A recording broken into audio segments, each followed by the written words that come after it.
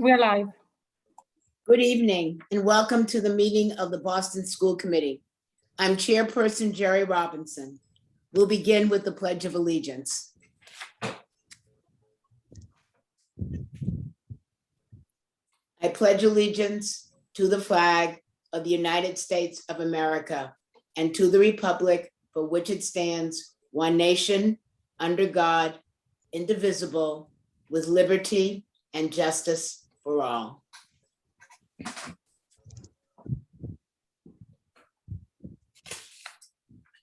Not sure if she's here yet, but I want to welcome our alternate student representative, Tiffany Lau, who will join us this evening. She is filling in for Zyra Mercer.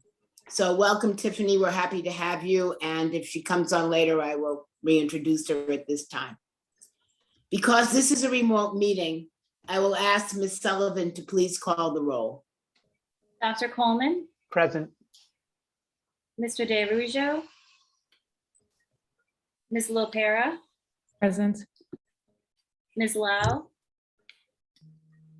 Ms. Polanco Garcia, Present. Mr. Tran, Yes. Mr. O'Neill, Ms. Robinson. Present. Thank you. Tonight's session is being shared live on Zoom. It will be rebroadcast on Boston City TV and posted on the school committee's webpage and on YouTube. For those of you joining us on Zoom or at a later date, you can find tonight's meeting documents posted on the committee's webpage, bostonpublicsschools.org/school committee, under the September 1st meeting link. The agenda, presentations, and equity impact statements have been translated into all of the major BPS languages. Any translations that are not ready prior to the start of the meeting will be posted as soon as they are finalized. The committee is pleased to be offering live simultaneous interpretation in Spanish, Haitian Creole, Cabo Verdeano, Cantonese, Mandarin, Vietnamese, and American Sign Language. After the interpreters finish introducing themselves and providing Zoom instructions, we will activate the interpretation icon, the globe, at the bottom of your screen. Click the icon to select your language preference. Will our Spanish interpreters please introduce yourselves and give Zoom instructions in Espanol? Thank you very much, Madam Chair. Good evening, everyone. My name is Juan Bernal. I am the Spanish interpreter, one of the Spanish interpreters assigned for this meeting. I will be providing interpretation for consecutively for Spanish-speaking school committee member, Ms. Rafaela Polanco Garcia. I will now explain how to access the interpretation feature in Spanish. Muy buenas noches para todos. Mi nombre es Juan Bernal. Soy uno de los intérpretes asignados para la reunión de hoy. Para accesar la interpretación en español, localicen el globo que aparece en la parte inferior de sus pantallas y seleccionen español como su idioma de preferencia. De igual manera, aquellas personas que se estén conectando de un teléfono celular, busquen los 3 puntos ubicados en la parte superior de sus pantallas, donde dice Language Interpretation. Seleccionen español como su idioma de preferencia. Thank you very much. Muchas gracias. Next interpreter may proceed. Hello, muy buenas noches, damas y caballeros. Good evening, ladies and gentlemen. Mi nombre es Randolph Domínguez. Voy a ser uno de los intérpretes simultáneos. Voy a estar trabajando en conjunto con mi compañera Luz y mi compañero Juan Bernal. Buenas noches. Buenas Thank you. noches. Mi nombre es Luz Barreto. Estaré trabajando con Juan y con Randy, interpretándoles esta noche en la sala simultánea de español. Thank you. Will our Haitian Creole interpreters please introduce yourselves and give Zoom instructions in Haitian Creole? Thank you. Hi, everyone. Good evening. My name is Sergio Saint-Hilaire, Haitian Creole interpreter. C'est un plaisir nous gain après-midi pour nous avec vous, moi-même avec Nadège. C'est nous-mêmes qui présenter le programme nan pour nous traduire tout ça que vous pral dire dans le programme pour après-midi. Et nous demandons pour prêter un pile attention et si vous besoin d'entrer dans la conversation, vous êtes capable de cliquer en bas écran là, vous avez joindre un petit groupe. Et pour cliquer là-dedans, vous pouvez entrer pour participer. Pas hésiter à participer, ni moi ni Nadège. C'est avec plaisir qu'on fait ça pour vous. Et nous, on croit que c'est un bon séance qui pourra gagner après-midi. Je suis capable de faire travail, je commencer, je finis à 7h30. On a déjà pris à 7h30, je fini à 10h. À 10h, je prépare encore jusqu'à ce qu'il finisse. Nous souhaitons que vous passiez un bon après-midi et nous remercions pour le travail que écoutez ou pour le faire après-midi. Merci beaucoup. Thank you. Hello everyone, distinguished guests. Bonsoir tout le monde. Mon nom c'est Nadège. Comme Sergio fait dit nous là, moi c'est l'autre interprétant ici. Moi-même avec Sergio, nous allons interpréter en réunion pour nous-mêmes. Donc, pas hésiter à poser nos questions dans le chat là. Donc, j'espère que nous allons porter un bon service pour nous-mêmes. Merci et bonne écoute. Thank you. Will our Cabo Verdeano interpreters please introduce yourselves and give Zoom instructions? Thank you, Madam Chair. Good evening, everyone. Boa tarde, Mico José, sou senhor intérprete para a sessão de hoje. Para ter acesso à interpretação simultânea, clica no ícone de globo na parte inferior do nosso ecrã ou na 3 pontinhos se você usa o telemóvel e seleciona o Cabo Verdeano. Obrigada. Thank you. Good evening, everybody. My name is Jose, with my partner, Josiana. Boa noite para todo mundo cabo-verdiano. Sou Mico Josiana, para nos apoiar na sessão de intérprete cabo-verdiano, naquela sessão da noite. Obrigado. Thank you. Thank you. Will our Cantonese interpreters please introduce yourselves and give Zoom instructions in Cantonese? Thank you, Madam Chair. Good evening. My name is Anna. Terry and I will be your Cantonese interpreter for the meeting tonight. 大家好，我 Anna， 我哋嘅今晚嘅廣東話翻譯員。而家你經去地球儀嘅時候，請你撳落去揀 Cantonese， 咁你亦會成功轉去咗廣東話嘅同步翻譯嘅啦。如果你用手機嘅話咧，記得要撳個3個點，再揀更多，亦都會成功轉咗廣東話嘅翻譯頻道噶啦。唔該晒 ，Your turn, Terry. Thank you, Anna. Hi everyone, my name is Terry. I'll be your Cantonese interpreter. 大家好，我係 Terry， 我係你哋廣東話翻譯。我哋一陣見，唔該晒 ，Thank you. Thank you. Will our Mandarin interpreters please introduce yourselves and give Zoom instructions in Mandarin? Thank you, Madam Chair. Hi everyone, I'm Tina Wang, the Mandarin interpreter. 大家好，我何伟是今天晚上的普通话的同传翻译。那么一会儿我们的会有一个地球仪出现，到时候您可以选普通话。如果您是像我一样是用手机上线的，那您会看到有3个点，点3个点之后再选择普通话。当然我们今天晚上也有广东话，欢迎您使用广东话。好，我们一会儿见。Go ahead, please, Wei.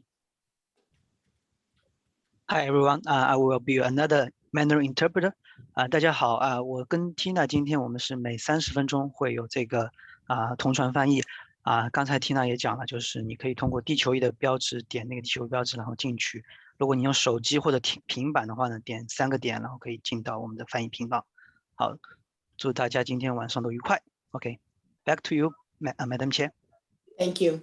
Will our Vietnamese interpreters please introduce yourselves and give Zoom instructions in Vietnamese? Hello everyone, my name is Duyên, Vietnamese interpreter. Xin chào các anh chị, nếu mà anh chị có cần ngôn ngữ tiếng Việt, xin chọn quả cầu và chọn ngôn ngữ tiếng Việt thì chúng tôi sẽ cung cấp thông dịch liên tục cho các anh chị. Thank you. Good evening everyone, my name is Vi.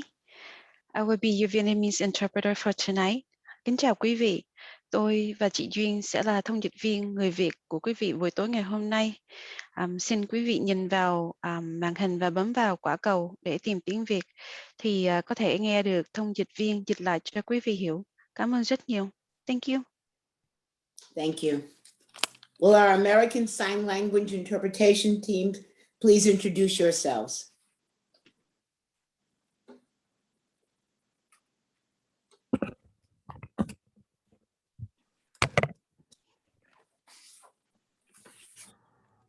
Hello, my name is Sharon Mendes, and I'm part of the interpreting team. We also have Dee and Crystal. The three of us will be interpreting this evening.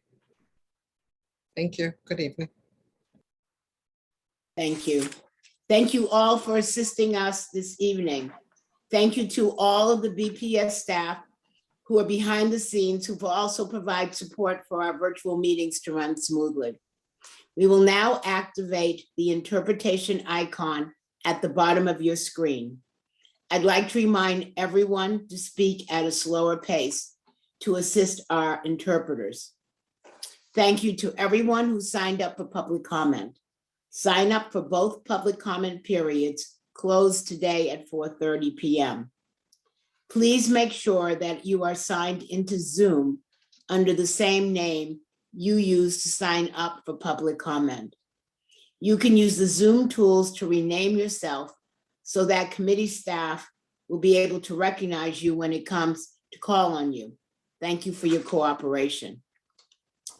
We'd like to move on now to the approval of minutes from the August 4, 2021 school committee meeting.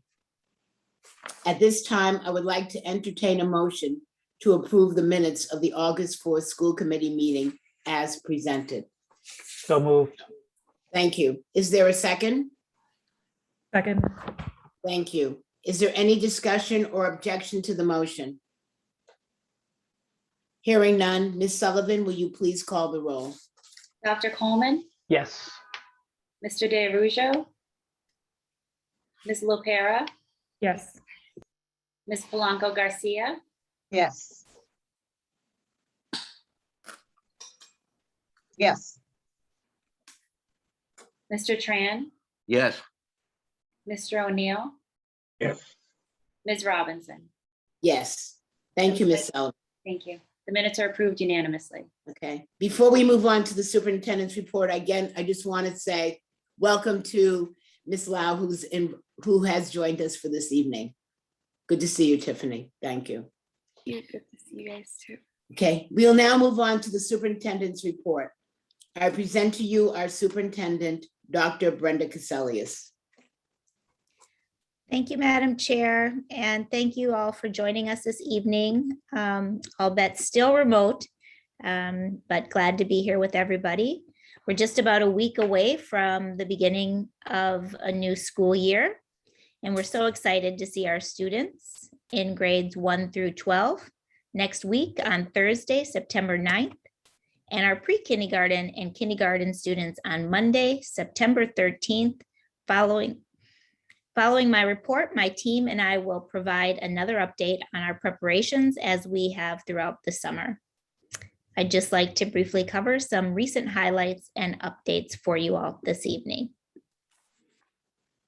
Last week, we hosted our first back to school community meeting on Tuesday, August 24th, to provide families with the opportunity to hear from me and district leaders about our plans for the new school year.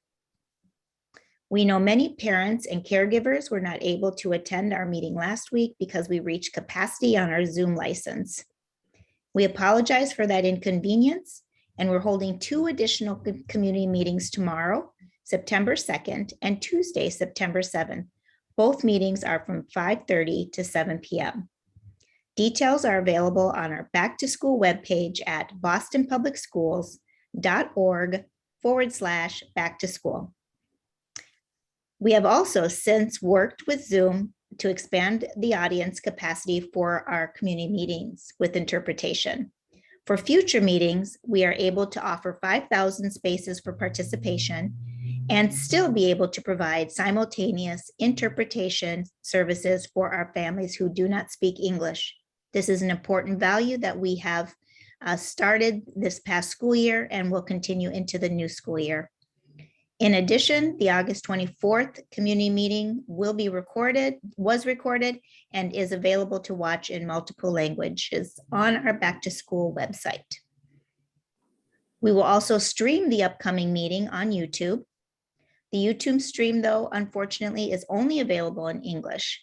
However, our Zoom will provide interpretation services in Arabic, Cabo Verdean Creole, Cantonese, Haitian Creole, Mandarin, Portuguese, Somali, Spanish, and Vietnamese. The meetings will feature a live question and answer session with frequently asked questions during our first meeting already answered, as well as discussions on health and safety protocols and COVID-19 vaccination resources. Again, meeting information is available at bostonpublicschools.org/back-to-school. And we look forward to seeing all our families tomorrow evening or Tuesday, September 7th. Over the last couple of weeks, we've had various conferences and institutes for our staff to come together and to prepare for our new school year. I want to thank our ALI team, our central office staff, and our school leaders for their amazing August Leadership Institute this year. School leaders met for 3 days, August 16th through the 18th, to discuss equitable literacy instruction, creating and sustaining strong instructional leadership teams at the school site, and strategic planning for change management. I want to thank Mayor Janey, Boston Teachers Union President Jessica Tang, Chair Robinson, and our keynote speakers, Dr. Alfred Tatum and Dr. Goldie Mohammed, for joining us and supporting our school leaders and academic teams as we prepare for our successful school year. Last Wednesday, we celebrated the newest members of our class of 2021 at the district-wide summer graduation ceremony at White Stadium. We celebrated 50 graduates from 21 different schools, joined by their family and friends, and many of our BPS staff cheering them on at our outdoor event. Across the district, more than 200 students received diplomas through BPS summer programs, and many schools hosted their own ceremonies. I want to thank our secondary schools team, in particular, Linda McIntyre for emceeing and Gene Roundtree for his inspiring remarks. Thank you also, Chair Robinson, for your wonderful remarks and speaking. And of course, thanks to our amazing student speakers from the Burke, the English High School, and Cash. Again, a special shout out to the entire Office of Secondary Schools and all the volunteers at White Stadium for their work to make this event such a success. It was just so nice to see more students cross that stage this year. And we're coming off our highest graduation rate on record in 2020, and we continue working in the district to increase our overall 4 and 5 year graduation rates. The class of 2021 persevered through this difficult time with class. It is awe-inspiring, and I'm so proud of our most recent graduates. Congratulations, class of 2021.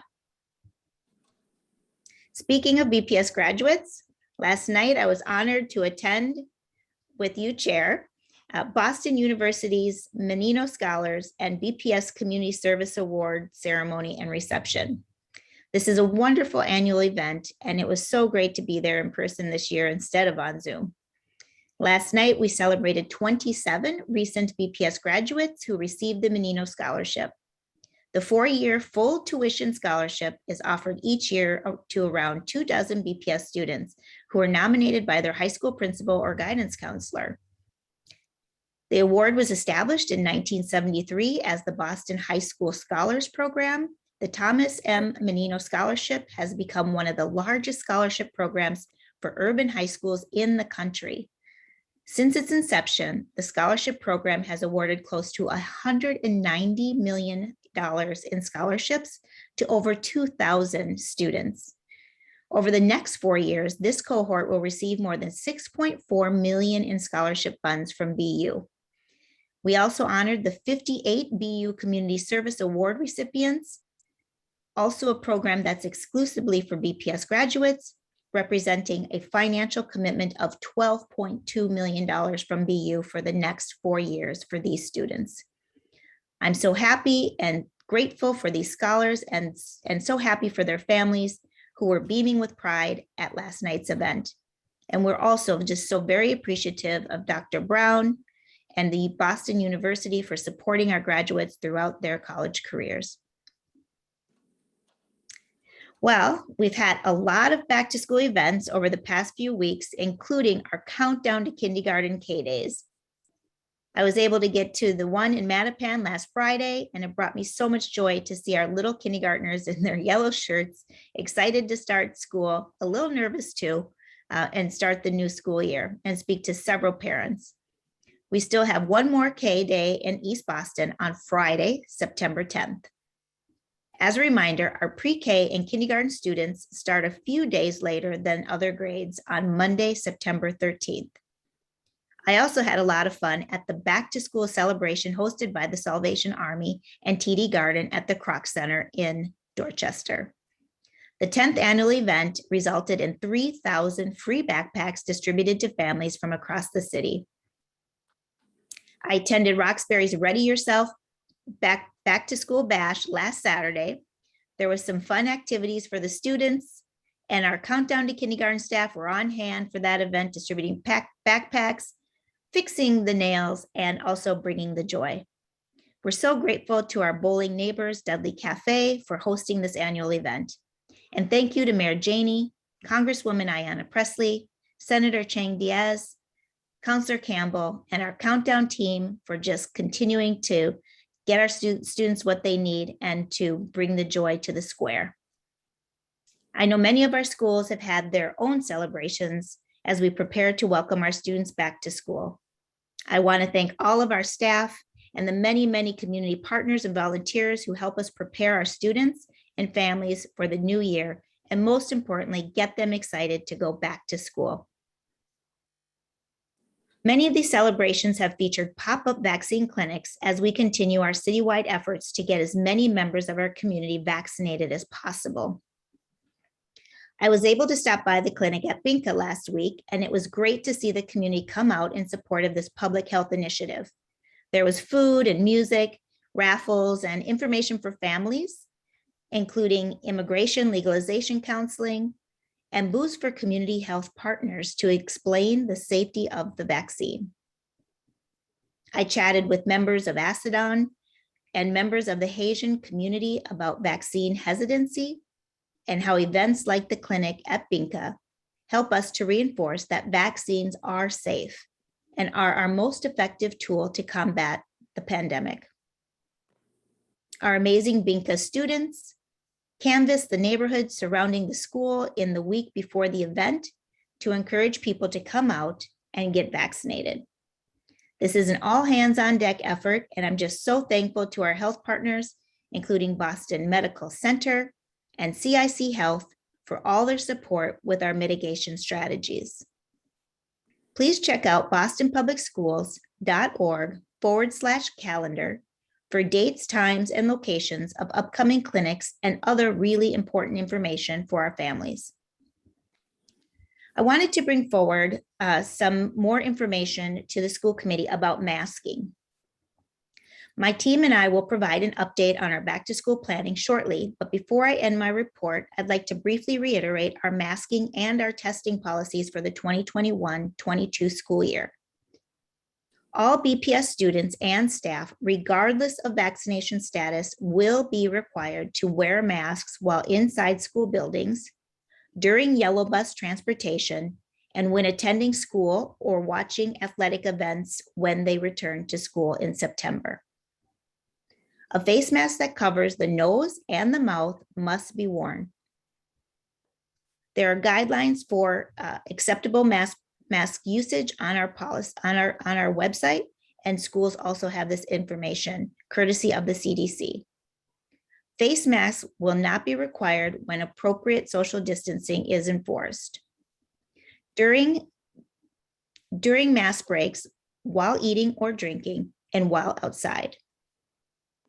A student's face mask is to be provided by the student's family, and staff members are responsible for providing their own face coverings. However, the district will supply disposable face coverings for individuals who arrive at a building or board school transportation without one. If students are in violation of this policy, the school leader will consult with the parents and guardians, health services, and/or the Office of Special Education in order to ensure compliance. And if necessary, the student code of conduct will be applied if appropriate to the situation. Violations of this policy by staff will be handled in the same manner as violations of other Boston Schools policies. Visitors permitted in school buildings who are in violation of this policy will be provided an acceptable mask to wear while in the school or other BPS facility. Visitors who refuse to wear a mask or who remove the mask during their visit will be asked to leave the premises. As for testing, all students will have access to free and voluntary COVID-19 pool testing. Regardless of vaccination status, we encourage everyone to participate in the testing. Parents do have to consent to this testing, and we sent out the consent forms last week. To date, we've already received over 10,000 affirmative consent forms so far. Testing is such an important tool to prevent the spread of COVID, and we are encouraging all of our parents to provide this consent so that we can all remain healthy and safe. Chief Martinez is with us tonight, and I'm so grateful for his partnership over the past 19 months. We could not have done it without his guidance and support. He will bring us through our most recent COVID report, and he will also speak to the contingency decisions that we are making concerning and hopefully not having to close any classrooms or schools. Lastly, I know that there's a lot of our community who is signed up for public comment, and I just wanted to provide an update on our search to find EMK a new space. Over the past several weeks and months, in partnership with the school leader, we have toured multiple buildings at a variety of locations around the city. In addition to seeing many potential options at academic institutions and nonprofits, my team has made over 50 calls to different locations to see if they have space available. I've made a couple myself. EMK leadership has agreed that moving to the former Endicott School building is the best option for now, so we can start the school year. My team is committed to following through on some of the leads we have now. I will continue to keep the school committee and the school community and the committee informed on our progress, but it is our goal to continue to look for appropriate space for the EMK school. And that's my superintendent's report for this evening. Thank you, Superintendent. I will now open it up to questions and discussions from the committee. I'd like to remind my colleagues about our agreed upon norms that we each have 5 minutes. That's 1 to 2 questions. I'd like to remind the BPS staff to please also be brief in your response. And if you have additional questions, I'll come back to you and do a second round. If you have a question, please raise your virtual hand or put the request in the chat. Do you have anyone with questions? Today. Mr. O'Neill? Thank you. So Superintendent, thank you for your report, and I'm looking forward to the report on the reopening of schools, all the planning. I know the intense planning that has been going on. And I know you have been heightened in your awareness of the concerns of parents about coming back, the impact to their children, particularly the young ones aren't vaccinated. On the masking policy, I do note that not only has the city of Boston put an indoor policy in place across the city, but DESE is now requiring, or Department of Elementary and Secondary Ed, and Commissioner Riley are now requiring all school districts in Massachusetts to have a masking policy for students and staff. So I assume this is in line with the recommendations, or the requirements, I should say, of the state. That is absolutely, we, Mr. O'Neill announced masking quite early in the summer that we would require masking. And Mayor Janey also supported that. And then the state required it. And so we are in full compliance. We have not really had much pushback here as some of my colleagues have had across the United States. Yes. And also on EMK, I appreciate the diligence that's being done to look at alternative sites since the Wentworth site suddenly became unavailable due to construction going on. And obviously we heard from a number of teachers and students and parents with concerns about the Endicott site. So I appreciate that your team is continuing to look for alternatives and that you yourself have been making calls. I'm just curious if you can share, you know, some of the hesitancy or why we haven't been able to come up with an alternative site at this point. Well, we thought we had a few sites. You know, we were really excited about the partnership we had with Wentworth last year. I did meet also with the president at Wentworth and his chief operating officer, and that was a very productive meeting. They look forward to hosting us in the future. This year they have construction on site, so that was not able, they weren't able to accommodate it. I personally called Bunker Hill and I personally called UMass Boston. And I know Megan Costello has engaged a realtor, and we have been looking at other sites. Most recently, we were looking at sites at the Dimick building and some other sites around. We looked at Madison Park, we looked at Edwards building, Timothy, Gavin, Irving, many of these sites. But you know, the school community wanted to be located in the health center area. I'm not from the Boston. LMA, the Longwood Medical area, yeah. That's right. And we've been trying to work with the realtor in this larger, broader area. And as you know, swing space has just been a struggle for the school district. And so we're trying to identify, continue to identify appropriate space. The Endicott is an empty building that we have. And we have recently started to get that building ready for swing space. And so that EMK could move in there. We know that it is not the permanent space for EMK. It is really an emergency space for them right now as we continue to seek and look for a more appropriate space for their high school, one that's closer to the location that they'd like to be as well. So we did hear at our last July meeting from a number of folks who talked about what the specific requirements were, a number of classes, office space, et cetera. So I mean, if folks have suggestions on available buildings, are you open to hearing suggestions and getting introductions? Because it sounds like you have not limited your search to just BPS buildings, which is great to hear. No, we are really trying to search all over and have been up and down. I know my senior advisor, Megan Costello, has really been on the hunt for the right building with the school leader. Miss Karen Walker Gregory has also gone and toured some of these other facilities that we've been looking at. So we're just looking for a great partner in this emergency situation. If we could do it, they need about 15 classrooms. They had 9,000 square feet when they were at Northeastern. So we'd like to have at least 10,000, probably needing more like 20 to have, to be safe, on the safe side, because we're talking classroom space as well, which is different than any other kind of spaces that would be needed. So we are eagerly looking and have engaged a realtor in trying to find space as well. Great. Well, Boston's a small city, and people are out driving the neighborhoods, and they may all of a sudden say, hey, boy, did you ever think of that building? So I'm glad to hear you're open to suggestions that are not limited to this just BPS buildings. That's you're right. Focused on the LMA, the Longwood Medical area, which is obviously for health career academies, makes sense for internships, after school jobs, summer jobs, et cetera.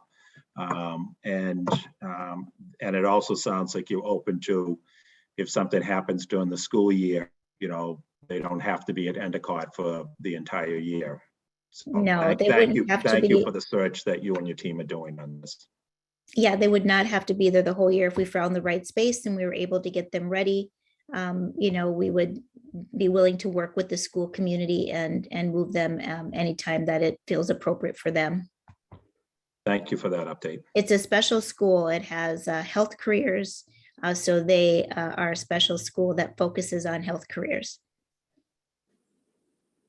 which is such an important industry in Boston and provides a great career pathway for the graduates of that school. So thank you for your focus on that. Okay, thank you. I see several hands. I'm going to go first to Miss Lau, and then Ms. Lopera, and then Mr. Coleman. So Tiffany, Miss Lau. Yeah, I have some questions about the COVID testing, as I know like you need parental permission, but I know from some of my peers, their parents may not be as, they might not want to like sign on to the parental approval, but they themselves want to keep themselves safe. Is there a way to go around that so that they can still get tested or possibly even vaccinated? I know like some schools are having vaccination sites as well. And some minors might feel like they want to get vaccinated, but do not have the parental permission to do so. I do believe you have to be 18 to make those decisions yourself. But Jenny, I wonder if she's on yet. Dr. Lobo-Lopes. She's on yet and can talk about that. Hi, I am on. Great. I know So you are you having problems? Yeah. As you can see, my face is different. Yes, good evening, everyone. I will be talking more about the testing stay, but you do need to be consented. If you're under 18, you have to be consented for the testing. That's just in general for underage children, have to be consented for that. Dr. Lobo-Lopes, do we have information that we can give to students around the safety of this testing and the way that we're doing this testing so that we could make sure that students are able to take that home to their parents and that it's translated? Yes, absolutely. We do have that information. We also have videos on the BPS website that show the process of the actual testing. It has actually elementary school students all the way to high school students actually doing the pool testing from last spring. And those videos are great just to show how it works overall, the testing part. Could you just describe it for a moment for parents or anyone who's on the call so that they can understand what's involved in the non-invasive nature of the test? Yes, absolutely. So for testing and a lot of the students, the testing is going to be the same method as it was last spring. And we decided to keep it with the nasal swabs just because students are familiar with that method. And also in the community, many individuals are also familiar with the method. So it's just a very shallow nasal swab. It's not the original PCR swabs that go really far up. It's just in the nostrils, just in that area. And both nostrils are swabbed. And that's really it. And it goes in the tube and then that's sent to the lab. So that process is the same. We decided to keep that process for this school year as well, just to keep everything standard. We had an option between the saliva test and the nasal swab. And those are the reasons why we decided on the nasal swab. Great. Thank you. You're welcome. Ms. Lau, do you have other questions? That would be it. Thank you. All right, thank you. Ms. LaPera? Thank you, Chair Robinson, and good evening, Superintendent Casilius. It's good to see you. Thank you for the work that you've been doing and the report and for sharing all of those pieces. I do have a question to follow up regarding some of the safety protocols, and I know we should be hearing more of that later, but I'm just wondering if you can tell us a little bit. You mentioned that we've received about 10,000 consent forms from parents regarding the opt-in testing. What strategies are we employing to increase that number? And then in addition, just related to the safety piece, I'm wondering, I know that Mayor Janey has instituted a vaccine mandate for city employees. And so I'm wondering in terms of the schools in the district, where we are in terms of percentage with vaccination amongst the adults that are working for the district. If you can share that information, that would be really helpful. Great, thank you for your questions. I bet Chief Martinez will be able to answer the questions about staff vaccinations because it is a city mandate. And that went out to all of our employees this past week. And they are filling out their forms and uploading their forms. I did mine. Actually, Patty did it for me, which was wonderful. And so you upload the form and then you get a confirmation that you uploaded and you validated your vaccination status with the city. And so we are following up on all of our employees to fill out their vaccination. If they don't get that participation and that they the confirmation back, then they would be required then to test weekly. And so we'll know that number by September 20th is when they have to be uploaded by. We have the later date. Some parents have said, why can't they be done by start of school? As you can imagine, people have to make appointments with their doctor. Some of them have health conditions, and so that might take some time. So this is to give them some time to take care of that matter in order to have the discussion with their primary care physician. So that's why they have the time till till September 20th. As for students, we do have access to student immunization records, our nurses do. And we should be able to have a general count of how many students also have gotten their vaccination. I think that Chief Martinez also has the most up-to-date information on that. And we will share some of that data on our slides today. Perfect. And in regards to increasing the number of families opting in for student testing, what are the strategies employed for that? So we have it sent out now, and we will continue to send text reminders. We have our family liaisons in our schools right now, which is wonderful. So schools will also be using that, as well as their own classroom teachers who will be given reminders. Social workers and others will be giving reminders to our families to get those consents in. Great, thank you so much. It'll also be in our district-wide newsletter to families. Thank you. Dr. Coleman? Great. Once again, thank you for the report. I want to go lift up the slide that's focused on the recent hires and the diversity of hires, and particularly want to point out, ask some questions about the significant, what looks to be over time, a large increase of the hires of color, school counselors across the board, except for a few noticeable gaps. And I'm wondering whether you could speak to, share with us what you think contributed to this increase and how you think that's going to roll through our system going forward as we continue to do more hires for the coming year, particularly a lot of teachers still to go as well. Well, as you know, Dr. Coleman, the research is pretty clear that there is an advantage to students of color having teachers of color teach them in terms of their overall achievement. And it is a goal of ours to diversify our workforce to represent our student body and their linguistic background and their racial background. And so we have really taken a sharp focus on this the past 2 years. We moved the Office of Recruitment and Cultivation into the superintendent's office under the Chief of Equity and Strategy.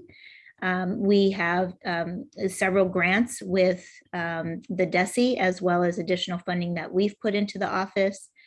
We are doing exit interviews. We also are doing affinity groups and that I attend regularly with our teachers and educators and school leaders of color across the district to cultivate a culture where they don't feel alone and where they feel safe and welcomed. So we're doing that as well. We also put in place a reflection for school leaders to look at their hiring practices to ensure that they have a diverse candidate pool, that they have a diverse interview committee, and that they are themselves, as they hire at the school level, are being mindful that they are seeking diverse candidates and also have fair and bias-free interviews and selection criteria. And that's all reviewed by our Office of Human Capital as they make their hires. And I think all of that, just really elevating it up as an important value of the organization, and then adding a little bit of accountability around our own reflective practice and how we recruit and interview and then select candidates brings it front of mind to our practice. And I think that has really impacted it.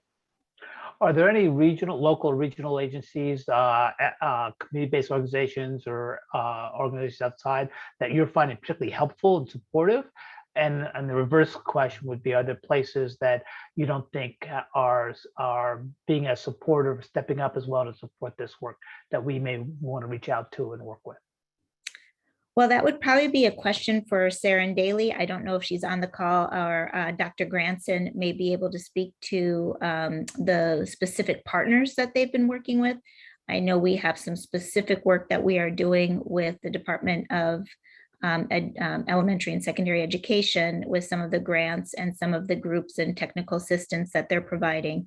And I know we have worked with our HBCUs.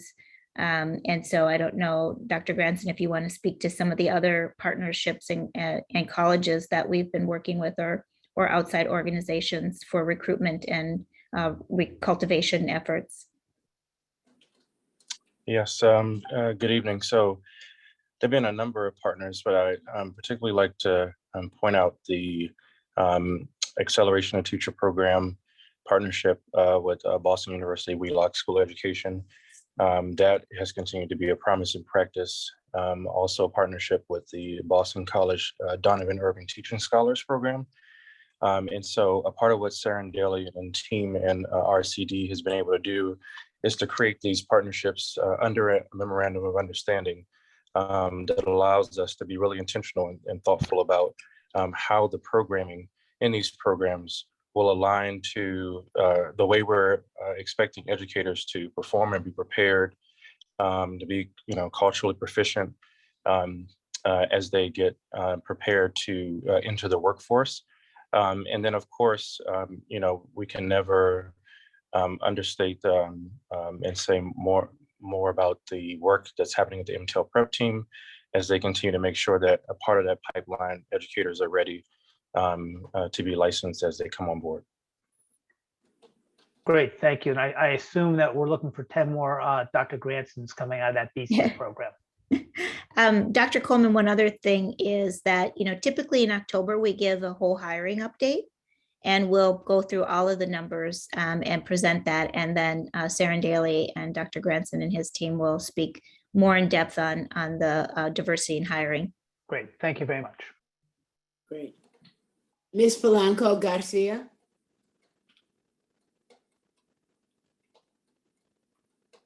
Buenas tardes. Gracias, Caselio, por el informe. Good afternoon, everyone. Thank you very much, Ms. Brenda Caselius, for the report. Quiero hacerle una pregunta dentro del trabajo que hizo su equipo, que tomando la recomendación, ¿verdad?, de CDC de que todos los estudiantes van a tener mascarilla, me preocupa un poco y quisiera saber si ellos tienen algún plan para los niños con necesidades especiales que no toleran tantas horas con las mascarillas puestas.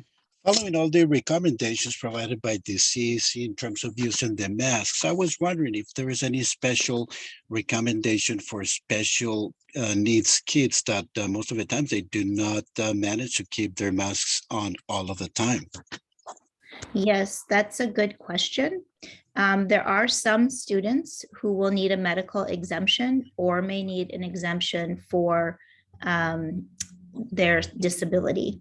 And that would then be documented in the student's IEP, individual education plan.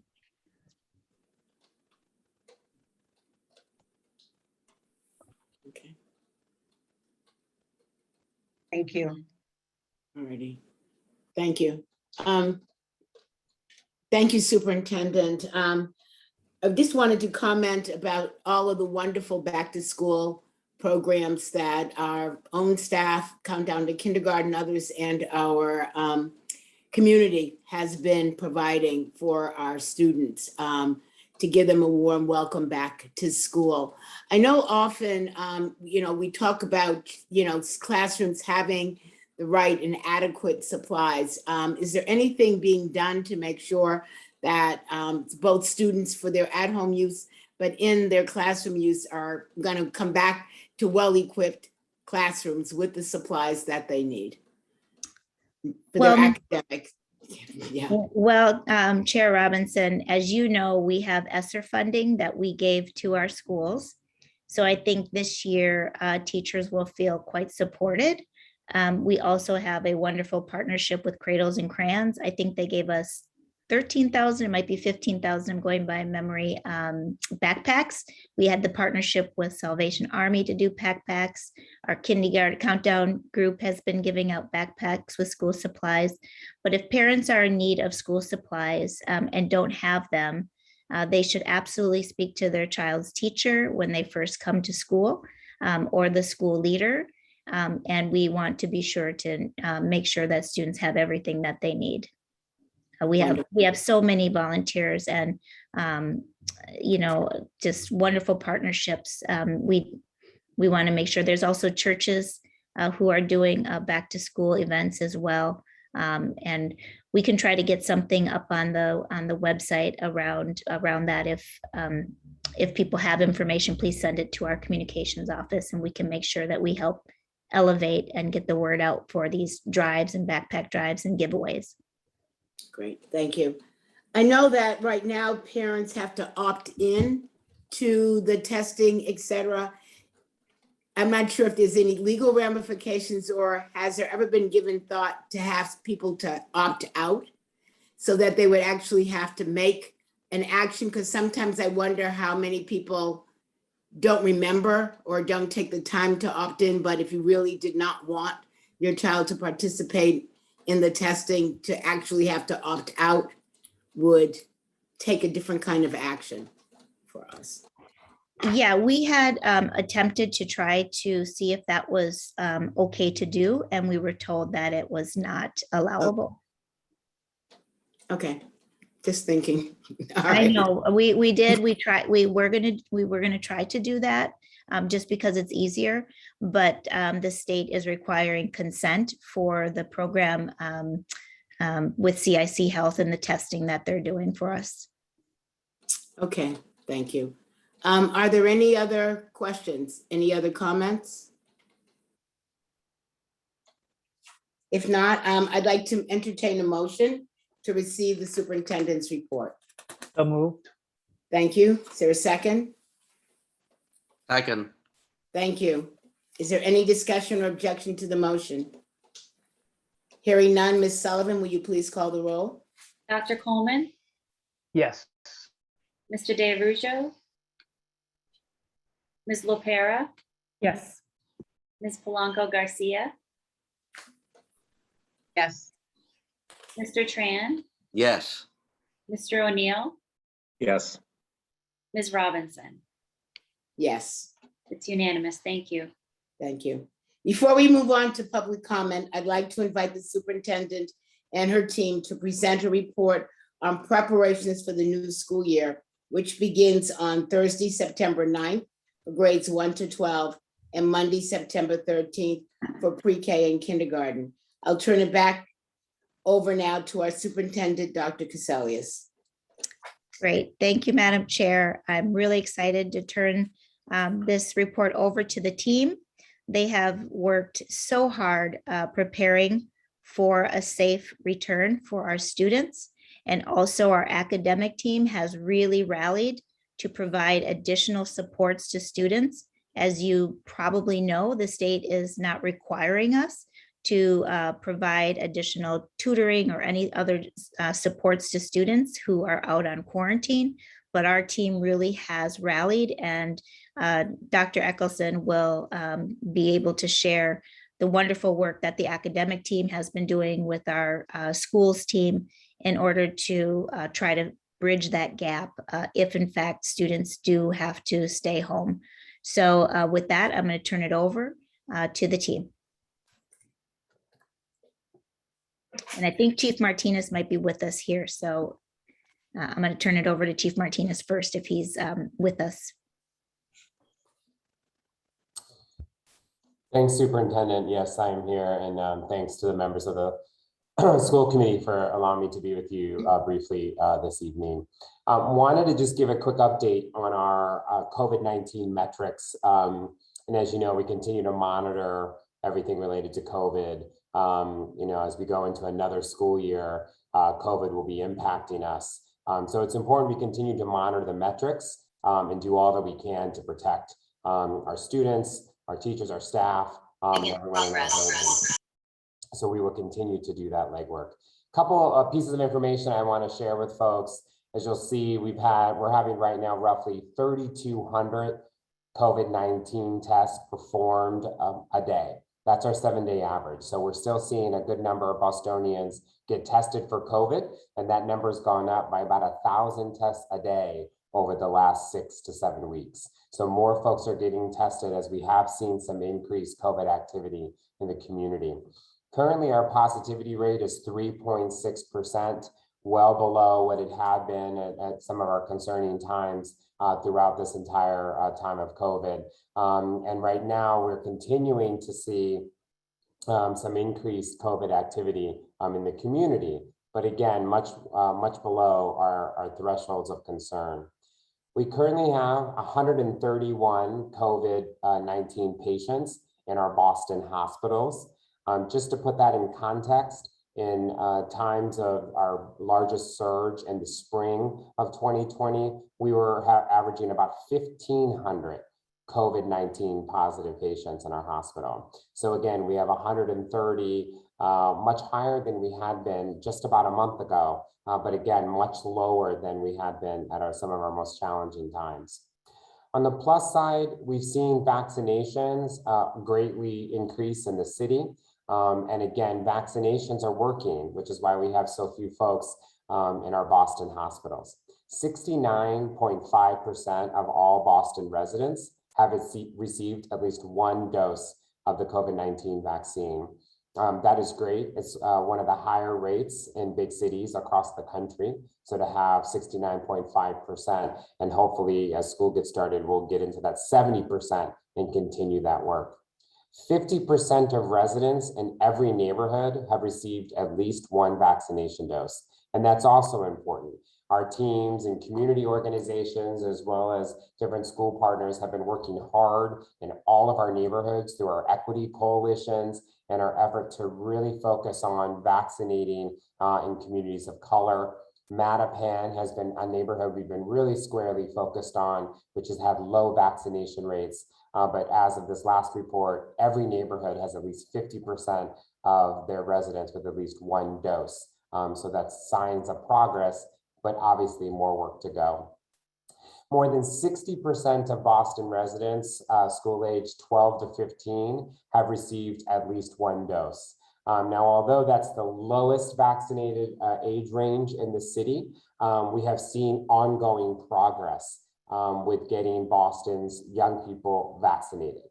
60% of the 12 to 15-year-olds vaccinated, and that we're proud to be contributing to that work. BPS has played a critical role in advertising and pushing out our back to school clinics that the city's partnered with numerous health centers. This week alone, we've been in Mattapan, Jamaica Plains, South Boston, Dorchester, and Roxbury, and more back to school clinics are scheduled and planned. Moving into the school year, BPS is working and partnering with clinical partners like Boston Medical Center to continue to create access to the vaccine, which is an important part of this work to ensure we can vaccinate even more individuals. What I want to share with you when we think about this metric is that it's important to note that when we think about these metrics, that although we're seeing some increased COVID activity, we are not seeing the seriousness or severity of COVID cases that we had seen in other times of the year.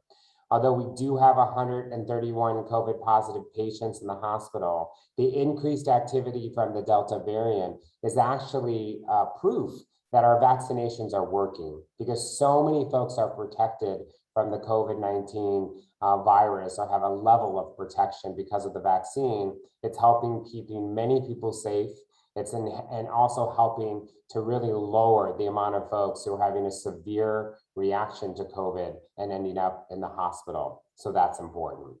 As you're going to hear, I'm going to try to slow down here because I keep getting that note. As you hear from the school leaders on today's call and learn a little bit more about the back to school efforts that everyone's engaged in to keep folks safe, I just want to make note of a couple things that I think are important.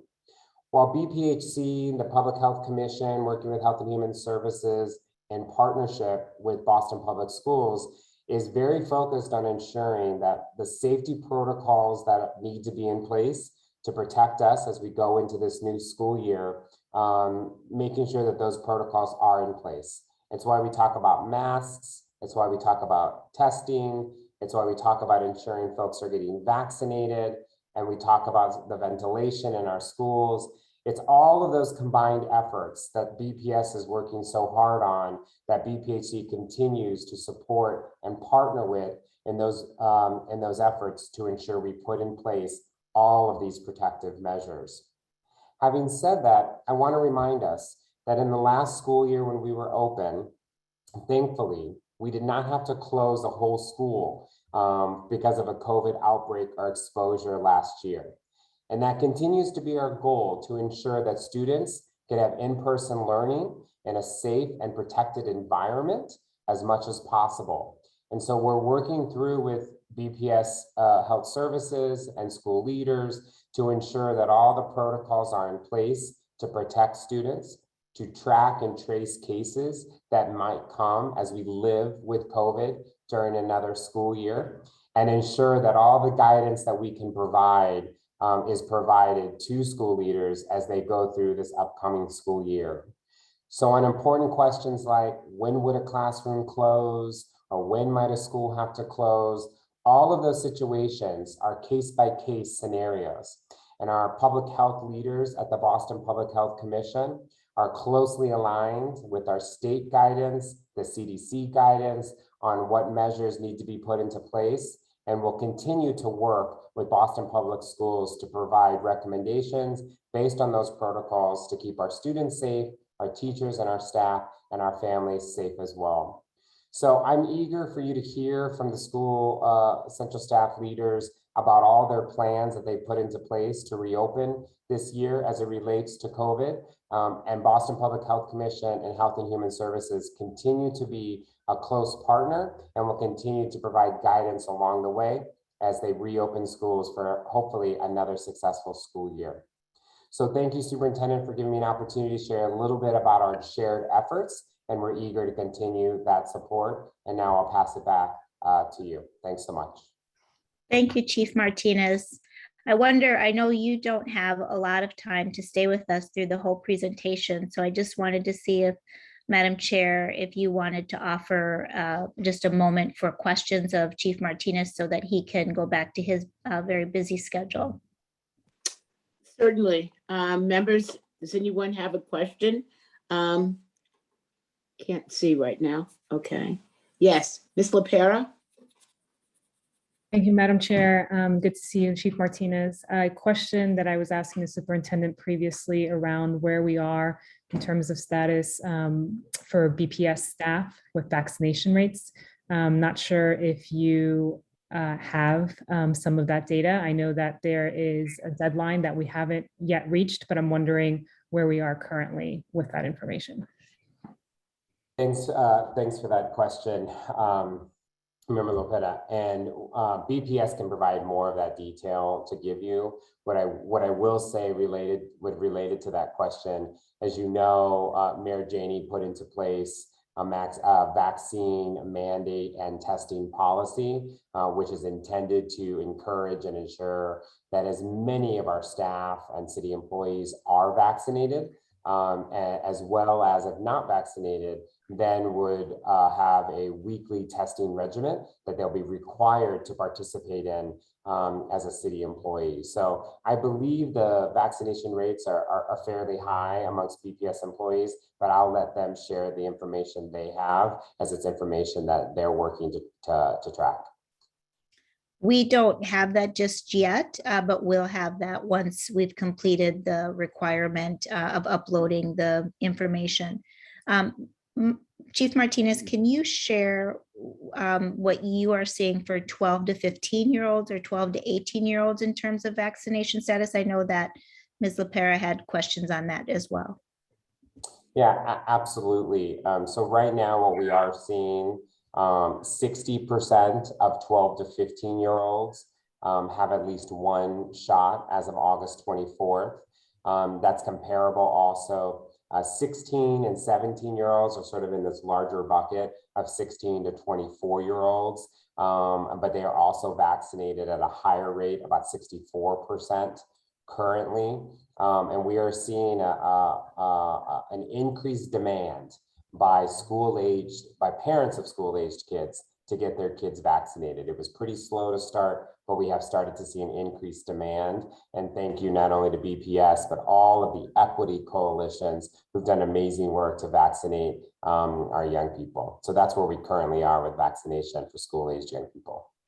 I just have one quick follow-up. I know Ms. Lau had asked whether students under the age of 18 were able to sign for their own consent. And I understand that in Massachusetts, I believe 14 to 17-year-olds can make some necessary health decisions. And I'm just wondering where the line is here, why this particular piece wouldn't fall into that.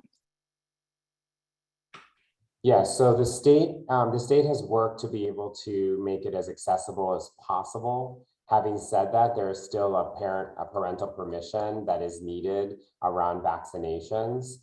Part of that is connected, not to delve too much into this, but part of that had been connected to the fact that these vaccinations were not yet fully approved through the process, and they were emergency use approval. But the state has done a variety of different pieces to try to make it accessible, as has BPS.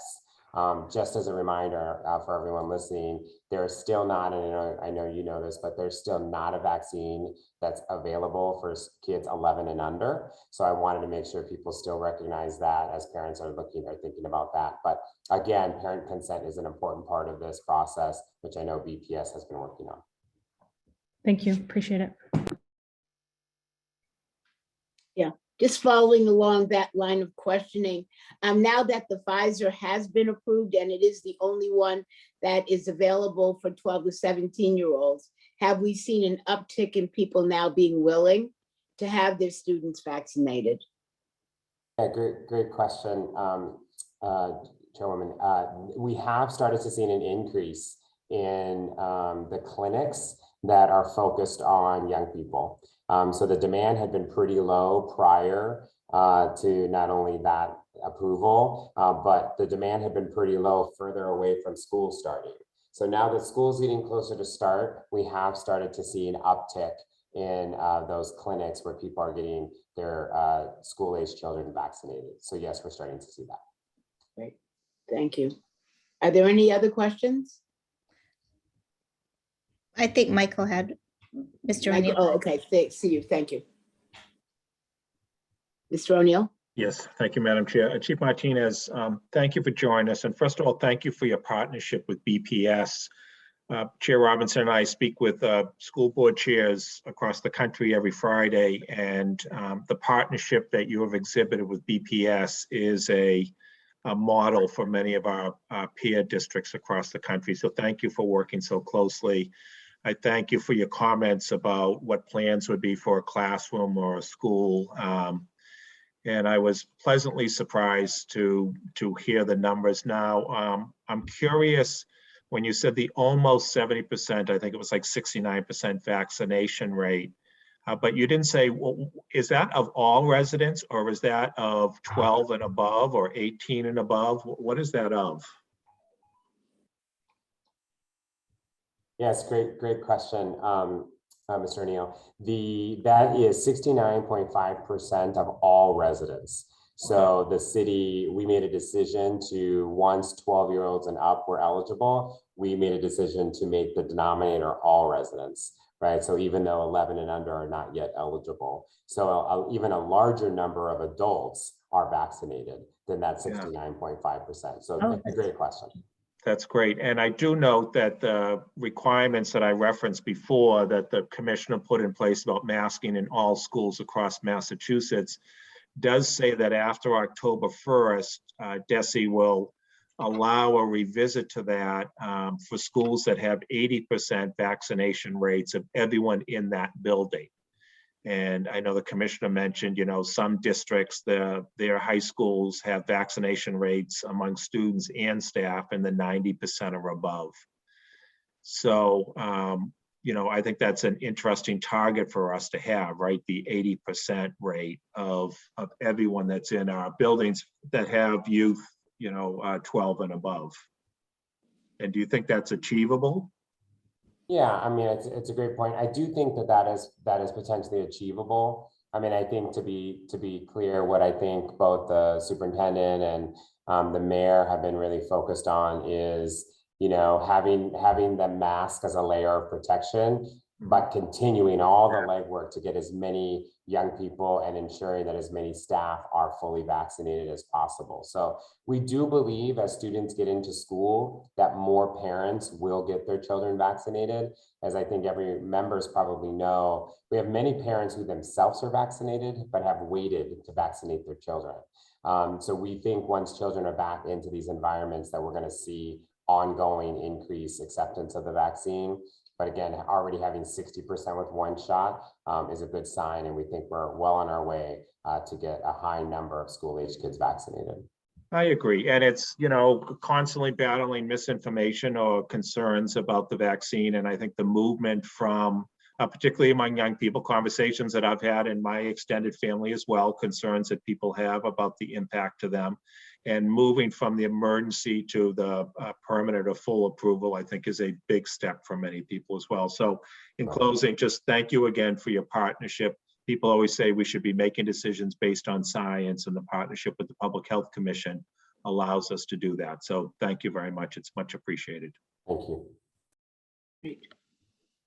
Again, thank you for coming and thank you for sharing all of this information with us. It's been very helpful.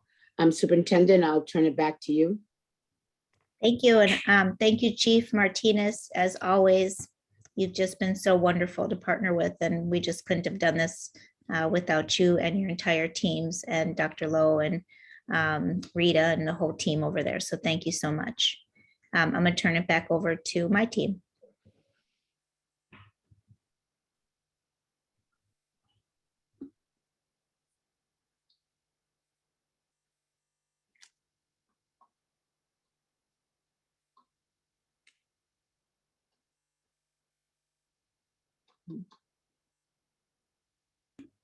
Let's see, Megan? Believe this is, yeah, this is Drew and his team here. Okay. Let me see if they're having tech issues. One moment. Sorry, folks. Could you all hear me? We can hear you now. Thank you. Okay, great. Sorry, I was talking, but it wasn't working for some reason. I just wanted to double click a few points that have already been made, and then I'll head right into the presentation.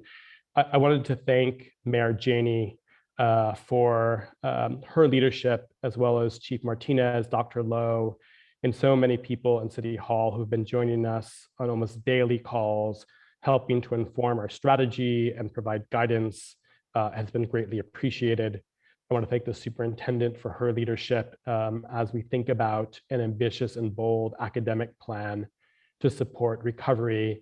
All the members of the executive team who have been working cross-functionally and collaboratively under very difficult circumstances, and as well, of course, our school leaders and our educators who continue to engage, problem solve with us, and help us improve our practices and our policies to best support students at a really important time.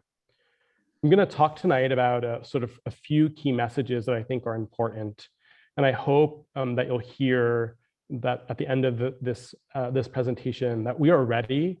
We are ready to welcome students and families and community back to the BPS in so many ways, and to also double down on a point that the superintendent made. I hope it will also be clear that in so many ways we have built both an operational and an academic structure that far exceeds the expectations that DESE has sort of laid out for us. And we think that this moment in time, for so many reasons, particularly when we examine this decision through a lens of equity, that this is what the moment demands. And so we're eager to share some of those details tonight. I received an email. I always have this sort of contest about sort of the best email I received all day, because as you all know, we all receive a ton of emails. And the best email I received today was an email from Mark O'Connor, who's principal at the Carter School. And I've been with some of my colleagues. I've been working with principals, particularly schools that provide services to groups of students who have multiple disabilities. And we've been asking those principals to check in with families to understand where they're at around the decision to return to school. And the best email I received today was from Principal O'Connor, who said that he had been checking in with all the families from Carter who attended in-person learning last year. And almost to a student, all of them plan to return to in-person learning. And it's not that they don't have anxiety and that they don't have a lot of questions.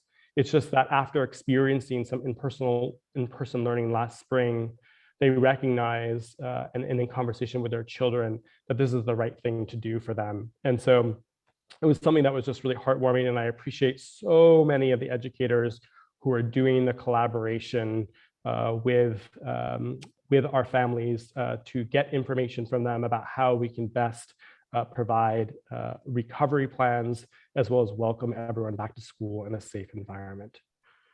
Tonight, I'll be talking about a few important details around attendance and expectations for school attendance. I'll be walking you through our contingency plans from an academic perspective. I'll be walking you through some of the new investments that we'll be making as a result of ESSER and other federal and state programs. And I'll be walking you through our plans to support social and emotional learning for both students and adults. The first thing I want to make clear relative to attendance is that in many ways we're returning to a sort of a pre-COVID approach toward attendance. That students are expected to be in school every day, that if a student is going to be absent, that he, she, or they should submit, or the parent should submit an excused absence note. And that will be a tracking attendance and success plans through our sort of partnership with Panorama.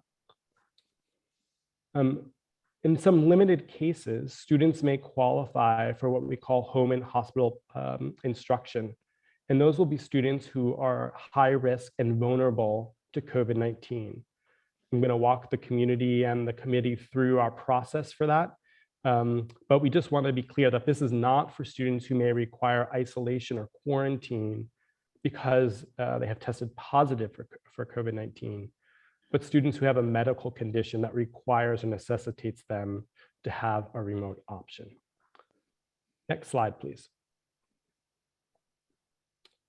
Under the academic plans, I'm going to talk a little bit about what might happen for a child with medical conditions that require some either in-person learning or short or long-term remote learning.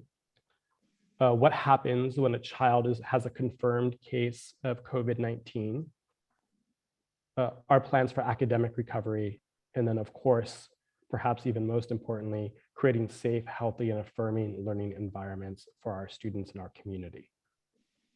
Next slide.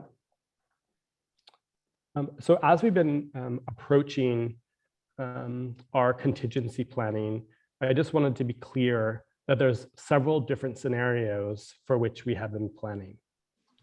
The first I've already referenced in a small way, which I'll walk through in a moment, which is students who are going to require some long-term remote options through home and hospital instruction. Some of the other scenarios that we've been planning for include what happens if a student needs to isolate because he, she, or they tested positive for COVID-19. What happens if a student needs to quarantine, not because they've tested positive for COVID-19, but because they are a close contact of someone who did, and they are not participating in the test and stay program. As Chief Martinez already mentioned, in partnership with the BPHC, we will be making decisions in the remote opportunity that we need to, for some reason, close a classroom or a school. And that will be done in close collaboration with Chief Martinez and his team. Next slide. So to be clear about the guidance for students who are at high risk and are vulnerable to COVID-19, the school district, only for that group of students, can improve access to online learning for students who meet this very narrow set of criteria that DESE has communicated. And we will do that by providing what we call home and hospital instruction, which is something that we've done historically. If a student, for example, breaks his, her, their leg, they still need access to instruction. And so we provide that through home and hospital over a period of time while they recover from that injury. In this case, we would be providing long-term, likely long-term remote option for those students who qualify.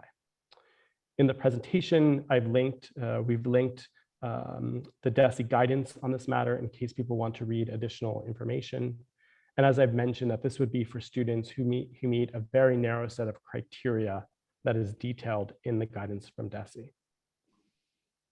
Students will also have access to educators from their home school, which I'll walk through, in addition to the home and hospital instruction.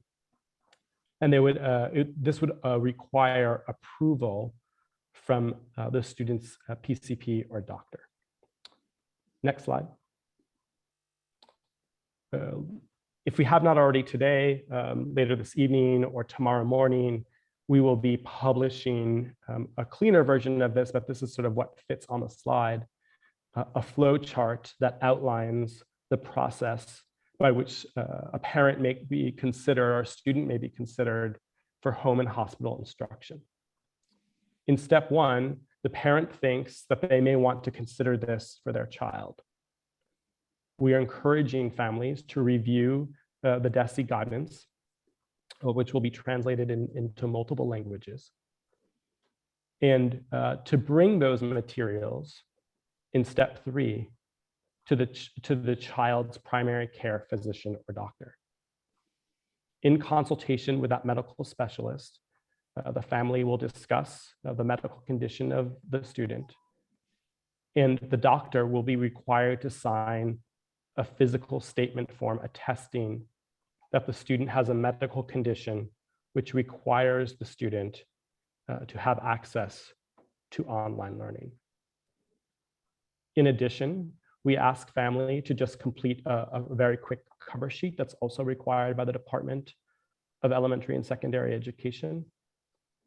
And to bring both of those forms, the cover sheet and the physician signed attested form, to the school nurse. The school nurse will work with the family to review the materials, to make sure that everything that's required, that needs to be there, is there. We'll also obviously potentially learn more about the student's health needs. And once finalized, the nurse that receives the form and has approved that everything is there that needs to be there would submit it to our home and hospital team. Within 48 hours, the home and hospital team will evaluate the materials, contact the parent, and to communicate whether they have been approved or denied access to home and hospital care. If approved, the student will be enrolled in our program with Edmentum or Ed Options, the Ed Options Academy, and will be enrolled in a set of classes that are similar to the classes he, she, or they would have enrolled in were they in live instruction at their specific school. If they're denied, the home and hospital team will communicate that denial to the family, and the student would be expected to continue to attend school in person as soon as possible. So that's our process for being identified as someone who would need a remote option because of a medical condition that requires access to it. Next slide. I just wanted to quickly talk a little bit about what families can expect from the home and hospital learning experience. Students, as I mentioned earlier, would be enrolled in courses by their school team, by their home school team, that match those that are assigned for the grade level and content requirements for their grade level. So if they are a high school student, they were registered for a math class called geometry, they would register for a geometry class through our partnership with Edmentum. Students would have access to both synchronous and asynchronous content, as well as access and have engagement with virtual peers that are enrolled in the same course. Students would complete assignments and assessments and receive grades from their Edmentum course teacher within the academy. The home school to which the school would normally be assigned is responsible for tracking the students' progress, their attendance, their progress toward grades, and updating the students' academic success plan, and to putting those materials in Panorama, the platform by which we collect that information. And students may opt into additional tutoring support from BPS teachers that would be after school hours and above and beyond the Edmentum option that would be available to them as a home and hospital student. Next slide, please. So the next question I wanted to pose is, what happens if my child needs to quarantine because they have a confirmed positive COVID-19 test? And so the first thing I want to identify is that students would have access to the same materials taught in the classroom during the time of quarantine. So those materials would be uploaded on a platform such as Google Classroom, and the student would have access to a laptop through our partnership with our technology department, ensuring that all the students have the resources that they need to continue learning while they are isolating because of a COVID-19 positive test. There would be consistent access to tutoring that students would have access to as they're progressing through the lessons and the materials.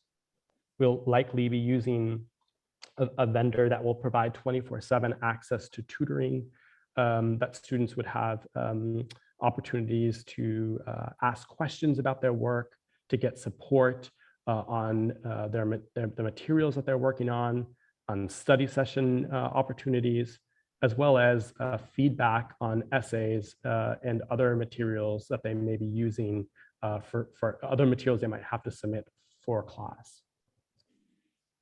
We have an open question from Desi about whether or not attendance would be marked present or absent as a result of the quarantine if students are participating in the tutoring option that would be available to all students across the grades 3 to 12, across the pre-K to 12. And they will also have access in some ways to educators from their assigned schools. Next slide. Wanted to talk a little bit about what happens if your child is identified as a close contact from a school-based exposure. Do they automatically need to quarantine simply because they were identified as a close contact? So if a student is identified as a close contact by health services, and let's presume for a moment that the student has consented, so we're dealing with the left side, my left side of the flow chart. If the student has consented to the test and stay program, the CIC team would be deployed to administer the test and stay program. If the close contact tests negative and has no symptoms, the student would continue to attend class as normal, and continue to test and stay each day for 7 consecutive days. If the student's parent or guardian, if the student is positive, the student's parent or guardian would be called. The student immediately would go home. The nurse notifies the BPS Health Services using a specific form, which we've linked into this PowerPoint presentation, and contact tracing would continue to move forward. The student who tested positive would have access to online learning support through tutoring and the materials that his or her, their teacher has provided to them. And also potentially have access to BPS teachers and external partners. If the student has not agreed to participate, or the child's parent has not agreed to provide consent to participate in the test and stay program, the student must, if he, she, or they are considered to be a close contact, must quarantine. These students would continue to have optional online learning support for the quarantine period, and be provided by either a BPS educator or external partner. You'll see here a definition of the test and stay program, which I know some of my colleagues in the operational portion of this presentation will continue to talk about. Next slide. So let's talk a little bit about what the school district will continue to do to support children as students return to the BPS. One of the main things that we've been focused on is ensuring high quality Tier 1 core instruction for all of our students. We have developed plans to support accelerated learning and focus on engagement and community through culturally relevant materials. We have provided robust and rich district-wide professional learning that particularly focuses on our priority of equitable literacy. And we continue to get an array of reviews about that professional learning from our educators and from our principals. We'll also be providing data and research-based targeted interventions, particularly for those students when they need them. That might mean universal intervention tools available to all students in core academic areas, ensuring that we're delivering on a promise of compensatory services for particularly our students with disabilities, ensuring immediate plans to assess the English language development levels of all of our multilingual learners, and ensure rich and robust supports based on their English language development levels.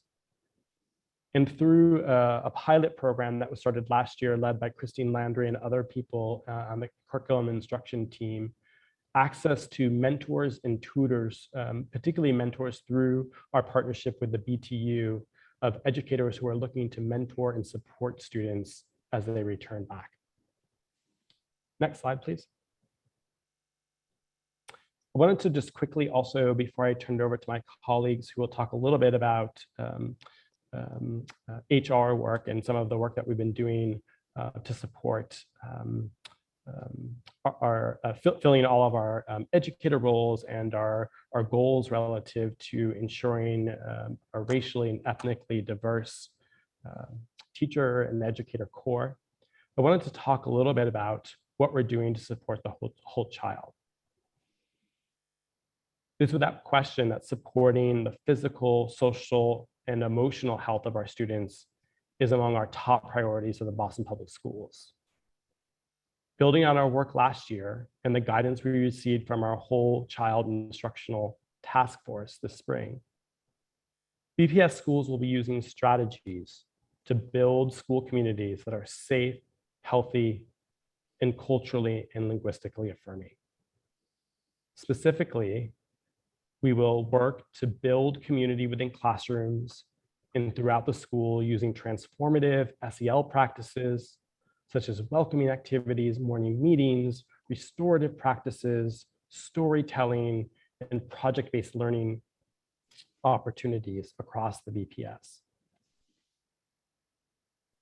Educators will be working to foster joy through opportunities for movement and play, as well as arts and physical education. Building students' knowledge, skills, and self-efficacy to advocate for their health and the health of others through health education, and attend to staff well-being through adult SEL practices and staff wellness initiatives. The Office of Health and Wellness will provide comprehensive supports to schools, including web-based resources, ongoing professional development, instructional coaching, professional learning communities, technical assistance, as well as access to equipment and standards-based curriculum. The Office of Health and Wellness will continue collaborating with other academic and student support offices throughout the academic year. I'll now turn it over to my colleague, Jonathan Barrows, who I believe is from the Office of Human Capital, and we'll be talking a little bit about our goals relative to hiring and staffing up all of our schools. Good evening. On this slide, you'll see some updated information on our hiring for this school year. We've broken it down by some of the categories that we're attempting to fill for school-based positions.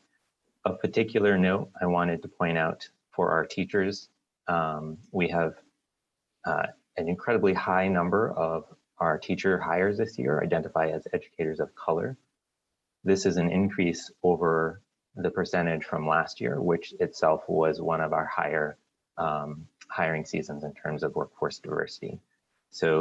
So far this year, we have approximately 60% of our teachers and guidance counselors who identify as educators of color, up from 54% last year. Additionally, of those educators who are new to district, 56% identify as educators of color, which is up from 49% last year. You can see we have similarly strong results for workforce diversity across a number of other categories of employees. And you can also see that we have some remaining vacancies across the district. One of the challenges this year has been that as we are working hard to fill these positions to start schools, we're also seeing an increased number of resignations and retirements compared to what we have seen in prior years. So even though we are continuing to hire, we are also continuing to experience new vacancies. One of the particular challenges of this year has been for our hourly workers across a number of different employees. These roles tend to be some of the lowest paid in the district, and recruitment has been a real challenge this year, especially given that the challenge of working with a population of students who are largely unvaccinated.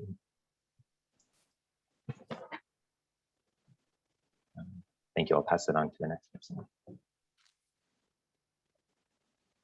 Thank you, John. Good evening, everyone. Just a brief update on student enrollment.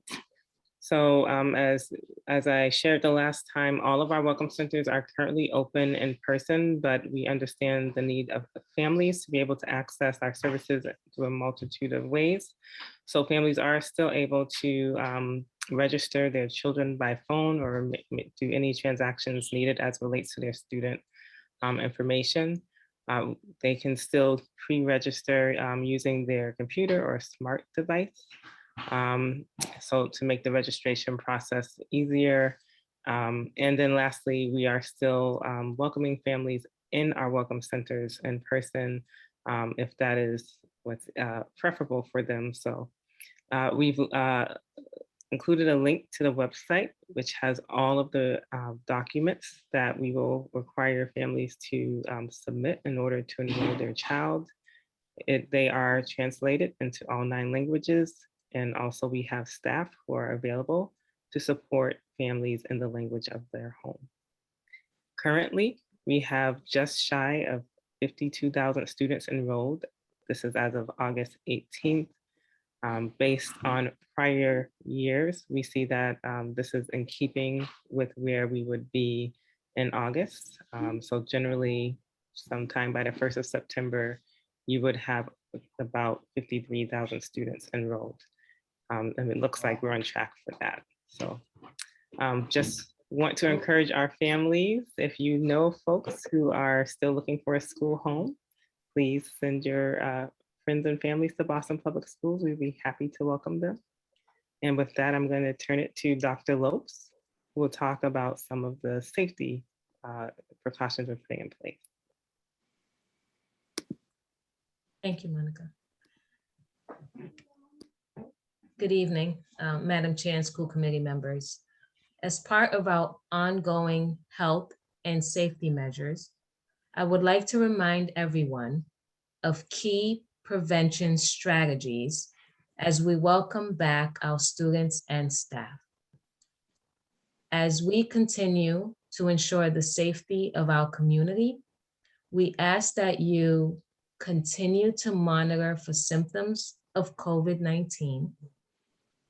If any symptoms of COVID-19 are present, we ask that you stay home, report symptoms, and seek guidance from your healthcare provider. As a reminder, all BPS staff and students are required to wear a mask. We must continue to follow the prevention strategies outlined here by the Centers for Disease Control and Prevention, CDC. Our continued efforts to keep all BPS students and staff healthy rely heavily on vaccination, consistent and correct mask use, and continued routine COVID safety checks through our weekly screen testing. Next slide, please.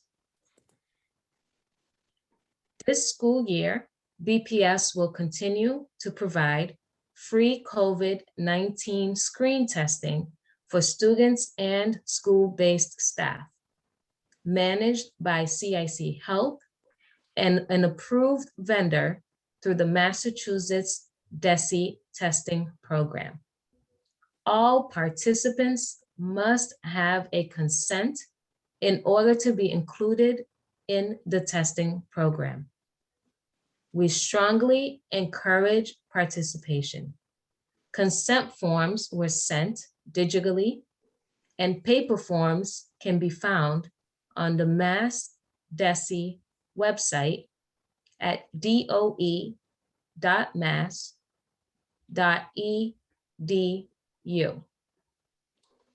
There are 3 options included in this year's testing program. We'll start with the pooled or group testing with follow-up in-lab testing. This is a PCR test. A sample is obtained as a shallow nasal swab. This is the same method as when you get a COVID test currently in the community. 2 swabs or samples will be taken. 1 swab will be used for the pool or group testing, and the other swab will be held by the lab just in case there is a positive pool or group test result.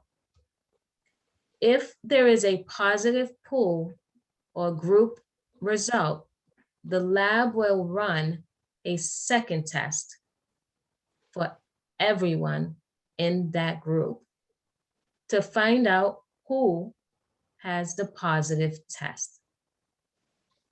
This result is reported to health services to begin contact tracing. If your child participated in testing last school year or in the summer, they will require a new consent this school year. Next slide, please. With the expansion of screen testing this year, we have the ability to test students who are feeling sick with symptoms of COVID while in school.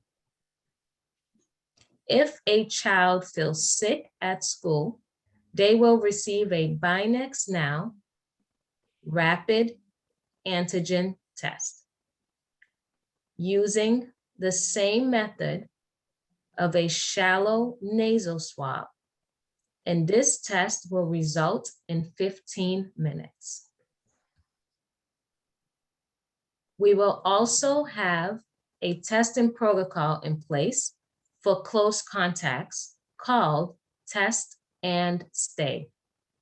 With this testing, if your child is a close contact to someone who has tested positive, your child will have the opportunity to be tested daily from the first day of possible exposure with the BinaxNOW rapid test. If your child's test is negative, your child can continue to stay in school and continue to get tested for at least 7 days. If the days fall on a weekend, your child should quarantine and continue with the test and stay when they return to school. This testing will allow for students not to miss any class time. To date, more than 10,000 students, and we have just learned that another 1,000 students have completed COVID-19 testing consent forms using our new digital tool, Permission Click, which is a great way for families to access the consents. We are sending consents via email, texts, and paper copies are also available at school in the family's chosen language. Next slide, please.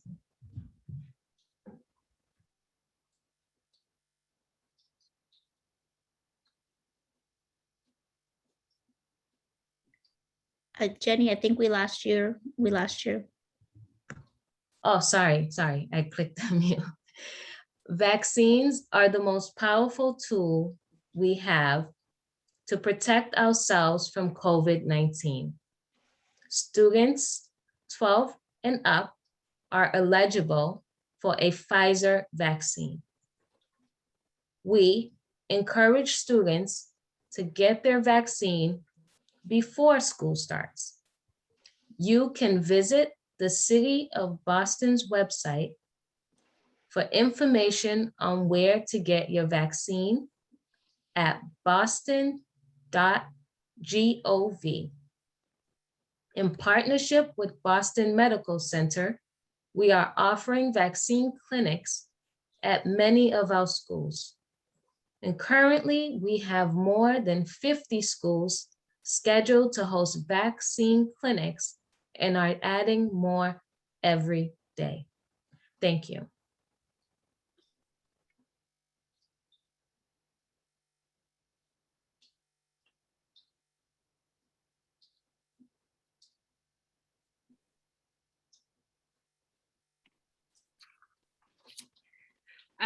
Good evening, everyone. I'm Laura Benavides, Executive Director of Food and Nutrition Services, and thank you for the opportunity to share information regarding food services and our plans for students returning.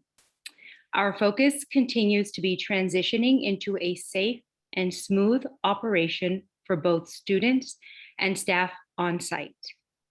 We are meeting with each school leader to determine the best operational meal plan. This includes a variety of options such as breakfast and lunch in the classroom, grab and go meals, eating in the cafeteria, and other locations to ensure we can help promote social distancing and safety. Training for staff is also crucial. We have our annual back to school training this week for all of our managers, assistant managers, and satellite lead staff. We are emphasizing safety protocols, including best practices for behind the serving line and the front lines for our students. We are also addressing how to handle emergency meal plans, such as a shift in service models or a location. Staff is also being provided guidelines on handling any unexpected supply chain issues and how to pivot quickly to continue meal service with the menu items on hand. Again, our focus continues to be on freshly prepared meals and cooking on site as much as possible. In my last update, I shared our challenges regarding procurement and staffing, and I wanted to provide a quick update. We're very excited to receive 2 proposals to provide groceries to all of our cafeterias. We've awarded for one, and as that grocer ramps up, we will be using our central warehouse as a major distribution point to help deliver groceries, commodities, and produce to our cafeterias. Our distribution fleet is our local partner, City Fresh, who is delivering products to over 70 locations. Additionally, the news of Russo's closing also impacted our department as they were our produce supplier. Since they announced their closing, we have been working with other produce suppliers to ensure we can continue to obtain access to fresh fruits and vegetables for all of our meal programs. We will be receiving deliveries from Russo's until September 17th and anticipate awarding an emergency procurement with a wholesale supplier that will also deliver to our central location. With all of these changes, we do anticipate much excitement in our warehouse, but expect minimal disruption to our schools regarding the delivery of products. Another challenge that we keep focus on is our vacancy rate. Our department receives resignations and retirement announcements daily. The positions that are most concerning that are become vacant include the manager position and cook positions. That those positions are crucial and do cause a disruption in the meal preparation operation. This has caused us to shift their meal model from cooking to receiving pre-plated meals until the staff has been hired. We continue to recruit and assist candidates in the hiring process. We have been able to hire over 80 persons that will be part of a new employee orientation on September 2nd, which is tomorrow. However, we are still over 150 positions open. Over 86 of those positions are in the new My Way Cafe schools that are either in construction or will be rolled out later in the fall. We have shared our vacancy lists with internal groups, outside groups, and recruiters to continue to bring in potential candidates. Next slide, please. I would also like to provide updates regarding the processes for meals and snacks for when the school starts.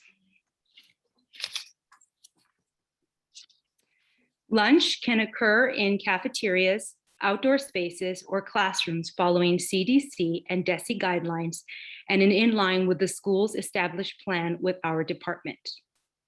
Our processes for all students include students can remove their masks while eating, but must put them back on when finished, when they leave the table, or they're walking through the cafeteria, including the lines to obtain their food. If they're eating indoors, windows and doors are to be slightly open to improve air circulation. Specifically for students in the K through 6th grades, students will be assigned seats in the cafeteria. Lunch monitors will work with teachers and school leaders to establish and maintain assigned seating.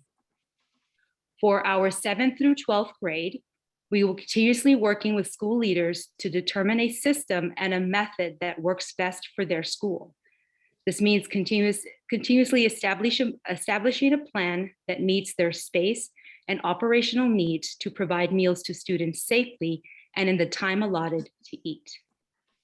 Additionally, students in the 7th to 12th grade are vaccine eligible, so getting a vaccine creates additional safety at lunch. Thank you for the opportunity to speak. I will now hand it to my colleague, Brian, for facilities. Good evening, everybody. My name is Brian Ford. I'm the Executive Director of the Facilities Department for PPS.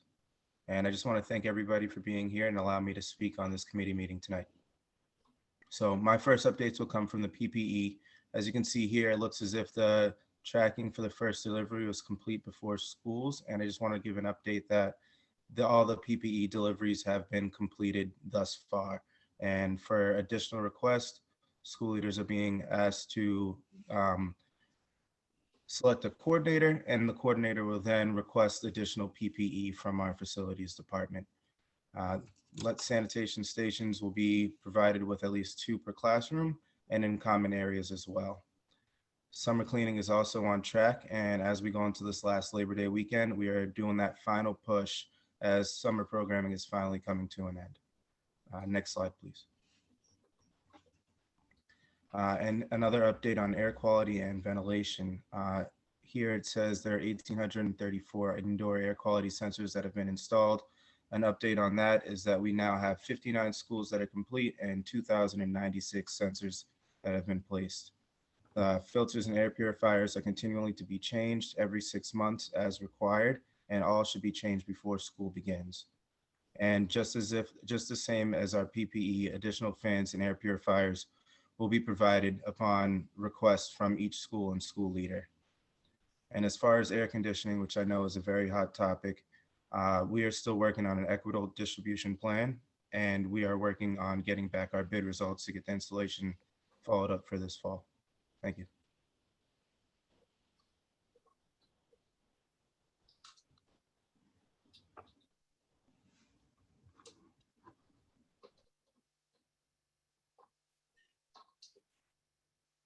Good evening, everyone.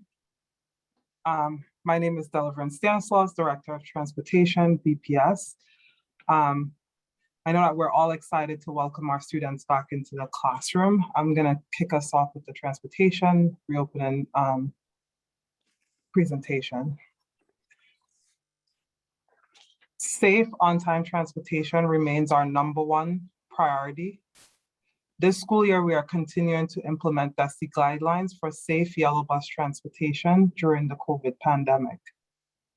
Most importantly, all riders on buses will continue to be required to wear masks, with exemptions for those with accommodations. Buses will be disinfected once per day, and at least every other window on buses will be opened 2 inches to ensure air exchange. Anticipated challenges. We anticipate a number of challenges going into this school year. Currently, we are experiencing significant driver shortages and ongoing monitor shortages across the operations. While our vendor has completed significant hiring efforts, our driver shortage is not as extreme as other districts throughout the country, but we will not have enough drivers for the first day of school. We anticipate this continuing to impact service throughout the fall. Traffic has also significantly increased throughout the city as more employees has transitioned to on-site work. Together, these challenges would likely continue to be felt throughout the school year and will impact students.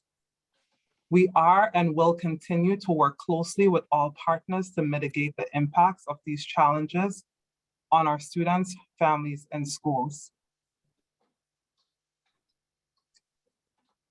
With these challenges in mind, we have continued to build up our support services for families and schools. Families and schools can track their students' bus, and our operation and customer service team are on hand to support and can be reached by phone, online chat, or through our online portal from 6 a.m. through 7 p.m. Next slide.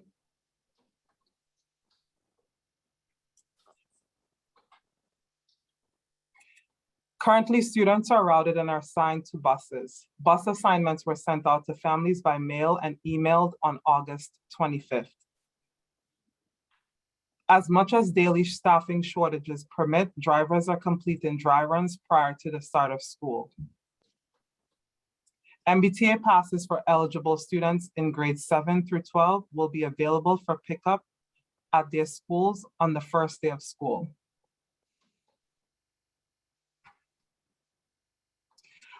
Bus monitors will Los continue to be monitores de los autobuses van a continuar. Bus monitors will continue to be provided as required by student IEP and 504 plan. As mentioned, we will have monitor staffing issues this fall and are continuing to actively hire bus monitors and work with our schools to get additional staff support. Bus maintenance has been ongoing throughout the summer and is on track for reopening. Additionally, with the support from City Hall, we are continuing to work with our vendor on negotiating with the drivers for a new CBA. Thank you.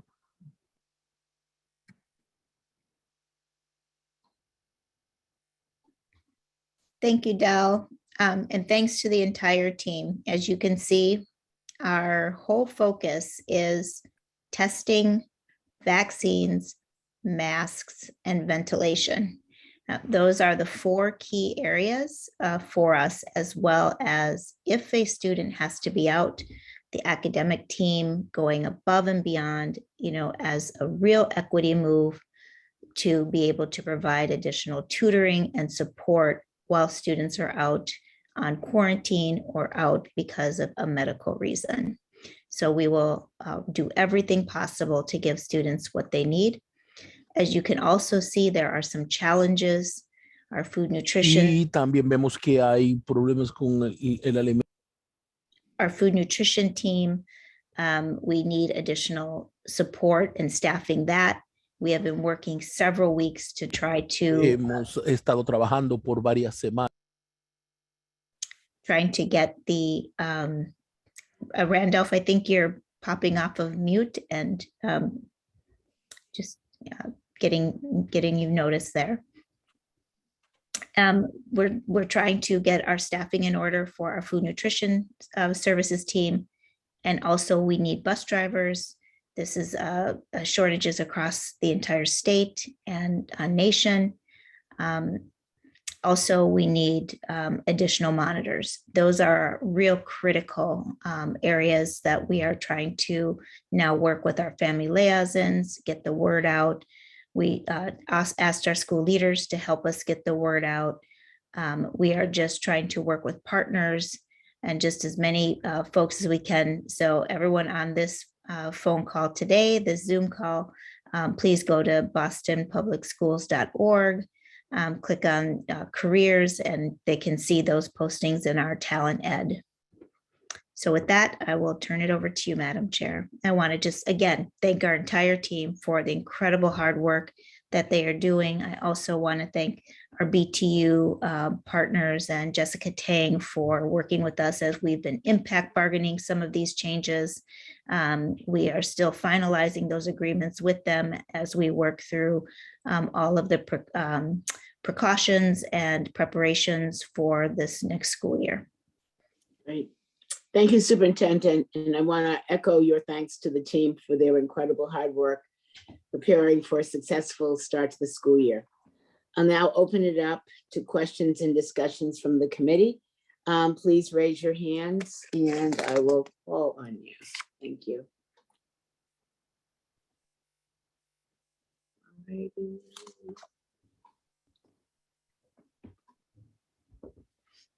Ms. Lau. I would like to thank everyone for working on the presentation and all the hard work. I know like returning to school has been like a long process and it's taken a lot of work. I have some questions that Zaira and I have come up with for about the presentation. We also have a question about like the air conditioners because we know they're going to be installed in the fall, and we're just wondering would it not be more reasonable to install it later on because it is upcoming winter and having the windows open for the air conditioners would allow more cold air to come in, and with a lot of schools having not a great heating system, would it make kids like extremely cold during the classroom and not be able to concentrate on their schoolwork? Thanks for that question, Tiffany. I think Ms. Chief Alvarez is probably on the call, or Mr. DePina could speak to the schedule for the air conditioners. There is a lot of electrical work that has to be done for the air conditioners as well as window retrofitting. So Chief DePina, do you know when those are going to be installed, or Chief Alvarez? Sure. My understanding of the update, and we can also check in with Mr. Ford, is that we have started to receive deliveries for air conditioning, and we have our RFP out for services to do the actual installations. And once that is back, then we'll have a better sense on timing, but we do anticipate starting them in the fall.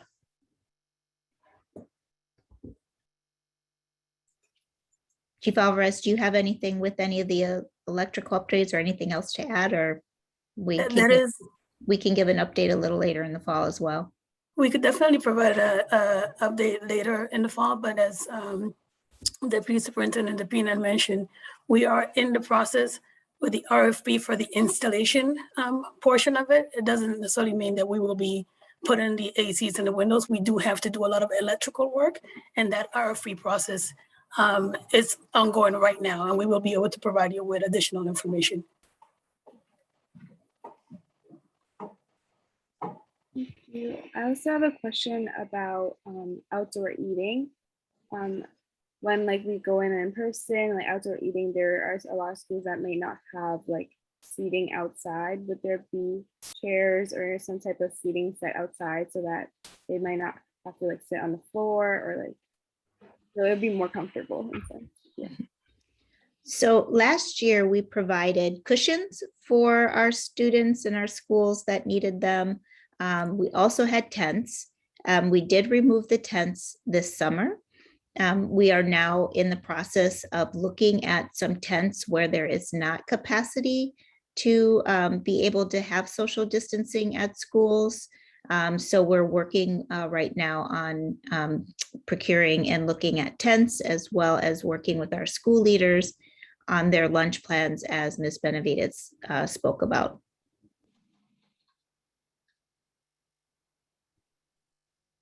And one last question. Are students still allowed to bring their own personal laptops to school? Because we've been hearing a lot about from other headmasters saying that, oh, we can only use the BPS Chromebooks, and if we can't, is there a reasoning behind that? Oh, I haven't heard that, but I can talk. I see Mr. Racine has put on his photo, so he can speak about it.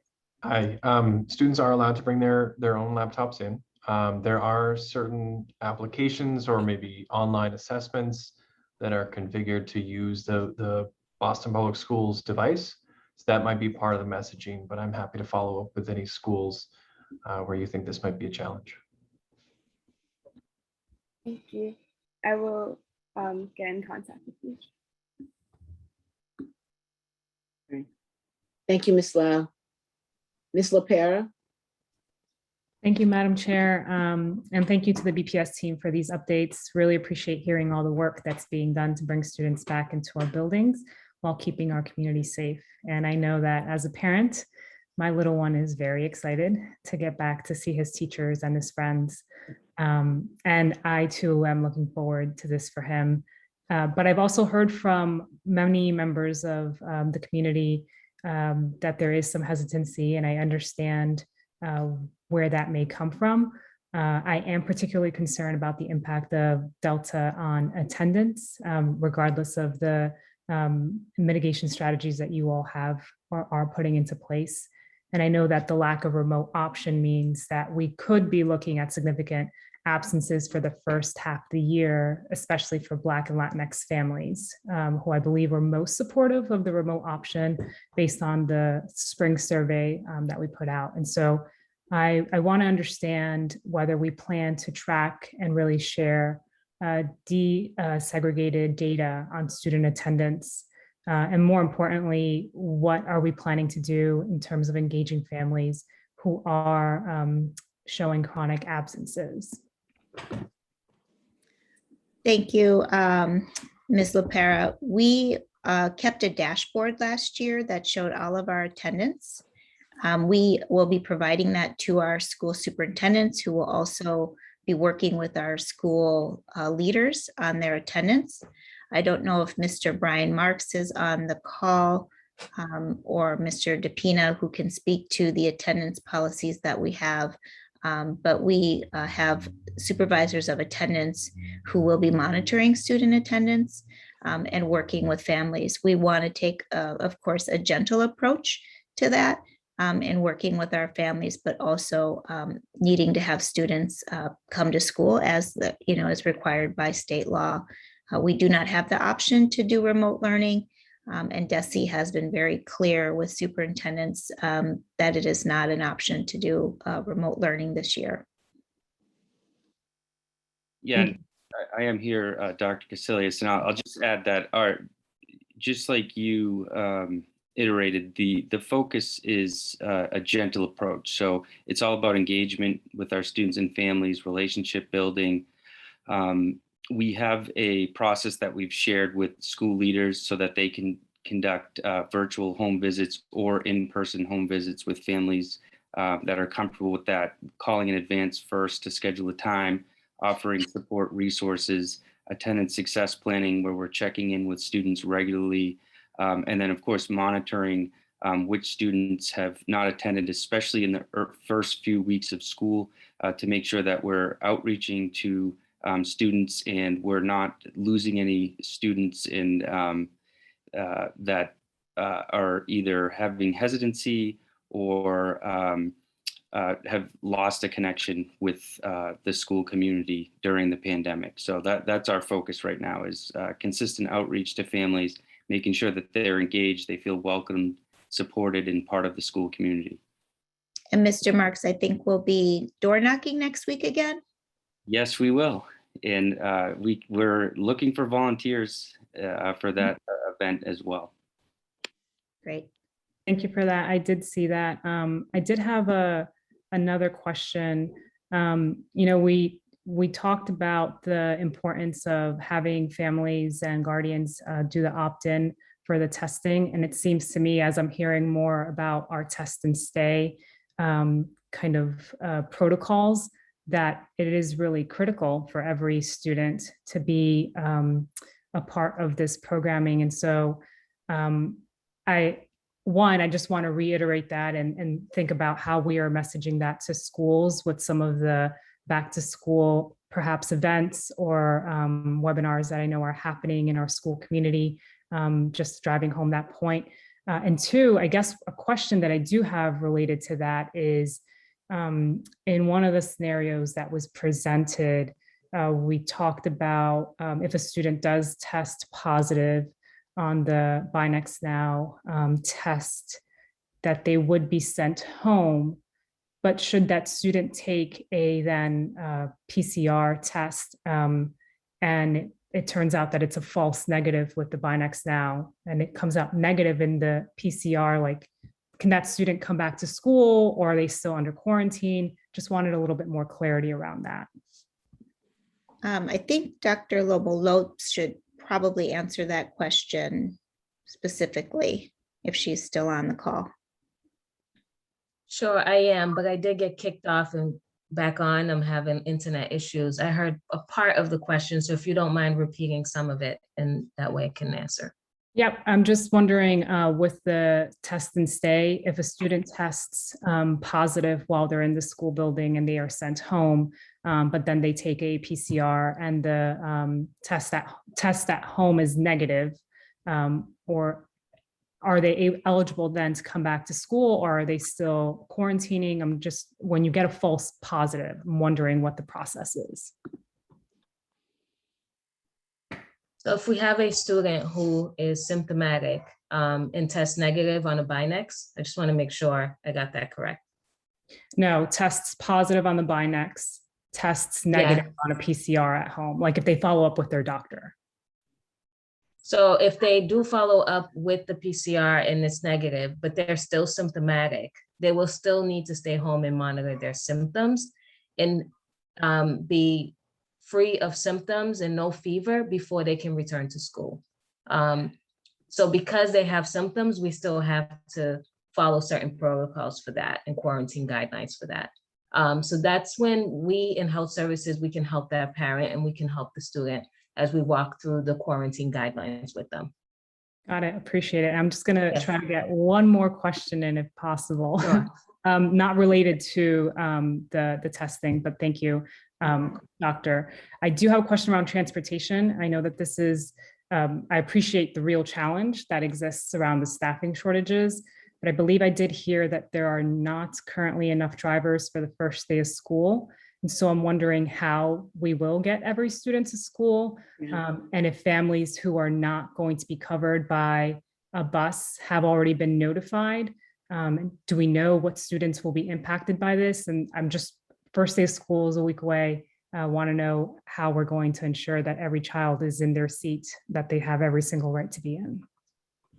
Thank you for that question. Unfortunately, there's a national driver shortage. It's not only here in Boston, it's across the nation.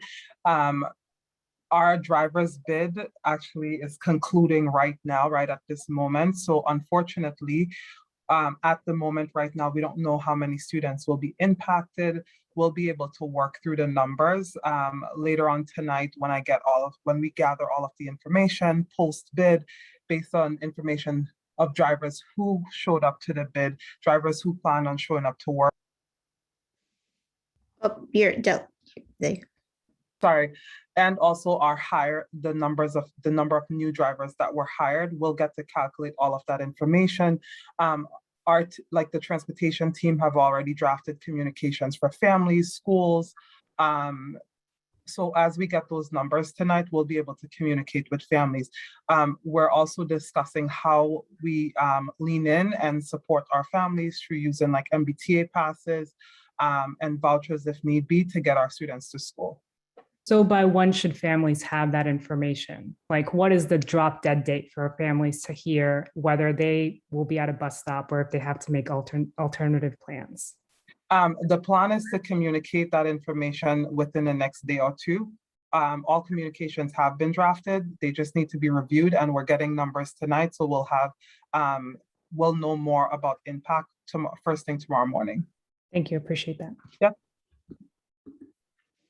Thank you. Mr. DeArujo?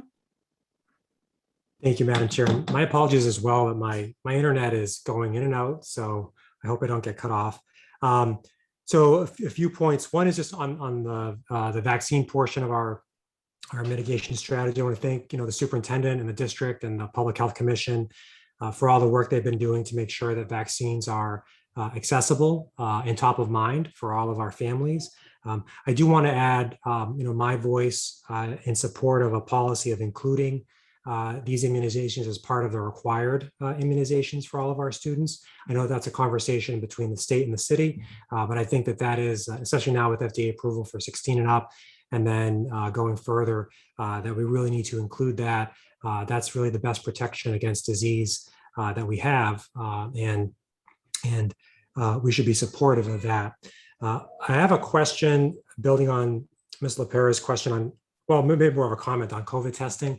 I filled out the opt-in form, and it's, and I did it in English, and it's very high level English and questions. And I'd like to, maybe we'll get a report at the next meeting as to how many families have opted in. It took me, and I'll just say in my day job, I write these things. But it did take me a while to work through it. And I can imagine some families seeing some of these things, and I don't know, maybe there's a better way, maybe using the family liaisons to reach out to families to say, you should be part of this. So keep your kid in school, keep all kids in school. Because it did seem very complicated to me, even given my background. So just a comment on that. Mr. DeRusso, I just want to clarify that it is a form that is created by the DESE, and they would not let us change it. Okay. We tried to say make it easy. Sorry, I can also jump in here. It's Jenny. Sorry. We did have a nurse work group review all of pool testing and come up with some great plans. We're going to work with OIIT to see how we can put out some examples for families on what the form is actually asking for. So we are working on that as well, because we cannot change the consents. Okay, okay. Thank you. I think that approach you just mentioned, I think is great, that you keep the underlying, the pieces that have to be in there for compliance purposes, but you represent it to families in a way that's easier for them to understand, and hopefully most families, do participate, because that, that is a key thing. Thank you, Dr. Lilly. Thank you. And then just a question I've asked before on enrollment, and Ms. Roberts, thank you for highlighting where we hope to be. So, and just to follow up, anything more granular on that? I've just been hearing kind of mixed comments from schools, some more concerned than others about enrollment and what might happen come that kind of that October deadline. Any more granularity or detail on that, or? Yeah, we are going to be watching our numbers as we go into closer to October. I know that's the time where we take a snapshot, if you will, of enrollment that then drives our budget process. We do know that across all the sectors, including our parochial, private, and charter partners, that we're all a little nervous about whether our numbers will hold up. So we'll keep watching that. And also we are not clear who will actually show up on a day of school, as families have concerns about coming into buildings. But I do think that our efforts to hold community sessions, to Dr. Lopes has been out there up front, as well as our nurses and our school-based staff, really trying to make sure families are aware of all the precautions we're putting in place and the safety measures we're taking. And I think that is part of just the effort that we're going to have to do to make sure that families feel comfortable coming out and reporting. Chief Roberts, could you speak about the enrollment data just generally, and how we haven't seen the usual large numbers of out of state or out of country enrollments?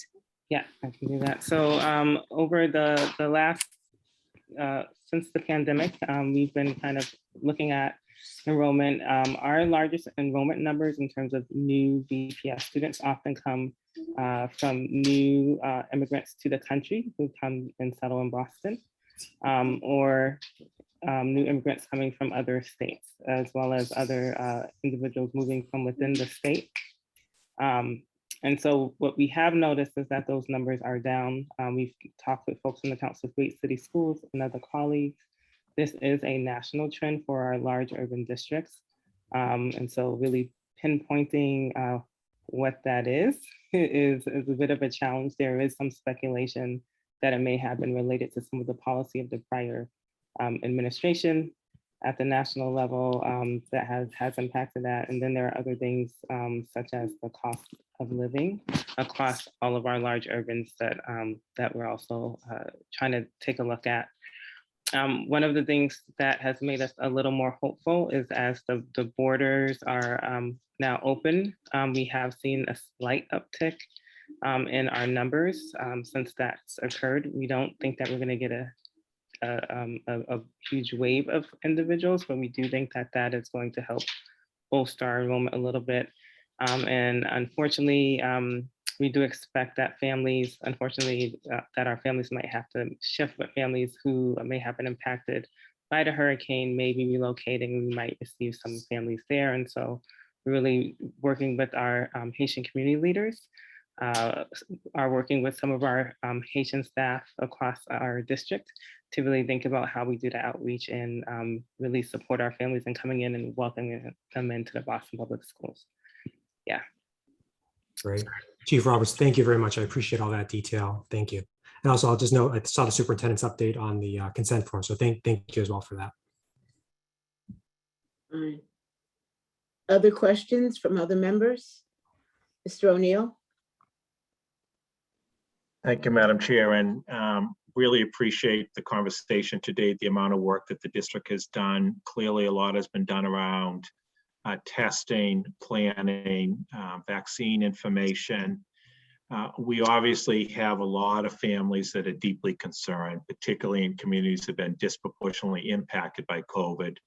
And so, the fact that the state is not allowing remote, that only a couple of districts are doing a virtual program, we are not one of them. there is going to be a period of uncertainty for our families. And I think we're going to have a strong focus, as Ms. LaPera was saying, on reaching out to families proactively once school starts and we see what the attendance is. I think we're going to have to be aggressively reaching out in a good way to make sure folks understand concerns, but see all the work that has been done. My biggest concern now in listening to this presentation is something that is happening everywhere. It's happening in the restaurant business in Boston, but it's happening in school districts across the state and across the country. And that is what you highlighted, large numbers of teachers retiring or resigning. And particularly the openings in school monitor and potentially in bus drivers and in the food service workers. Again, this is not specific to Boston Public Schools. I heard from a school committee member in Worcester the other day, they're having great difficulty in getting school bus drivers. And so, this is a challenge nationally and unable to fill some positions. So the more creative brainstorming we can do about how to get the word out about these openings and how important it is to our schools and what the impact will be. I appreciate the questions on transportation about how we're going to notify families if there are going to be hiccups in it. I will say anecdotally, in speaking to some districts where schools have already opened, and I'm interested if Ms. Stanislaw is doing some planning on this, that they are seeing much larger numbers of families that are finding alternative ways to get to schools as opposed to taking the school bus transportation. Just as people are concerned about riding on the MBTA, I've heard from other districts where people, parents are driving more, or they're getting a family member to drive a student to school more, which, by the way, is creating big traffic jams around the schools that we're not used to, either a drop off or pickup, and creates a whole new set of problems. We all know driving around Boston now, traffic is back at very weird hours all the time. It used to be very predictable, and now all we all know is that traffic is everywhere all the time. So it is, Ms. Stanislaw, you're going to have your work cut out for you in transportation after doing a fantastic job for the second half of last year. But I'm interested if you have a sense of how many have signed up for transportation, how that compares to prior years. And I assume it'd be more Mr. DePina and others doing planning with the city, with Boston Police, et cetera, to provide a support around buildings to help with traffic control if necessary. Thank you for that question. And I actually look forward to the challenge for this school year because access to education is just really important. So in terms of school, BPS does not have an opt-in process for transportation, right? Like any student that qualifies for transportation is routed. However, we are in the process of rolling out an opt-out initiative. Like we spoke to some of our charter partners who have already started schools yesterday. And we've made some phone calls to some of the charter families, and they expressed that they were transporting their kids to school or doing alternative means to school. So we are in the process of launching it like an opt-out process, asking families to let us know immediately so we can look at doing some bus consolidation so that we have less buses on the road. And we'll be able to provide more students with access if we know that other students are not taking buses. Additionally, we have started working with BPD. We worked with commissioners in the city surrounding construction, traffic patterns. As you guys know, the city is open, a lot more people are driving. So traffic is going to be a thing for our buses. There are a few new bus lanes in the city that we are encouraging our drivers. We've worked with the commission and is encouraging our drivers to utilize. I think it's going to be helpful. So It's going to be a challenge, right? But we are also thinking about creative ways on how we can support families in getting their students to school. At the end of the day, access to education is important. So our team is going to lean in and do everything that we can to get our students to and from school safe and on time. Great, thank you. And again, part of this is I want to bring it up, but it's a concern of mine, but it's also concerns that I've heard expressed to me by parents. So I want to make sure to give voice to that. So thank you for the work that you're doing. And, you know, as I said, from bus monitors to bus drivers to teachers to food service employees, this is a challenge that a lot of industries are facing right now. And so we're just going to have to keep our thinking caps on and find creative ways to help fill those positions, because all of them are critical to put our students in a position to thrive academically. Thank you. Thank you, Superintendent. That's right. Thank you. Ms. Polanco Garcia.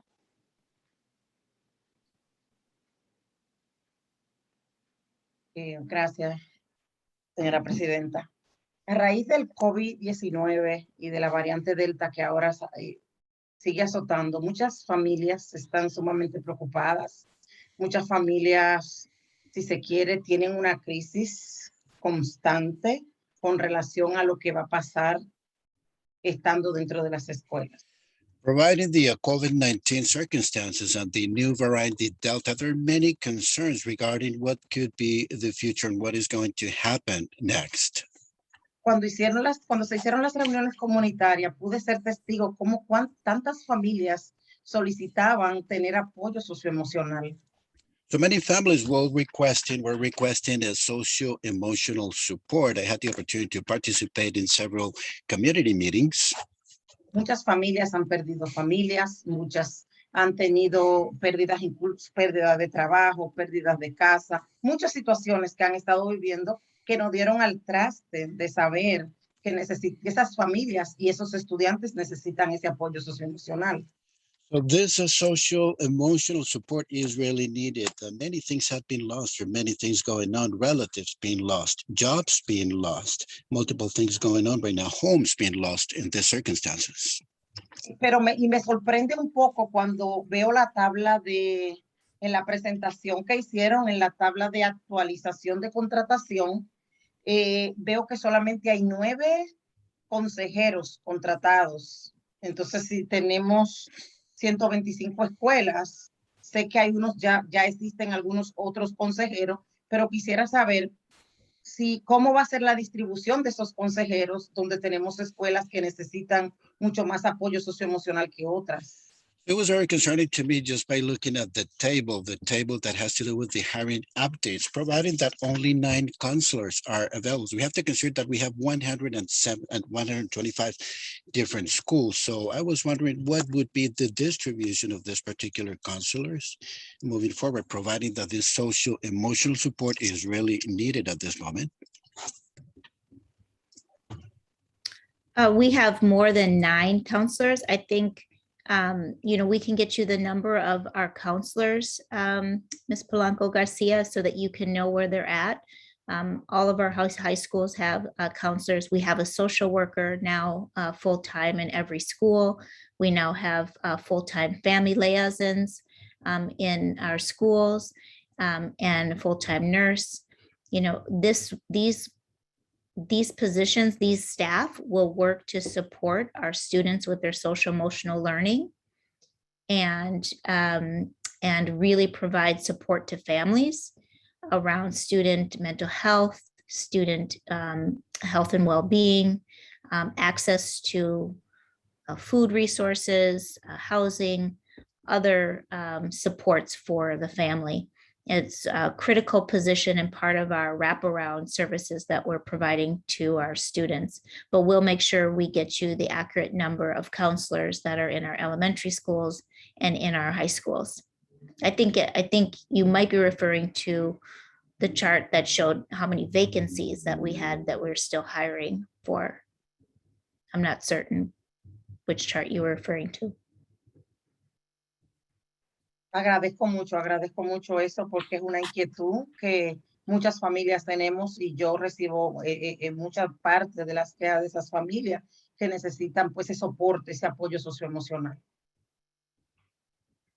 I really appreciate this, providing that there are many different families that actually need this social emotional support. I really appreciate this report, this information. Thank you. Thank you. Yes. Mr. Tran? Hi, everyone. I'm making a comment here, and I know that my comment is not very much related to what you have been presenting so far. And well, first of all, I like to acknowledge and appreciate the fact that the team under Superintendent Casilius had put together regarding the back to school preparation. I believe that is very thorough, and I appreciate that. I'm very appreciative of the work that you have done. My comment and suggestion, let's say, is regarding licenses of teachers and administrators.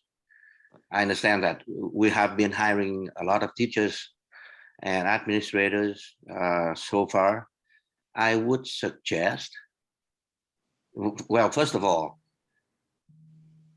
I personally don't give a heck of a lot of credit worthiness to the requirements of licensing. I don't even know why I have to take the bar, even though I passed it, but it doesn't apply to my work. And the fact that I remember back in the 80s when I was a Vietnamese bilingual teacher, there was a requirement to take a Vietnamese proficiency exam so that you can be certified as a Vietnamese bilingual teacher. I passed, but a friend of mine who had a master degree from Saigon University, which back then is no longer called Saigon University, in literature, in Vietnamese literature. And he didn't pass. The graders of that exam are those Vietnamese teachers who were hired by the exam entity, who came to America at the age of whatever, 17 maybe, and they graded the man. They failed the man. They flunked the man, and so I don't give much credence as well as trustworthiness or creditworthiness to these kind of exams or to these kind of certificates. However, given the fact that we have been very much in the limelight recently regarding this issue, I would recommend that, from maybe, going forward, when you present to us a list of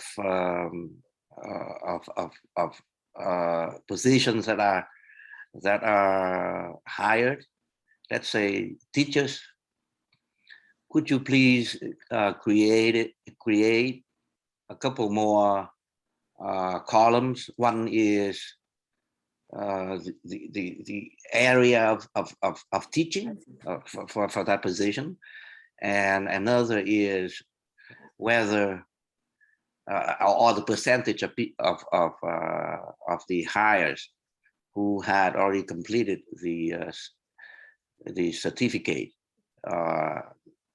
and percentage that are under the waiver program for a certain period of time. So that's in short, that's my recommendation. Thank you.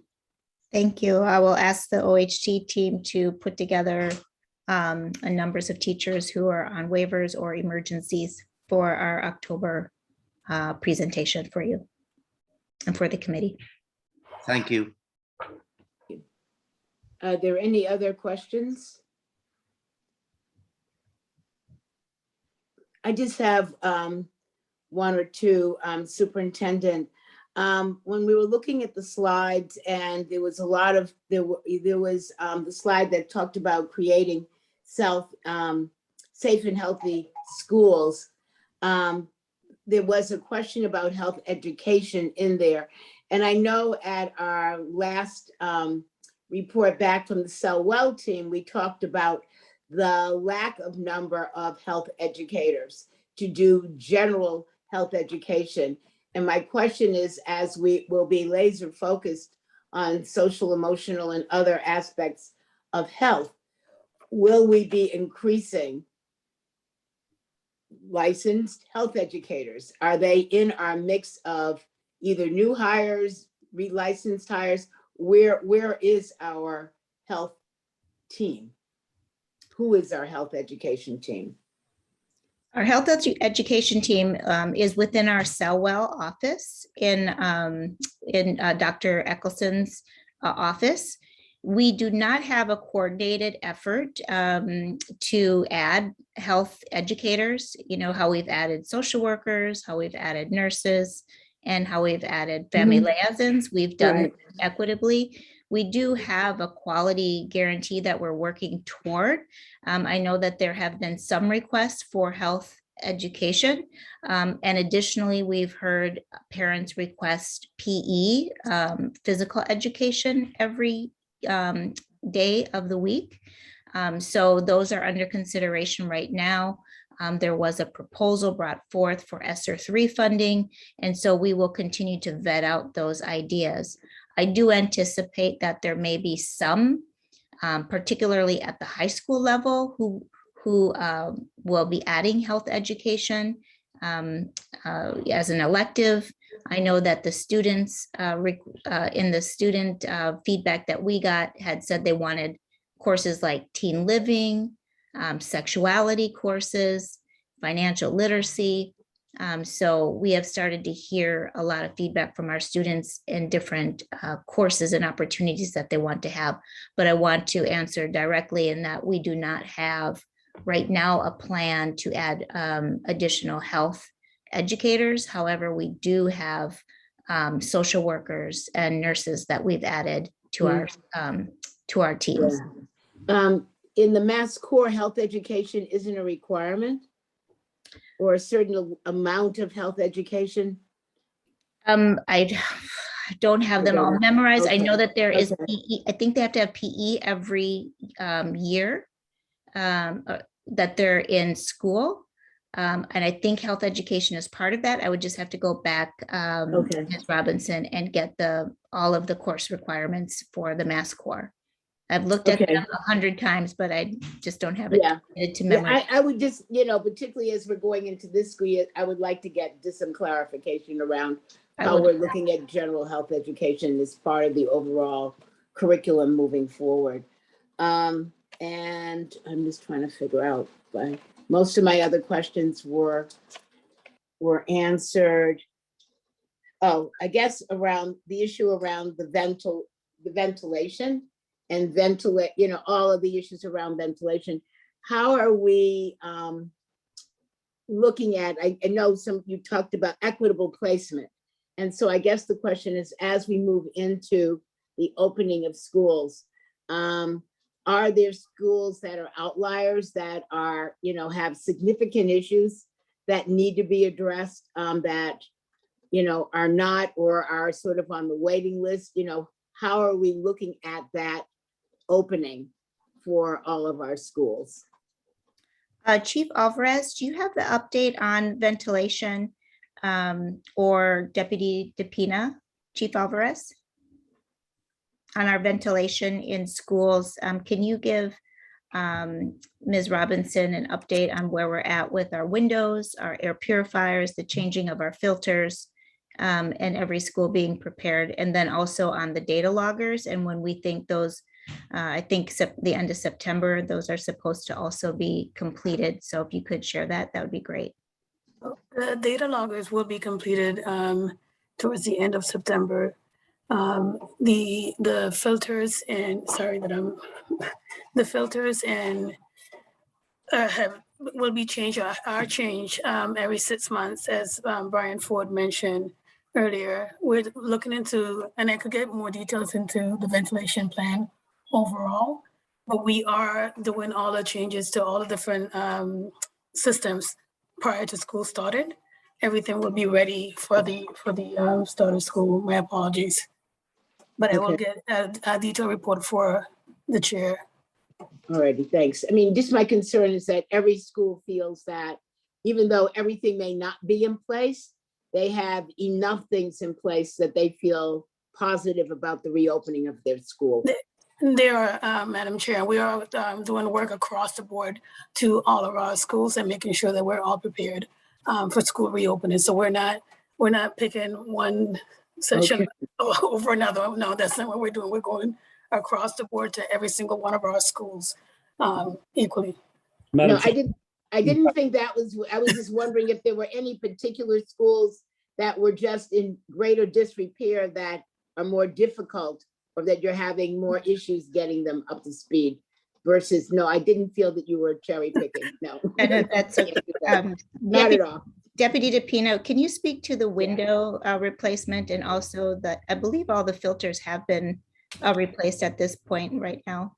Sure, just in addition to what Chief Alvarez mentioned, I just want to reiterate that all the measures we put in place last year around repairing all the windows to make sure all of them work, installing air purifiers in every space, and we have mortar supply, the fans.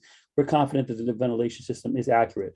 The work that we're doing this year is additional and above and beyond what we did last year. So we're confident that the work that we did last year is sufficient.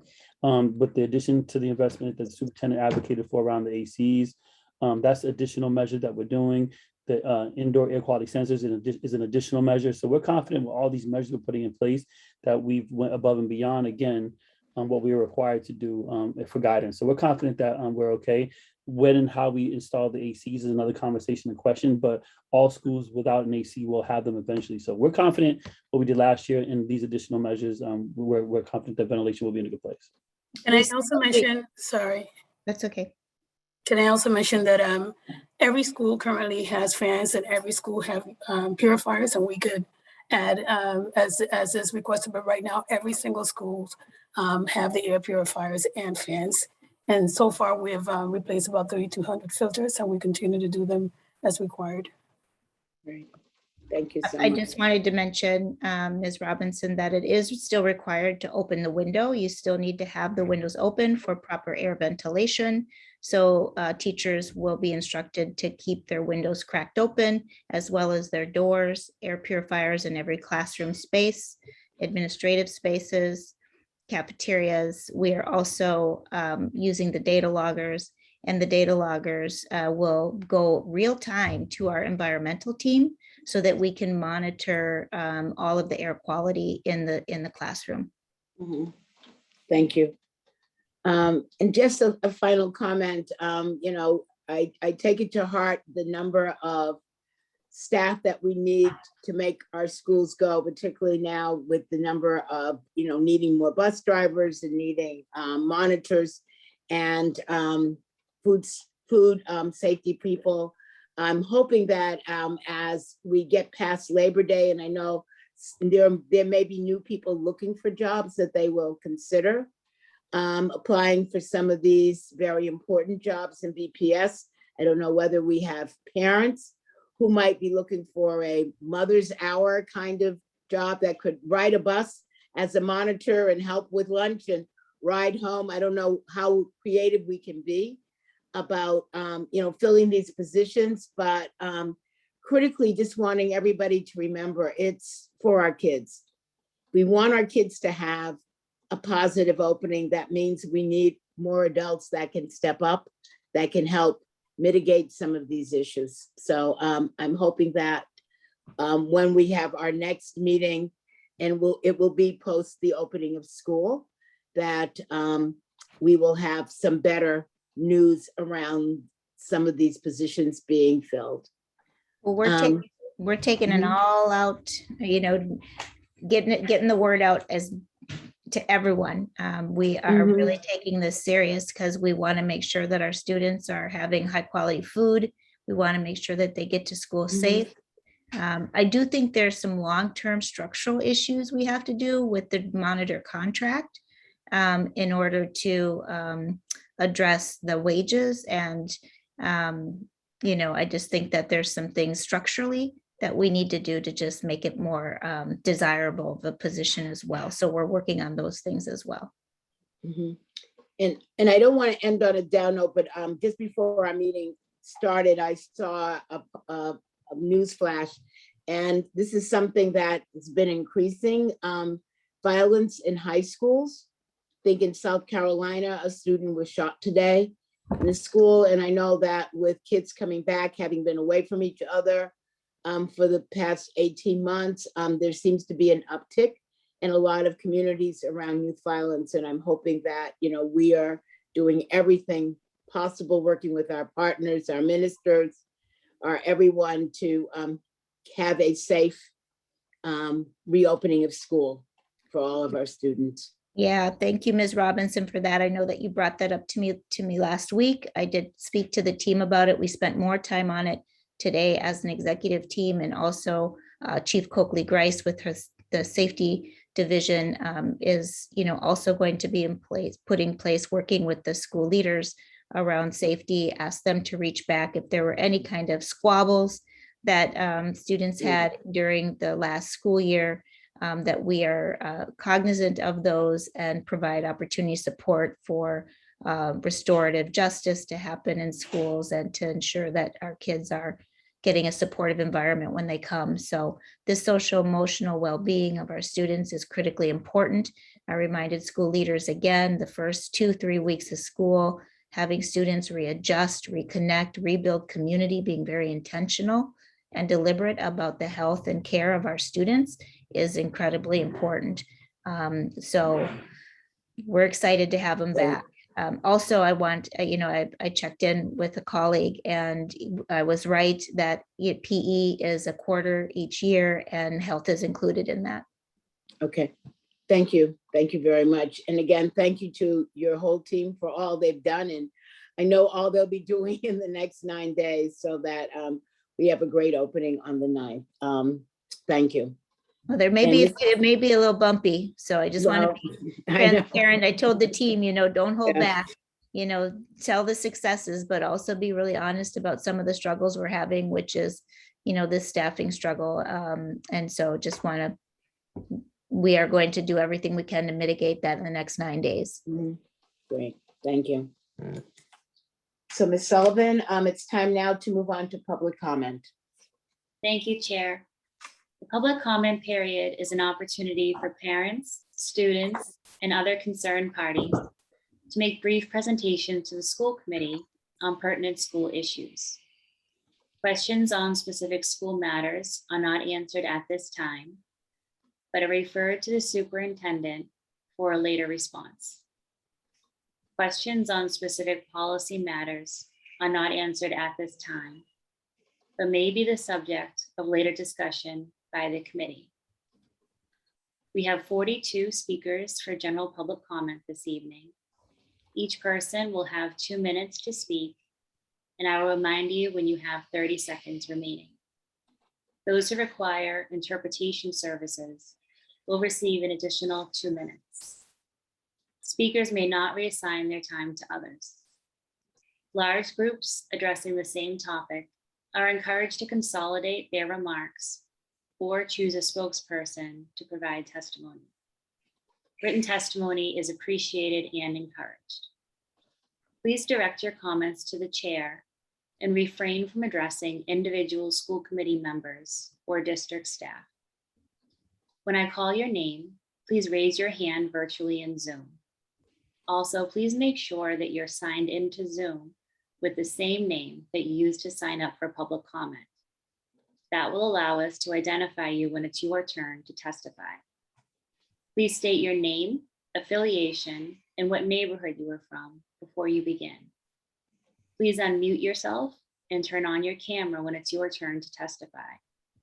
Only speakers who turn on their camera will be allowed to testify. Otherwise, speakers can submit their testimony in writing. We'll begin this evening with Amari King, Eddie Class, Jorge Uberes, Yolanda Oliveira, and Aranayo Omasori. If you could please raise your hands virtually in Zoom. Amari King.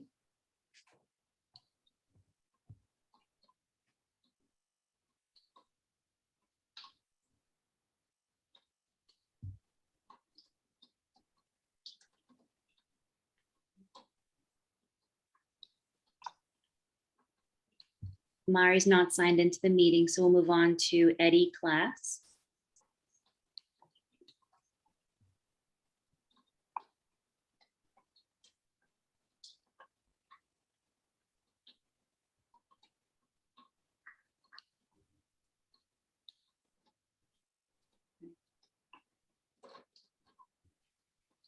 Let's try Jorge Uberes.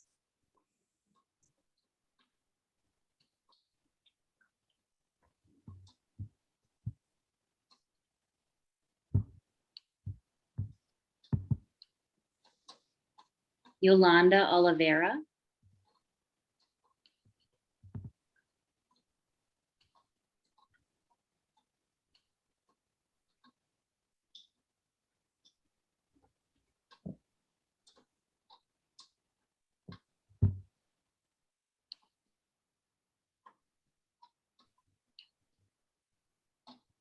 Can I start?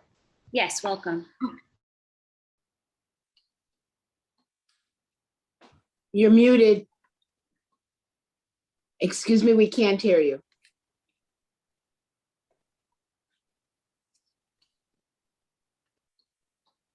We're still, sorry, we still aren't able to hear you. Oh. Oh, no, okay, thank you. Start I'm again, please. Yeah, No problem. it's okay. Start again. Thank you. Good evening, everyone. My name is Yolanda Oliveira. I'm a junior at EMK, and I just want to bring a highlight to the issues we're having and a little update. So I and the whole EMK is really thankful that the district is paying attention to our problems and sorting out our options, but still put a frame on that this preparation for our accommodation for a building that is not at the Endicott can't be delayed, because we're really worried that this temporary building at the Endicott will be slowly becoming our only option left, because remembering that Endicott is still a tight space for us, make students and staff too uncomfortable. There is a possibility that extracurricular activities will be put on a hold or just too difficult to manage. And the fact that I need to worry about my school being relocated to these inequitable environments is just so stressful, and it's adding up on the existing stress I'm going through with high school. And I know that parents, staff, and students from EMK can also relate. And I just don't want to wait for too long in a school that can't meet my basic expectations of an educational environment. And I know very well other students think the same, because EMK has the positivity, motivation to thrive, and we just need the good tools to test its potential out. Thank you so much, and have a good evening. Thank you. Our next speaker is Jorge Uberes.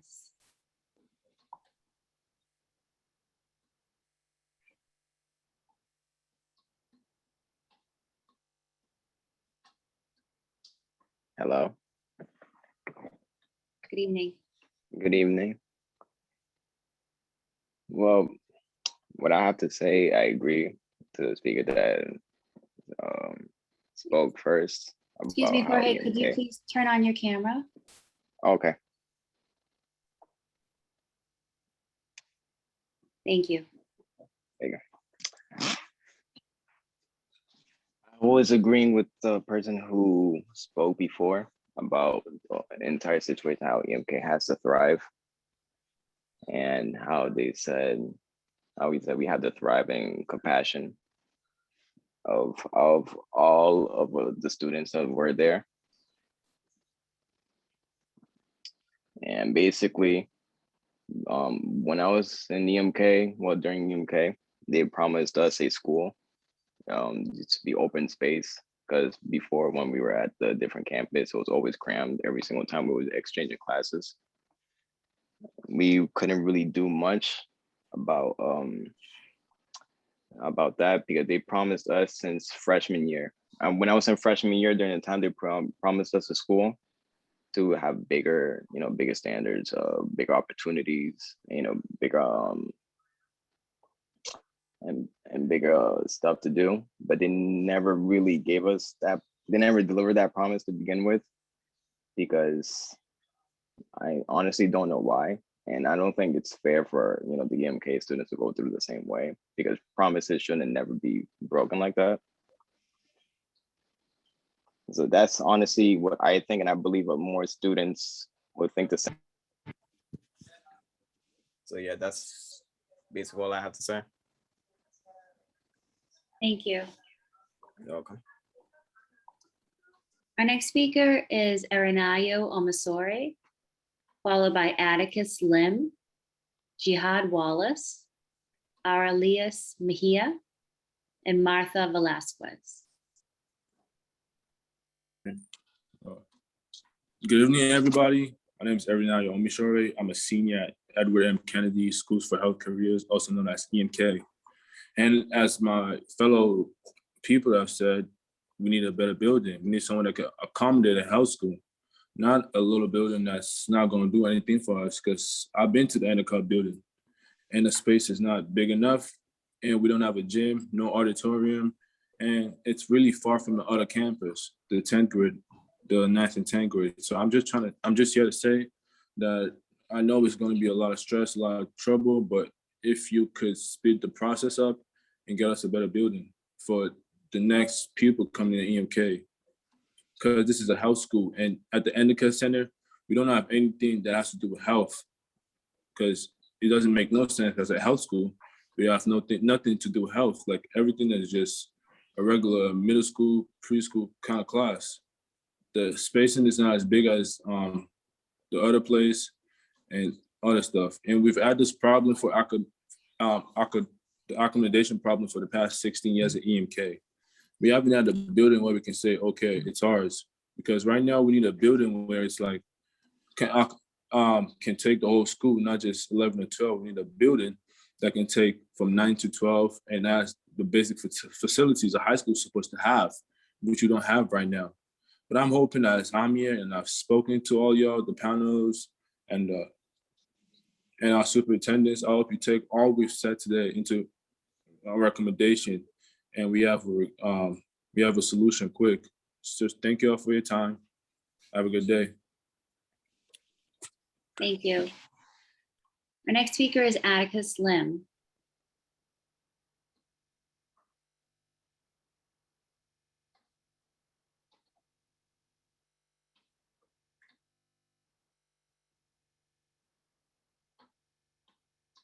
Hello, Boston School Committee. My name is Atticus Lim. I'm a senior at Piedmont High School, and I'm zooming in from the San Francisco Bay Area. I'm here as a survivor of a traumatic brain injury, or more commonly known as a concussion, that I suffered playing basketball my sophomore year. I researched and saw that a few years ago, a Blue Cross study found that Massachusetts led the US in youth concussion diagnoses with an increase of 82% over a 5-year period.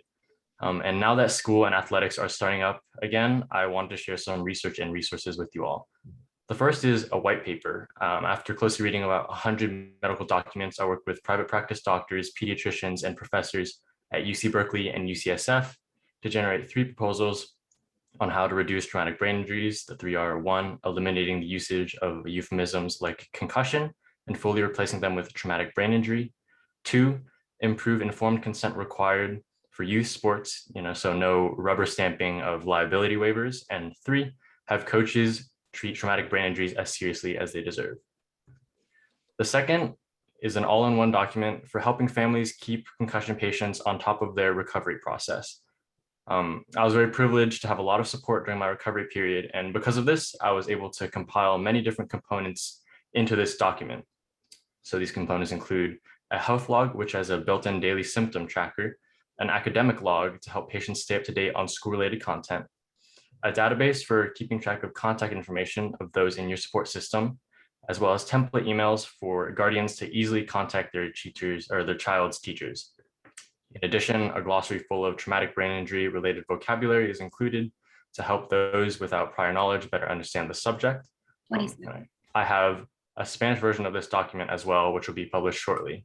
So thank you so much for your time, and please let me know if there's anyone in particular who I could collaborate with to get this in the hands of those in need. Thank you.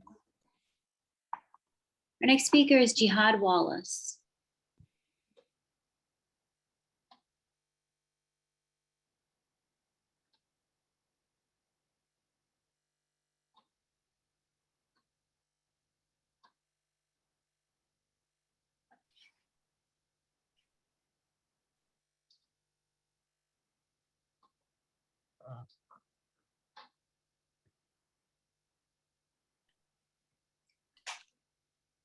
Hello, can you hear me? Yes, good evening. And good evening. I'm an EMK alumni, and I was here to speak on the relocation of the buildings and the promises that I was told when I was a freshman at EMK that we were getting a new building. Like, my experience going into EMK was I came into the school 2 weeks late, and it was more getting pitched to come to the school in the pitches that I was being told to bring in. So I will be part of this experience of good education with these group of people. It just wasn't held. And the time I was there, we was blaming the headmaster, like the headmaster could do much, is do more and say as much as us as the kids there. So I more so came today so I can be one of the voices for the people to understand that it messes up the experience for the next ones. To hear that there's promises was that alumni's way before wasn't being a whole, and there's just having that being an issue that was always brought up in Jubilee meetings to get us all motivated to become one for a school that was already split into two, to get told that they're going into a smaller space, and the space that we was in before wasn't permanent, and it became permanent for me in my stay at EMK. It's weird and daunting to think of, and I'm just trying to be another voice so that y'all can understand that it's something serious for the EMK students for the future and in the past. Well, Thank you. Thank you.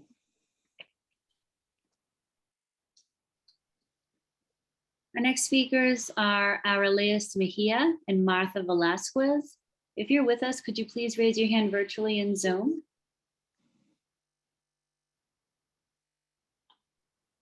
Aurelius Mejia and Martha Velasquez.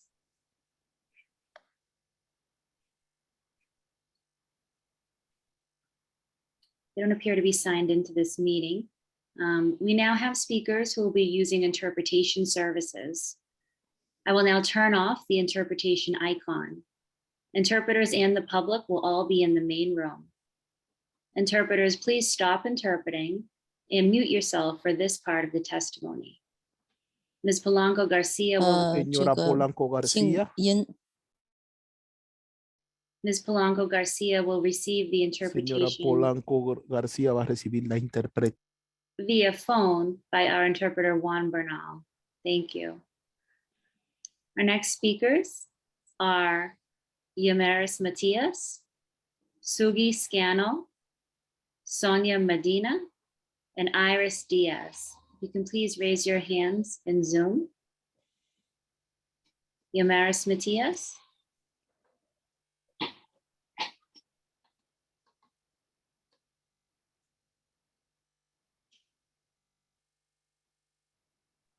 Hello. Hola, buenas noches a todos. Mi nombre es Irmaris Matías. Soy madre de 2 niños que asisten a la escuela de Orchard Garden. El motivo de estar aquí en esta noche es para que sepan mi gran preocupación por To el know my great concern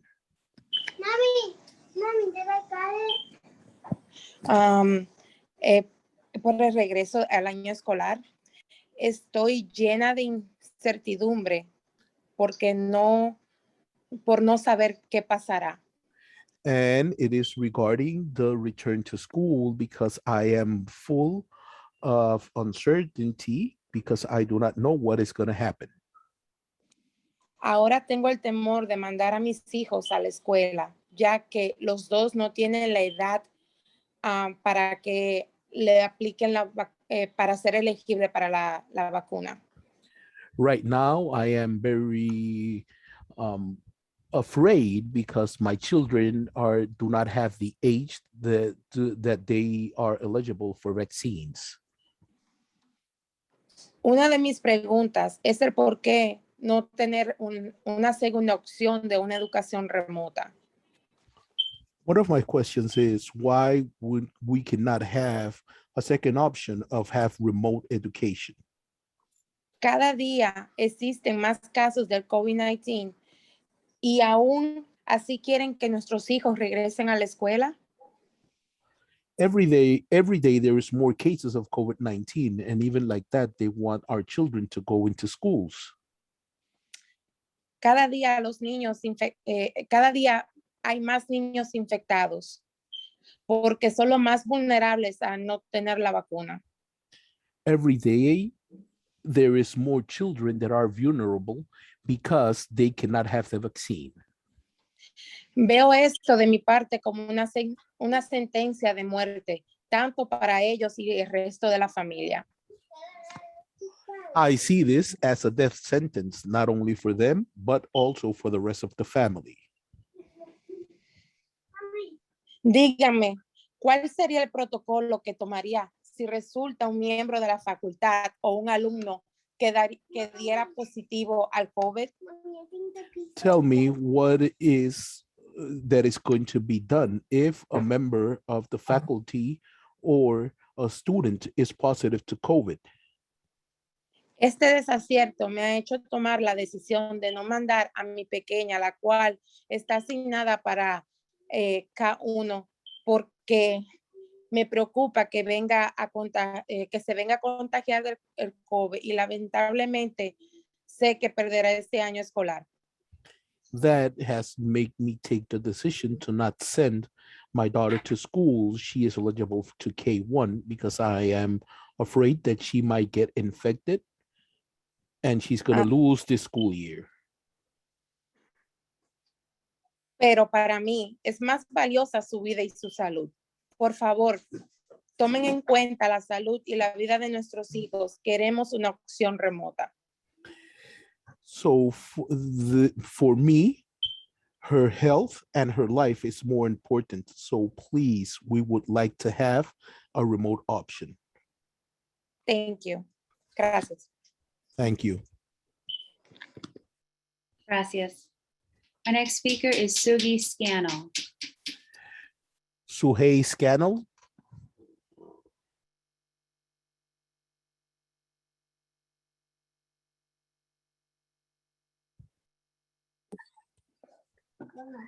Hola, buenas noches. Hello, good evening. Gracias, Superintendente Caselius, y a todo el comité escolar de BPS por tantas informaciones importantes. Thank you, Superintendent Caselius and all members of the Boston Public School Committee for so much important information. Ha sido bien difícil planificar el regreso de mis hijos a clases. It has been very hard to plan for my children's return to school. Tengo algunos puntos que me gustaría solamente comentar. I have a few points that I would like to comment on. En relación a la salud mental, ¿qué observaciones y preocupaciones han tomado en consideración para estar al pendiente de alumnos afectados emocionalmente por la pandemia? Regarding mental health, what are the steps and considerations that are being taken to take care of students that have been affected by the pandemic? Esperamos en Dios que la pandemia cese, pero en caso de que haya un rebrote, ¿han creado planes alternativos para estudiantes y familias? We hope that the pandemic stops, but in this case, have you created a plan, a contingency plan for students and families? Pues como madre me preocupa bastante que al tratarse de niños que en su mayoría se le hace difícil manejar los protocolos, Because as a mother, I am concerned about the children that for them it's hard to deal with the protocols. también otra observación es que en base a las dificultades presentadas post-COVID, Also, another concern is that of the situation that have been arising post-COVID. como madre y miembro de una comunidad, me gustaría que se reconsidere flexibilidad en algunos servicios. I would like that there some consideration, the flexibilization of some services. Por ejemplo, la transportación. Muchas familias se le ha hecho difícil someter sus hijos a muchos cambios y por razones familiares y económicas se han mudado y no tienen no son aptos para transportación o no califican. So, for example, a lot of families have had to move for different situations, including economical situations, and now they do not qualify for transportation. Durante la pandemia vi que, o sea, en principio, la transportación fue bien considerada y me dijeron cuando llamé a BPS Transportation que ya tenía muchos límites. Gracias por su tiempo. So also when during the pandemic, this transportation was very considerate, but now when I called BPS, they told me that those programs have ended. Thank you very much. Thank you. Our next speaker is Sonia Medina. Sonia Medina.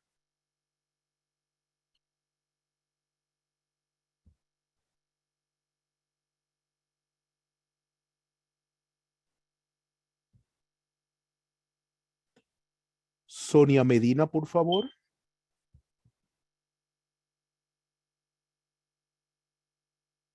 Ok, buenas noches a todos y a todas. Good evening, everyone. Gracias por la oportunidad de permitirme expresarme como madre. Thank you for the opportunity to allow me to express myself as a parent.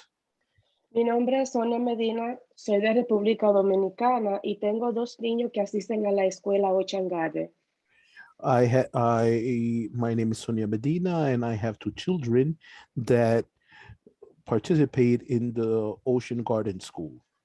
Unos de mis hijos tiene autismo y hiperactividad, también tiene asma y tiene mucha ansiedad. One of my children has hyperactivity, asthma, and has a lot of anxiety. No ha comenzado la clase y ya mis hijos están nerviosos y haciendo preguntas. School hasn't even started, and already my children are very nervous and asking a lot of questions. Me preguntan, mami, si están subiendo los casos de coronavirus, ¿por qué van a abrir la escuela? He's asking me, Mom, if the cases of coronavirus is going up, why are they going to open schools? ¿Por qué no nos dan la opción de clases virtuales, ya que me siento más seguro en casa? Why don't they give us the option of virtual school if I feel more secure at home? Nada más nos informan que las clases comienzan en septiembre 9. Pregunto. They just are telling me that school starts September 9th. And I ask, pregunto sobre la seguridad, el distanciamiento, los purificadores de aires. ¿Cuántos niños tendrá cada aula dentro de cada aula? ¿Cuántos niños? So I would like to know about the air filtration system and how many children are there going to be in each classroom, Dentro de otras cosas, among other things. también quiero saber cuál es el plan si la escuela tiene un rebrote de coronavirus. I would also like to know what is the plan if the school has an uptick in coronavirus cases. ¿Y cuál será el plan fuera del plantel escolar y la cafetería? And what is going to be the plan outside of the school and in the cafeteria? Sé que la educación es muy importante, pero también queremos que nuestros hijos y el personal escolar estén seguros. We understand that education is very important, but we would like that our children and the school personnel are safe. ¿Por qué tenemos que arriesgar la salud de nuestros hijos si tienen otra opción que son las clases remotas hasta que bajen los casos de coronavirus? Why should we risk our children if there is other options such as remote classes until coronavirus cases slow down? Para mí, la seguridad y la salud ante todo. Gracias por la oportunidad. Que pasen buenas noches. For me, a safe return and secure return and health is the most important overall. Thank you very much for allowing me to speak. Thank you. Gracias. Our next speaker is Iris Diaz. Iris, if you're signed into the meeting, will you please raise your hand virtually? Iris Díaz, por favor, si está en la reunión virtual, levante su mano de manera virtual.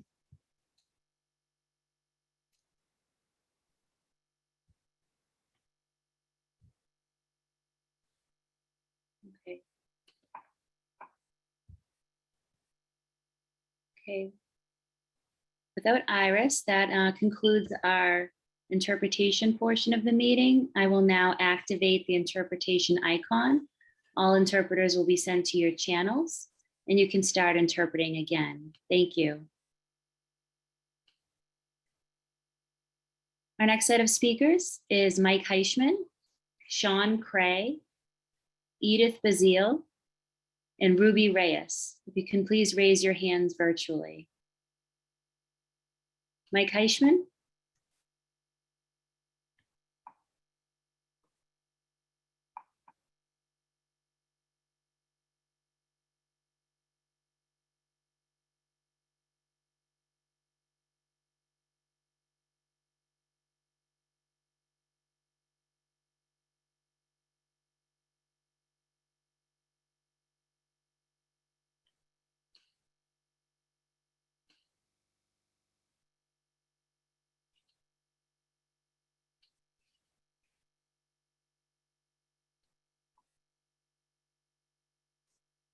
We seem to have lost him.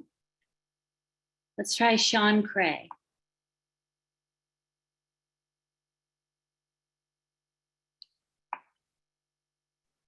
Did you get me? Yes, good evening. Oh, I'm sorry. Can I start now? Welcome, please, yes. Thank you so much. Mike Heischman, Dorchester, member of Beja. What is your greatest responsibility? My principal asked that question to our faculty meeting many decades ago. I answered, our greatest responsibility is for all of us to teach all of our children to the best of our ability. Wrong, my principal responded. The correct answer was keep our children safe. The number of cases are rising. In March 2020, BPS closed all of its buildings. We reopened gradually when the number of cases went down, starting with those children who had the greatest needs. We developed a hybrid model because it was the best way that we could safely teach our children. Will we reopen our schools safely on September 9th? Will the new policies follow the science? We have learned a lot from living with Corona the last 18 months. Everyone over the age of 12 who attends our schools will have to be vaccinated. Good job. But that won't happen before September 9th. Everyone in our schools will have to wear a mask. Good job. The science tells us that we must practice safe distancing. It used to be at least 6 feet. The recommendations because of the Delta variant is that we be at least 3 feet apart. On September 9th, parents will no longer have the option of keeping their children at home. Hybrid is gone, safe distancing is gone. And we just heard from parents, they don't want that to be gone. Most of our children will not enter schools with the best HVAC air purification systems. 20 The seconds. number of cases are rising. On September 9th, you will betray your greatest responsibility. You will bring back our children into unsafe schools. I know that this policy comes from higher up in the hierarchy. However, the new policy is premeditated homicide. People are going to die. Our children are going to die. Our next speaker is Sean Cray.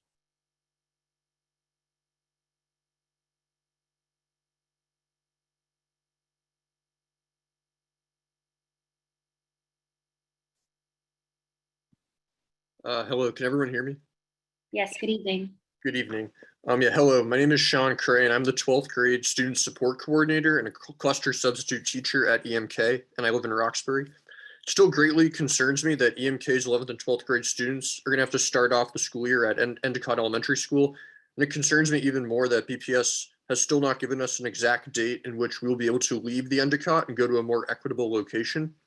If you look back in time, BPS previously put EMK at Connors Hall at Northeastern as just a temporary solution, but that temporary solution turned into an 11-year solution, and we can't let something like that happen again. And the reason why it is of the utmost importance that we finalize a date in which we'll be able to leave Endicott and go to a building that our students deserve is because Endicott is not an equitable building. For our 11th and 12th grade students, we are a Health Careers Academy, but there is no science lab and no health assisting classrooms at Endicott. There is no gym at Endicott for our physical education classes. There's no storage space at Endicott for our staff to be able to store necessary instructional and support materials. Therefore, an extended placement at Endicott could create a situation in which teachers and students are working with the lack of materials, which certainly can have a negative impact on student learning. There's also no office space for our essential non-teaching staff. Endicott is not close to public transportation, which makes it very hard for students who live in places far away from Endicott, such as East Boston, to be able to get there. And the 40-minute commute between Endicott and EMK's 9th and 10th grade campus makes extracurricular activities nearly impossible, and our students deserve extracurricular activities.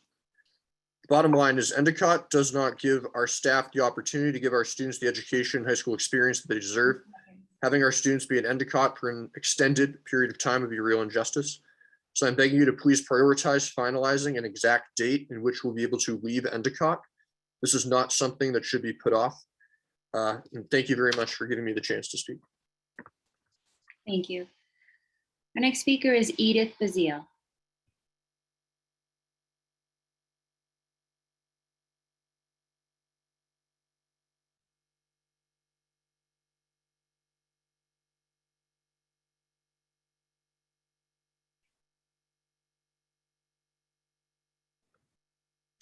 Thank you.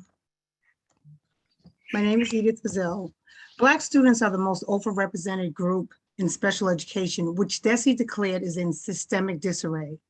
This is most evident at the McKinley schools, where the district educates students at the highest cost, yet achieves the lowest academic outcomes.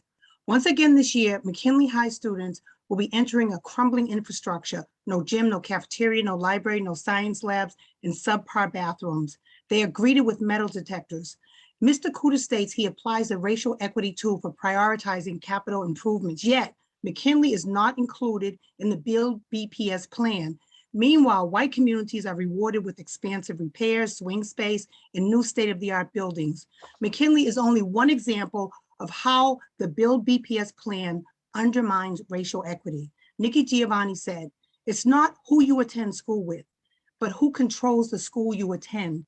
In a majority BIPOC district, BPS's key policy deciders are all white: chief of finance, chief of staff, Deputy Superintendent of Academics, and Assistant Superintendent for Special Ed. How can racial equity work be done effectively when there are no policymakers who are cultural insiders?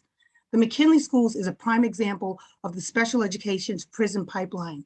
The DESE report was released over a year ago, yet the district has not presented a strategic plan for improving special education. Why? Madam Chair, I encourage you and your fellow members to tour the McKinley Schools, then ask yourselves if you would want your child, your neighbor, or anyone's child to attend these facilities. It isn't right to speak the rhetoric of anti-racism while perpetuating the status quo. BPS must prioritize our most historically underserved Black students by employing a workforce of empowered Black educators. Despite mandates, the district must also confront the inability of the selection committees to overcome anti-Black bias in the hiring process in central office and in special education. Finally, actions must reflect words because Black students can't wait. Thank you. Thank you. Our next speaker is Ruby Reyes, followed by Tariq Ramsey, LaTanya Petty Simpkins, Gabe Avrak, Christina Biggins, and John Mudd. If you could please raise your hands in Zoom. Ruby Reyes. Good afternoon. My name is Ruby Reyes, and I'm the director of the Boston Education Justice Alliance and Dorchester resident. As school communities prepare for the first day of school, many are having deja vu moments from last year's first day of school. The anxiety of not knowing is a normalized feeling for families and educators. BPS leadership has created and is perpetuating trauma by not providing detailed information to school communities. How can we expect high-performing educators and students when our central office leadership is not high-performing and is in systemic disarray? Mediocrity in leadership should not be habitual or compensated. We hope that you learned from last year and focus your preparation on students with the greatest need first, most especially students with disabilities and English learners. Students with the highest needs are always hit the hardest and treated as an afterthought. When services and resources are strengthened for students with disabilities and English learners, an entire school community prospers because when a general education student becomes in need of services, they are readily available. Last year, students with disabilities, English learners, and students who were unable to access online learning were not prioritized. In addition, last year, our educators spent endless hours creating digital learning tools and adapting curriculum. We hope there is a thoughtful process in ensuring this work is documented, uplifted, and learned from to add to a comprehensive contingency plan should schools have to close again due to the continuation of the pandemic. With ESSER funding and the implementation of the Student Opportunity Act, there's a chance to invest in schools and services with the greatest need. Up until now, Build BPS decisions and planning have remained inequitable, leaving most schools with little to no transparency and definitely not predictable outcomes, as CFO Nate Cooter claimed would be the case moving forward. Once again, we ask, where are the lessons learned and how are they being implemented in Build BPS decisions and pandemic planning moving forward? ESSER funds should be prioritized for schools that have been habitually ignored and hire student-facing staff and literacy coaches to support students and educators and not additional investments in inadequate central office staff. Thank you. Thank you. Tariq is not signed into the meeting, so we'll move on to LaToya Petty Simpkins.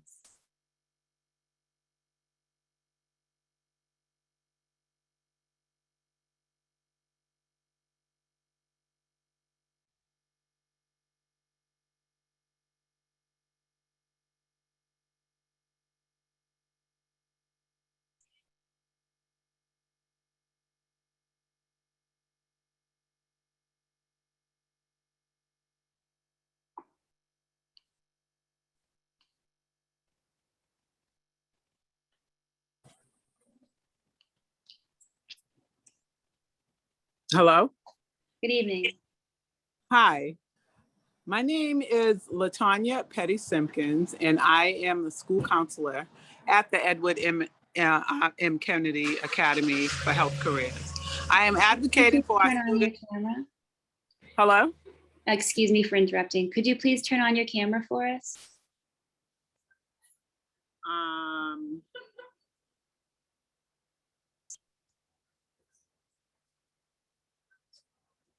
Is it on? Perfect, thank you.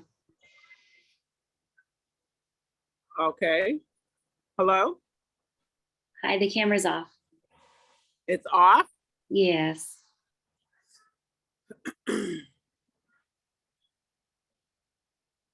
Hello? Hi, there you are. Okay, so I am Latanya Petty Simpkins, and I am a school counselor at Edward M. Kennedy Academy.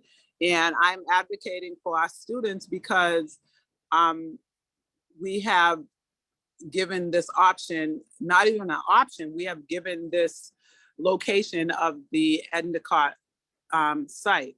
There's a few reasons why, and some students already said it, or some people already said it already, but the Endicott is not big enough for our school.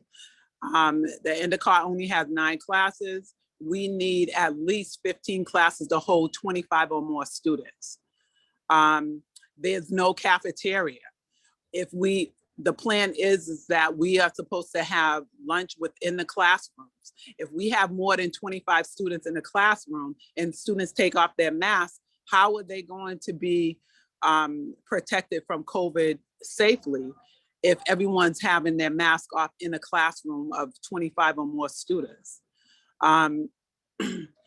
Also, the Endicott is over 40 minutes by transportation from our other campus, our lower campus, which is at Brigham Circle. That's not conducive to us having one campus. We need to be able to have a campus where we house 9 through 12. We don't have an auditorium, we don't have a gym. During these stressful times, it's very important for students to have a gym. We don't have that. Our students probably will have to take the bus, the public transportation to the Y, which is on Warren Ave, or to the YMCA in Dorchester. That's not conducive. You have mentioned earlier that there were talks about the Timothy and talks about Madison. What's the result of that? We don't know what the result of it is. We would be willing to do that, but instead you put us all the way across town in Endicott. That makes no sense to me. And to many of us, it makes no sense. My last question is, what is the date that we will be out of Endicott? That's very important to us. We, as professionals, we will try to make do with what we have, but what is the end result? Because we cannot effectively educate our students in this kind of environment. Everyone's going to be crammed up. There's no office space for non-teaching professionals. How are we going to be able to help our students succeed? These students, they're already behind academically. How are we going to help them in this kind of environment? Thank you very much. Thank you very much. Our next speaker is Gabe Averick, followed by Christina Biggins, John Mudd, and Wendy Sanchez.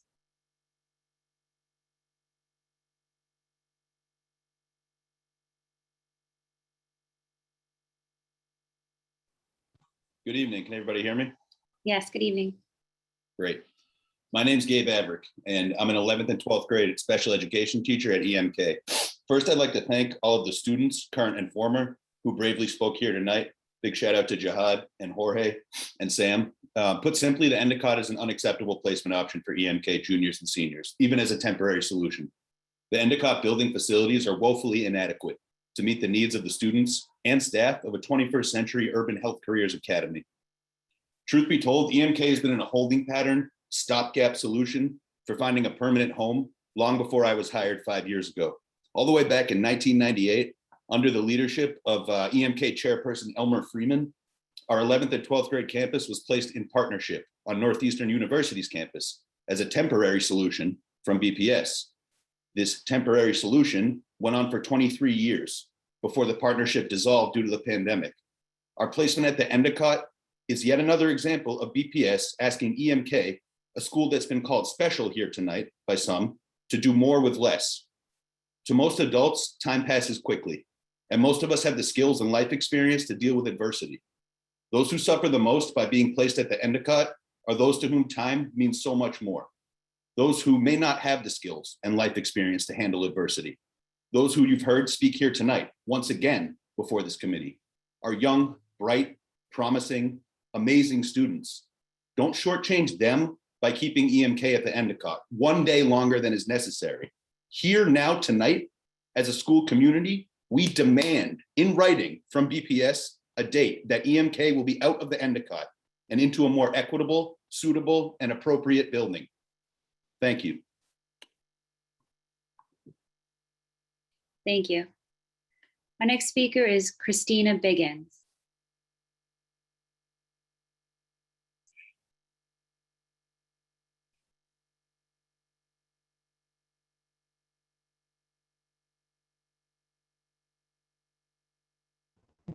Hi, can you hear me? Yes, good evening. Hi, good evening. I'm Christina Biggins.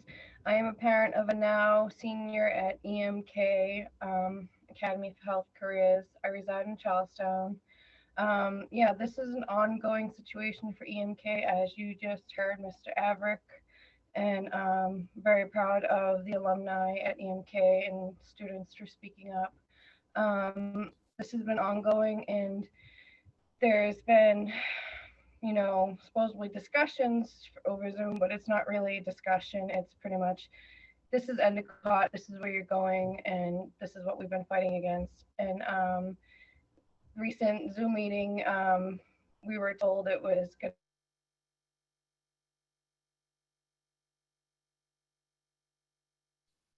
Oh, Ms. Biggins, you're on mute.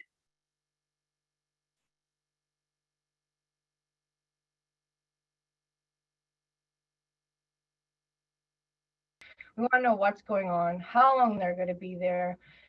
Virtual tours of these buildings were asked. I didn't see any of that. It's really sad that EMK has been going through this for years and years and years. And I like to say that, you know, every grade is important for every child, but the 11th and 12th graders, they're seniors. They're our future. They're about to move on to the world as young adults and go to college. And this is what the school has been doing. College preparatory, which they've been very great at with these children, my child, you know what I mean? And to give them less support, it's just not good. You're supposed to be supporting these schools, and you're bringing them back, and they need the support to go forward. And we want concrete answers. Short-term goals, we want to know what's going on, and of course long-term goals. A high school shouldn't be 2 buildings. A high school should be 1 building. There should be sports and stuff. So this has been a lot, and you know, thanks for listening. And this is gonna obviously continue until there is an equitable building for these students at EMK. And thanks for listening. Thank you very much. Our next speaker is John Mudd.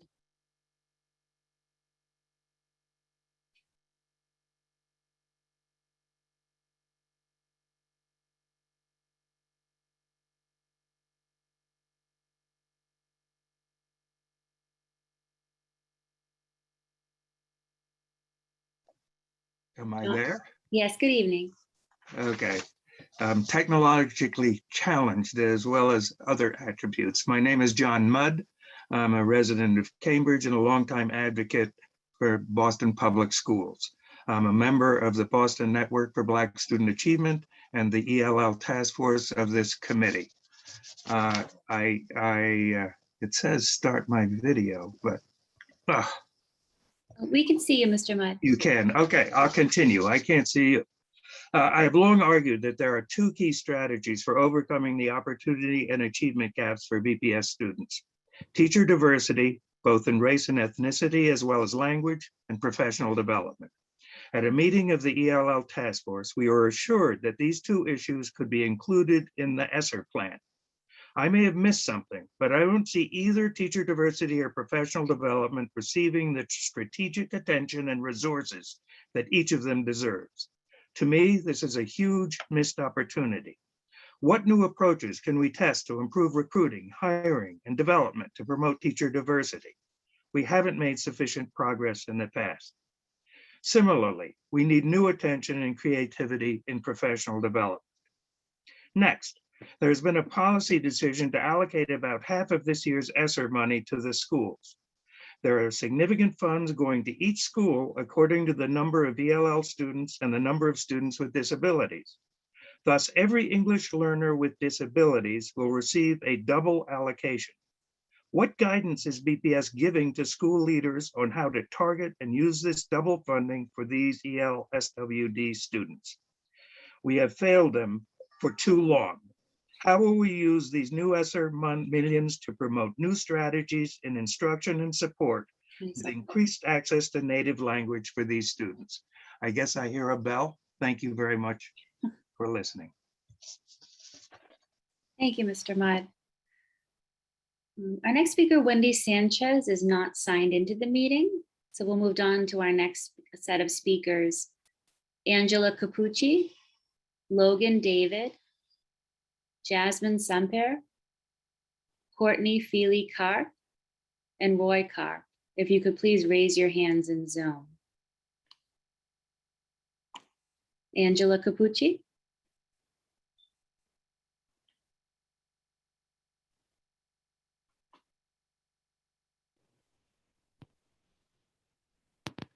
Hello? Can you see me? Yes, good evening. Good evening. Hi, good evening, everybody. Thank you for taking the time to listen to us. My name is Angela Capucci, and I am an educator at EMK. And I am here to request to all of you to give us a specific date for EMK for the upper class 11 and 12 graders, and a specific date for them to be moved out of the Endicott building. And my colleagues, my students have already mentioned the inequalities that are happening, and they are experiencing there the trauma, the emotional distress that this is causing to all of us. And it's very important. We're talking about, and I was super excited when I met Dr. Casilius as the new superintendent. I was very excited about JUICE, and I was like joy, unity, inclusion, collaboration, equity. But we have seen that nothing like that has happened to, like there is no JUICE for EMK. So we are trying to make sure that the building that is assigned to us, it is a building that we deserve, that everybody, every student that steps a foot into the building feel that they belong there. This is, we have been asking for a building for many years, and this is the time for us to get it. So thank you very much. Thank you.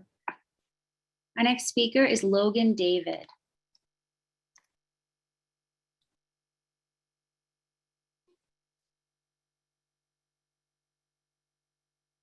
Okay, Logan and Jasmine don't appear to be with us. Let's try Courtney Feely Carr.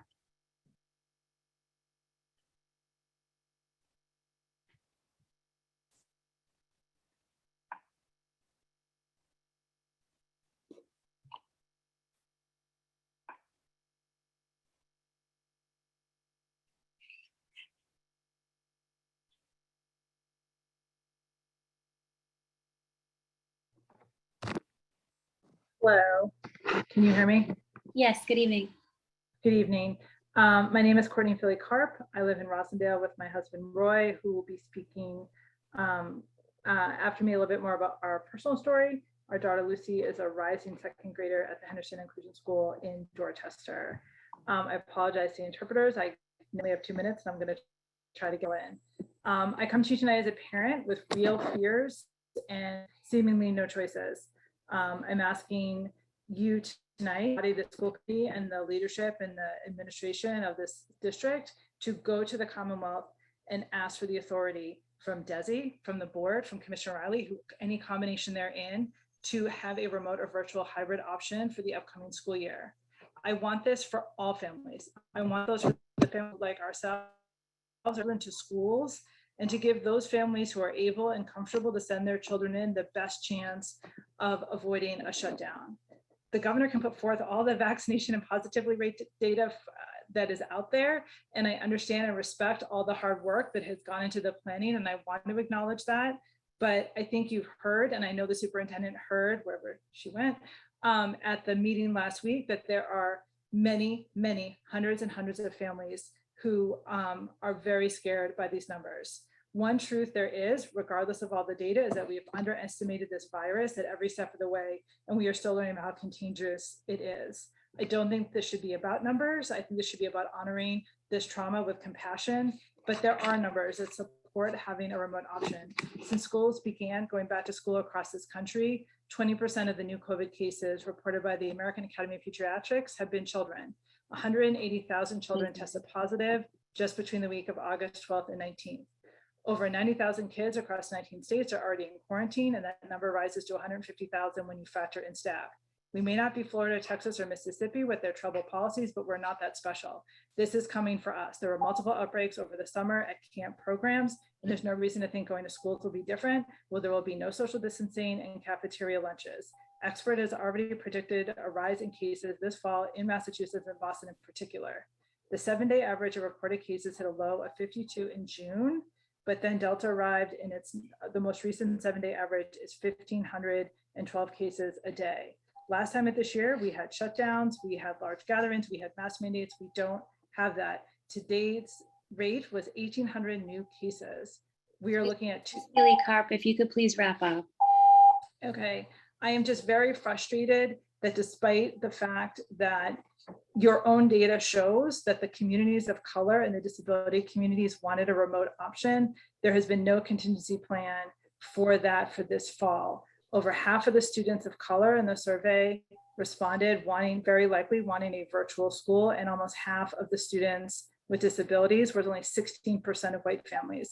So just to push back a little bit, the earlier comments about getting students back into school as being serving equity principles just really isn't that simple as stating that, because quite frankly, the communities in which you are talking about want this remote option. I rise here today just as a parent, and I'm not trying to blame or shame anyone, but I just ask that you go to the state and seek the authority to provide the comfort and realistic options to avoid a complete shutdown this upcoming school year. Thank you. Thank you. Our next speaker is Roy Carr, followed by Alicia Pialadu, Natasha Evitz, Alexander Furtado, and Francis Duncan. If you can please raise your hands in Zoom. Is Roy with us? Yes, I'm here. Hi, good evening. Good evening. Hi, thank you for letting me testify tonight. My name is Roy Karp, husband of Courtney Feely Karp, who just testified. I'm the parent of a rising second grader at the Henderson K-12 Inclusion School in Dorchester. I'm here tonight to express support for remote learning options as a stopgap safety measure until all school-age children are vaccine eligible.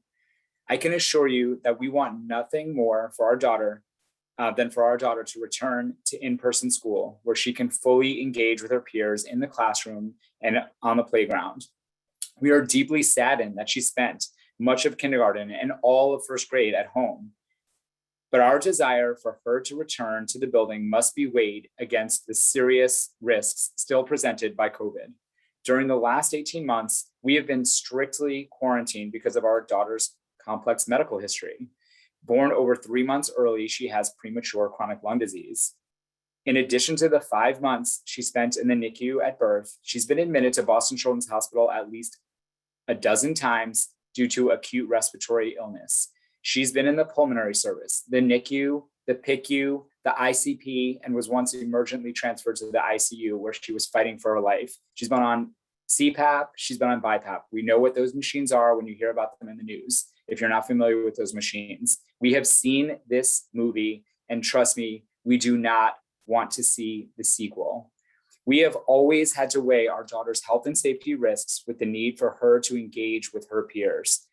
These have never been easy decisions. It was not easy to send her to the Boston Public Schools when she turned 3 and aged out of early intervention and lost all her services through EI. But we did it and we don't have any regrets. The Henderson School has been an amazing, loving, supporting community since the day she rolled into Lower Campus with her wizard purple posterior walker, her feeding bag, communicating only with sign language, and with our home care nurse going to school with her every single day to make sure she could eat safely. When last school year ended, we made the decision to send her to ESY at the Murphy. We were scared, but we did it because we wanted her to be able to engage with her teachers and peers in person. We know how much she needs that. If you could please wrap up. She went there for several weeks, but we didn't send her the last week of the program. Why? Because the situation had changed. The COVID numbers got worse. They were going up, not down. The Delta variant was more contagious. We didn't feel it was safe and we kept her home. It was not something we wanted to do, but we did it because we have worked too hard. And she's sacrificed too much in these 18 months. As noted earlier, the medical waiver is a very narrow exception. I would also argue that it's not inclusive. The way to include students who are at higher risk is to provide them with a remote learning option, as BPS has done the last 2 school years. We are working with other families to urge Governor Baker and DESE to allow students to allow districts to provide such options. Our daughter, I'll wrap up with one final thing. Our daughter is walking and talking now. She's also reading with relish and writing elaborate stories. She has so much joy and creativity to share with her classmates when she returns to school. We cannot wait for that day to arrive, but we are willing to wait a few more months to ensure that that day does arrive. Thank you. Thank you, Mr. Carp. Our next speaker is Alicia Piadolo.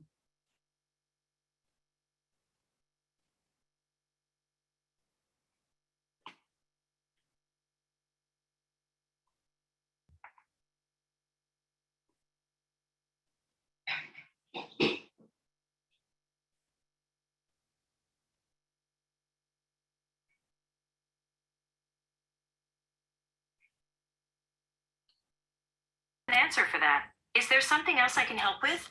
Sorry. Hello? Hi, good evening. All right. Sorry, the video thing is weird. Hi, my name is Alicia Piedalou. I live in Charlestown and I have 3 children who attend the Elliott K-8. Because my kids go to the Elliott, you might be expecting me to complain that our school, along with a handful of other BPS schools, has been mathematically cut off from exam school seats with the recent adoption of the new policy that was not even simulated before being unanimously approved. And while I must admit that I find the lack of simulation of the final policy incredibly strange and the complete lack of communication from the superintendent to our school community simply unacceptable, I'm sort of getting used to the district leaving kids behind. In fact, the last time I testified, I begged you to please reopen schools for children with high needs like my son, because we knew it could be done safely. And today, I'm actually here to encourage the work on making exam school policy more equitable. It was truly in need of change, and the kids who are left behind under the previous policies deserve much better. But we need to talk about the fundamental issue that makes this exam school stuff so challenging. Our city needs high quality high school pathways for all students.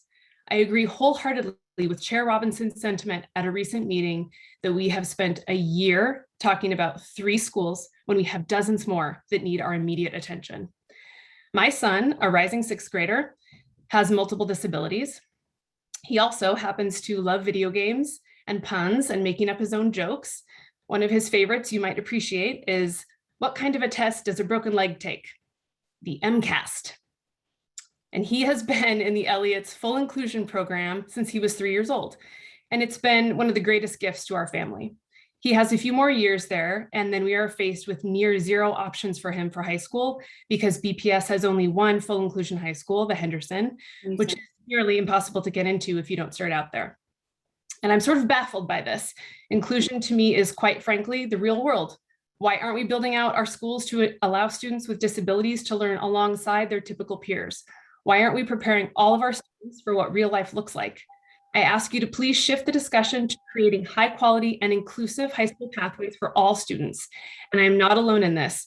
There are hundreds of families in my own school community alone who are ready to work hard on this if the district would just engage. So let's please get to work on it. Thank you. Thank you. Our next speaker is Alexander Furtado, followed by Francis Duncan, Peter Kovac, and Amy Lowney. You can please raise your hands in Zoom. Alexander? Hello, can you hear me? Yes, good evening. Good evening. Hello, my name is Alexander Furtado. I am the 10th grade student support coordinator at Edward M. Kennedy Academy for Health Careers, and I live in Roxbury. I would like to reinforce the words of my colleagues and brave and talented students who have been asking for a finalized plan that our 11th and 12th grade campus may be relocated out of the Endicott Middle School and into an equitable location that can accommodate the goal of our school to provide a specialized health careers education to Boston Public High School students. You've already heard the facts. The Endicott School does not have enough classroom space or facilities. We would not be able to offer a science lab to our students or a health assisting classroom, integral to the very mission of our school. Relatedly, I'd like to bring your attention to the lack of adequate facilities for our students with physical disabilities. It is absolutely outrageous that a parent or student who requires a wheelchair could not access our buildings. It's illegal. I've worked at 2 BPS high schools and both are not accessible. Every BPS building needs to be wheelchair accessible as soon as possible. Lastly, the Endicott placement will make whole school extracurricular activities virtually impossible. I taught a rising 11th grader last year who asked to be a student leader for a bicycling club that I am starting. We will not be able to give this student an opportunity if EMK is not relocated, which leads me to the point that students are not operating on the same timetable or timeline as us adults. A year for us is not the same as a year for them. It is an incredibly valuable, formative block of their life. So I ask that you please commit to a date that EMK will be out of the Endicott. Thank you. Thank you. Our next speaker is Francis Duncan.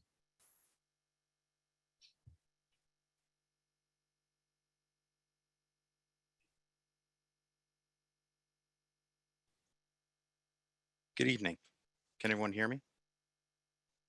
Yes, good evening. Good evening. My name is Frank Duncan. I also go by Coach Duncan. I'm a BPS parent as well as a BPS teacher at the Edward M. Kennedy Academy for Health Careers. I'd just like to go on record first, and Dr. Cialis, I think maybe you misspoke, but referred to Dr. Walker Gregory as Mrs. She is not. She is Dr. Walker Gregory.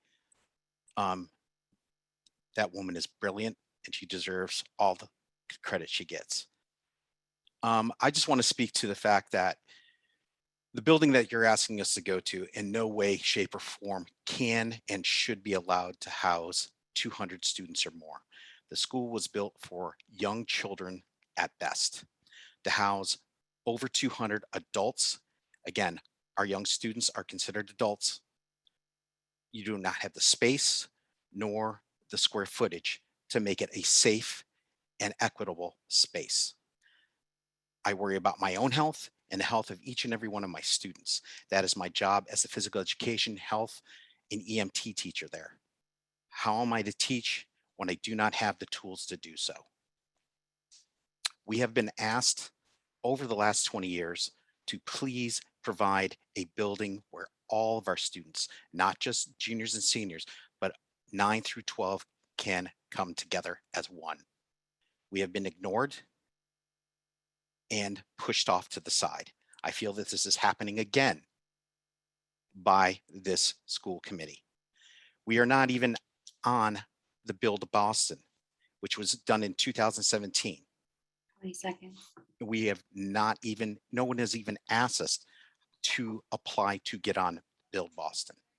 So I find it hard that you are going to find anything or do anything for us. I would hope that this would change. Thank you. Thank you. Our next speaker is Elizabeth Barron, followed by Brittany Hampton, Janet Guarino, Damian Alfiero, and Hiba Taha. You can please raise your hands virtually in Zoom. Elizabeth?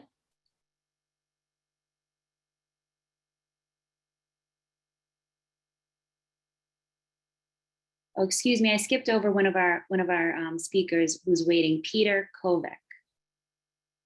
Peter, are you with us?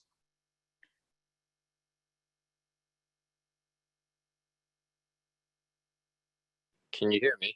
Yes, I apologize for that. Thank you. No, thank you for allowing me the chance to speak. Good evening, school committee members and everyone else on the meeting. My name is Peter Kovac. I will begin my first year as a physics teacher at the Edward M. Kennedy High School this year.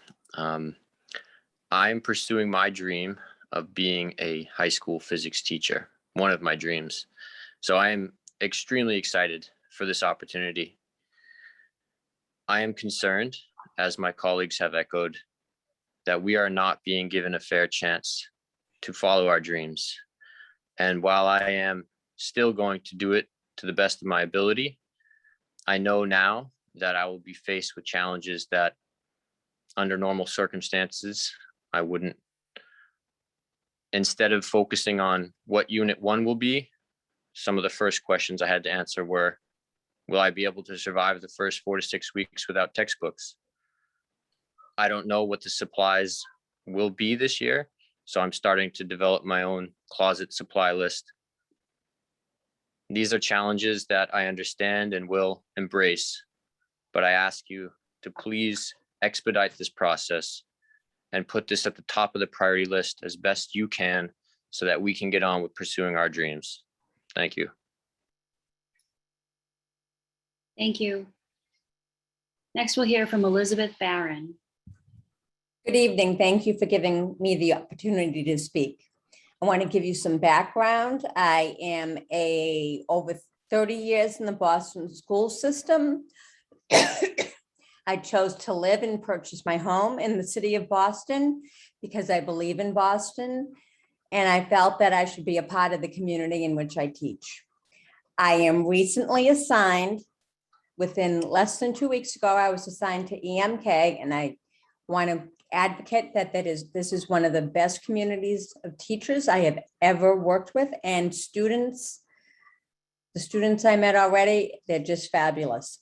Students deserve better. Every high school student, EMK students, but every high school student should have a science lab, a safe space to go when they're having a miserable day and they just need to talk to a psychologist or a school counselor. They need a gym. They need a cafeteria. They need an auditorium. Every high school student should have these opportunities, but the EMK is a split campus. It should be a united campus, and friends and family and other school districts are appalled at the lack of resources that a school, this is a diamond. This school is a diamond, and this school has unique properties, and it should be treated as such.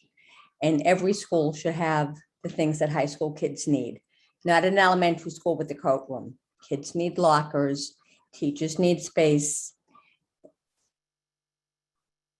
And I'm echoing everything everyone said. Thank you for your time this evening. Thank you. Our next speaker is Brittany Hampton.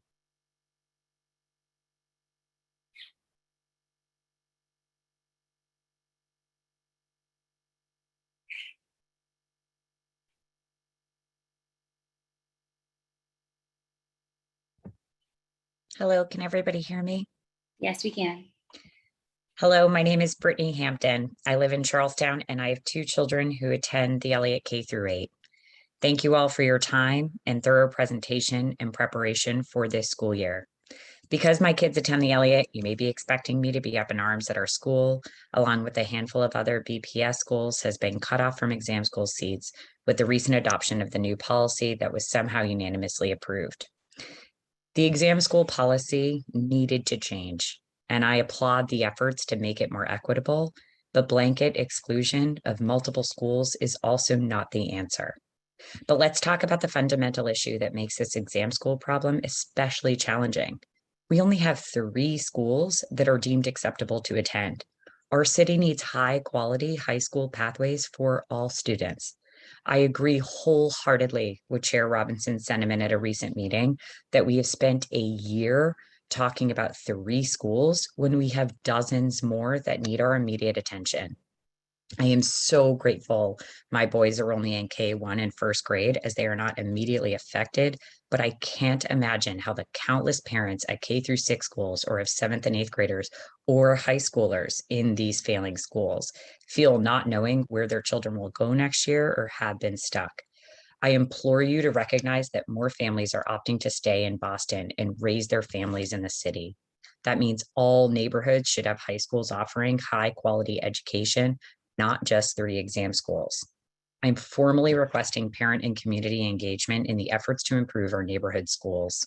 Let's please shift the discussion to creating high quality and inclusive high school pathways for all students.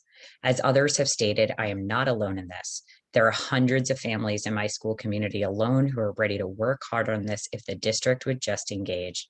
We understand you are in the midst of a pandemic and unforeseen challenges. Please allow us to engage and get to work for the betterment and inclusion of all of our children. Thank you. Thank you.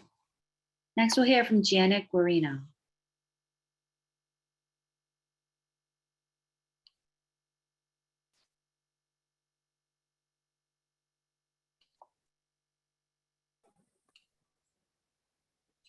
Hi, everyone. My name is Janet Guarino.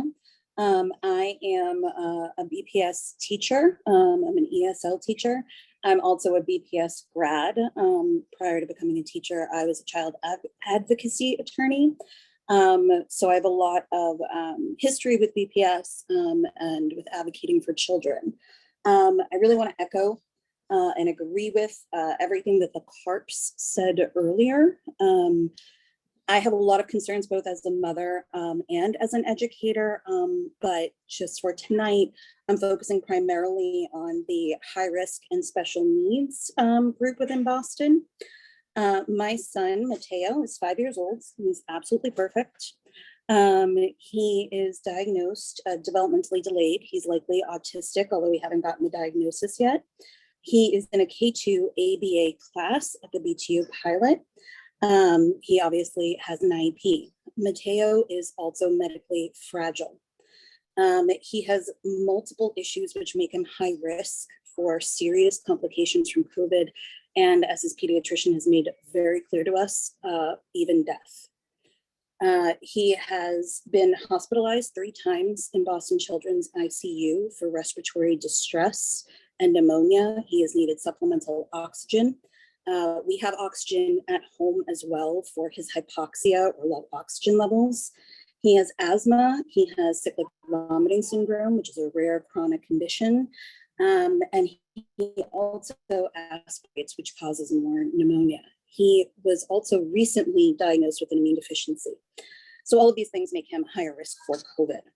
I am extremely disappointed in BPS. I feel, and I'm sure I know that a lot of families like ours feel abandoned.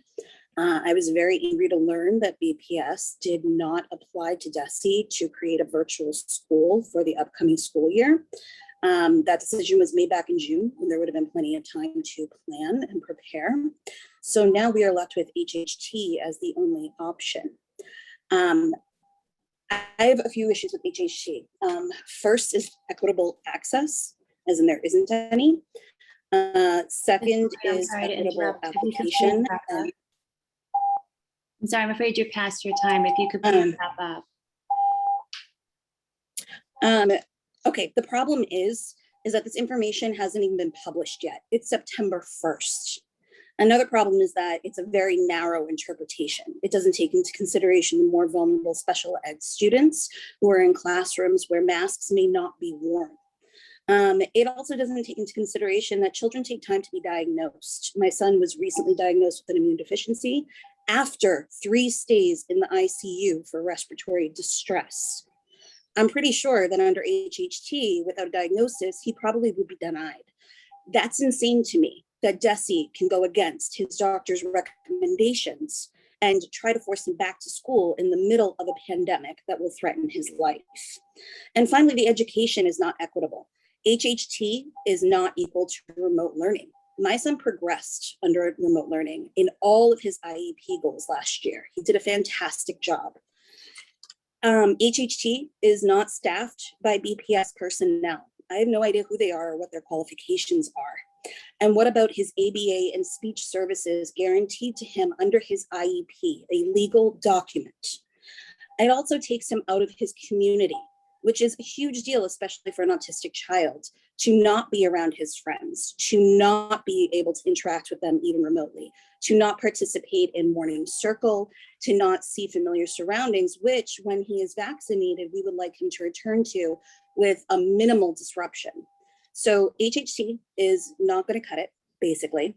There needs to be another remote option. And at the very least, this very narrow interpretation of HHT has to be addressed. And it also doesn't take into consideration that this is an infectious disease. This is contagious. We have high-risk students, but we also have high-risk families. Students will not be approved for HHT, even though they may have siblings who are premature babies or pregnant mothers, Ms. Guarino, or cancer patients. I'm done for now. Thank you. thank you for your comments, Ms. Guarino. Our next speaker is Damian Alfiero.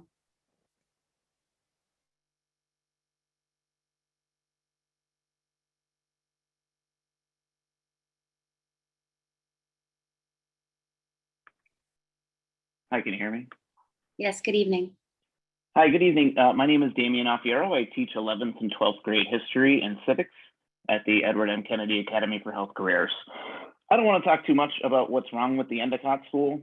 Everyone here seems to understand that there's a lot of stuff wrong with it for our school community. It's not the right spot for EMK.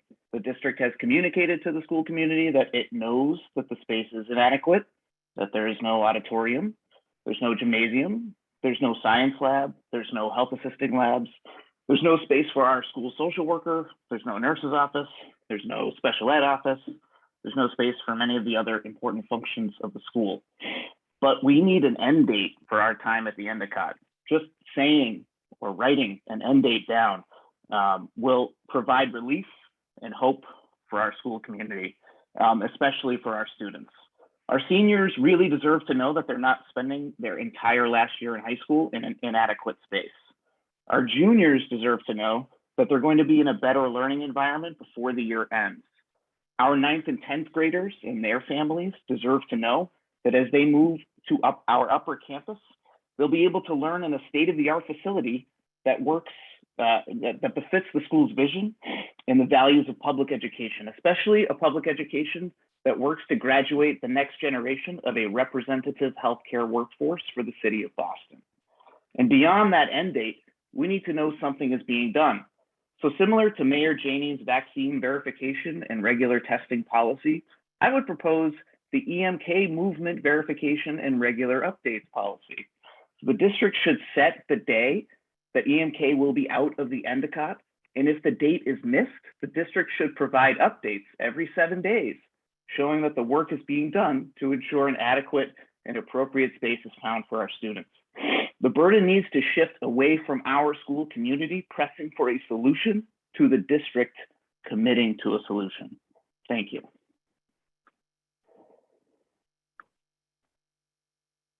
Thank you. Our final speaker, Hiba Taha, is not signed into the meeting. So Chair Robinson, that concludes our speakers for general public comments. Thank you, Ms. Sullivan, and thank you to those of you who spoke this evening and shared your perspectives. Your testimony is extremely important to us. All right, our first action item this evening is the payment of membership dues to the Council of Great City Schools for school year 21-22 in the amount of $40,868. The Council of Great City Schools is a coalition of 75 of the nation's largest urban school systems dedicated to the improvement of education for children in the inner cities.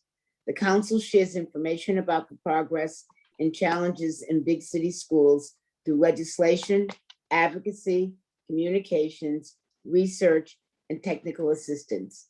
BPS has been fortunate to enjoy a wonderful partnership of the council for many years, and our vice chair, Michael O'Neill, recently concluded his term as chair of their executive committee. Mr. O'Neill, is there anything you would like to add?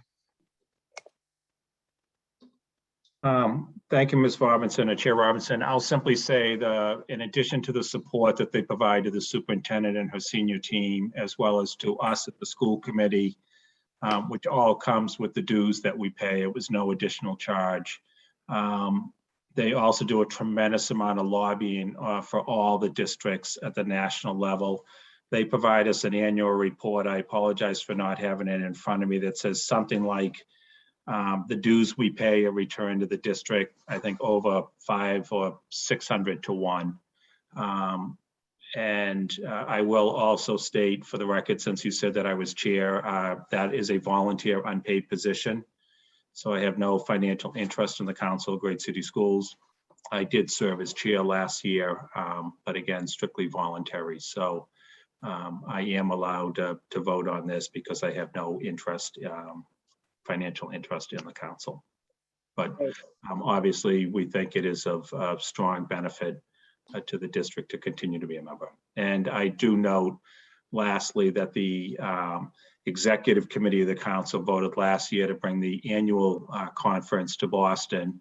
We pushed it back 1 year, so it will be in Boston in 2025, which brings approximately 1,000 to 1,200 people to Boston, education professionals from around the country to Boston for 4 days.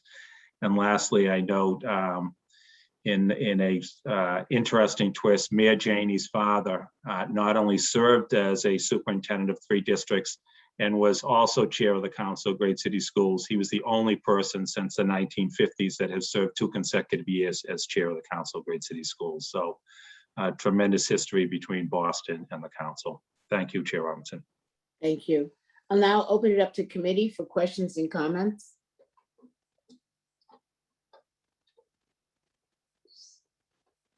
Trying to see.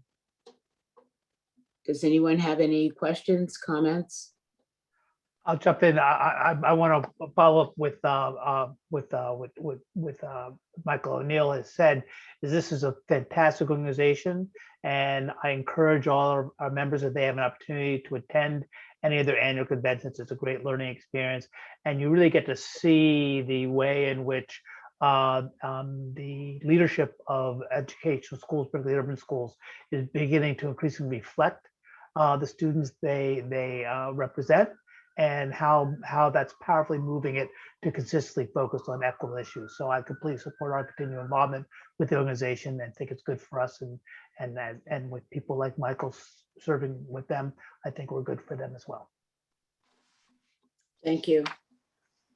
Yeah, in my short term as chair, I've been able to participate in a weekly Friday afternoon meeting with the board chairs of many of the districts, and it's been quite an eye opener to learn about the various issues that all of the districts are dealing with across the country as they reopen. And they've been able to give me a number of ideas that I've come back and shared with Dr. Casalius and others as sort of, shades of things hopefully not to come in our district that other districts are experiencing, but hopes that we can put some plans into effect to avoid some of the problems that others have been doing. But I really appreciate the camaraderie and getting to know some of these wonderful folks. So thank you.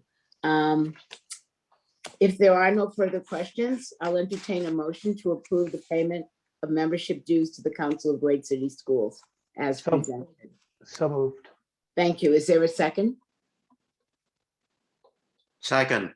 Thank you. Any discussion or objection to the motion? Ms. Sullivan, will you please call the roll? Dr. Coleman, Yes. Mr. DeRusso, Yes. Ms. LaPera, Yes. Ms. Polanco Garcia, Yes. Mr. Tran, Yes. Mr. O'Neill, Yes. Ms. Robinson. Yes. It's unanimous. Thank you. Thank you. Our next action item is grants for approval totaling $77,941,811. I will now open it up to the committee for questions and comments.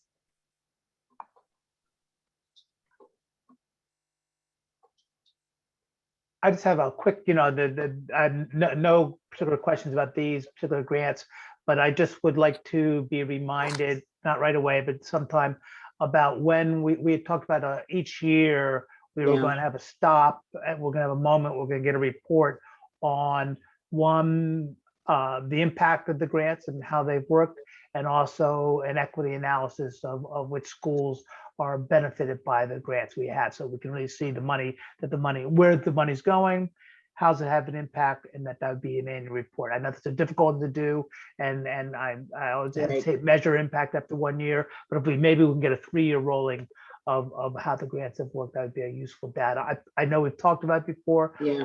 I apologize for forgetting when that's going to occur, but I would love to learn when that's going to get in the budget. It can't be doing budget season, or, so we want to have little windows where we can spend time looking at that. I can work with the finance team on that. Yeah, thank you. I'd agree with that wholeheartedly. Thank you. Are there any further questions? There are no further questions. I'll entertain a motion to approve the grant as presented. Is there a motion? Yes. Thank you. Second? Second. Thank you. Is there any discussion or objection to the motion? Ms. Sullivan, will you please call the roll? Dr. Coleman, Yes. Mr. DeRusso, Yes. Ms. LaPera, Yes. Ms. Polanco Garcia, Yes. Mr. Tran, Yes. Mr. O'Neill, Yes. Ms. Robinson. Yes. The grants are approved unanimously. Thank you. Our final action item this evening is the appointment of Ernani DeRusso as co-chair of the English Language Learners Task Force. You'll recall that at our August 4th meeting, I nominated Mr. DeRusso for this leadership role, and the committee expressed its support. Mr. DeRusso will fill the position formerly held by Dr. Lorna Rivera, who stepped down from the committee last June.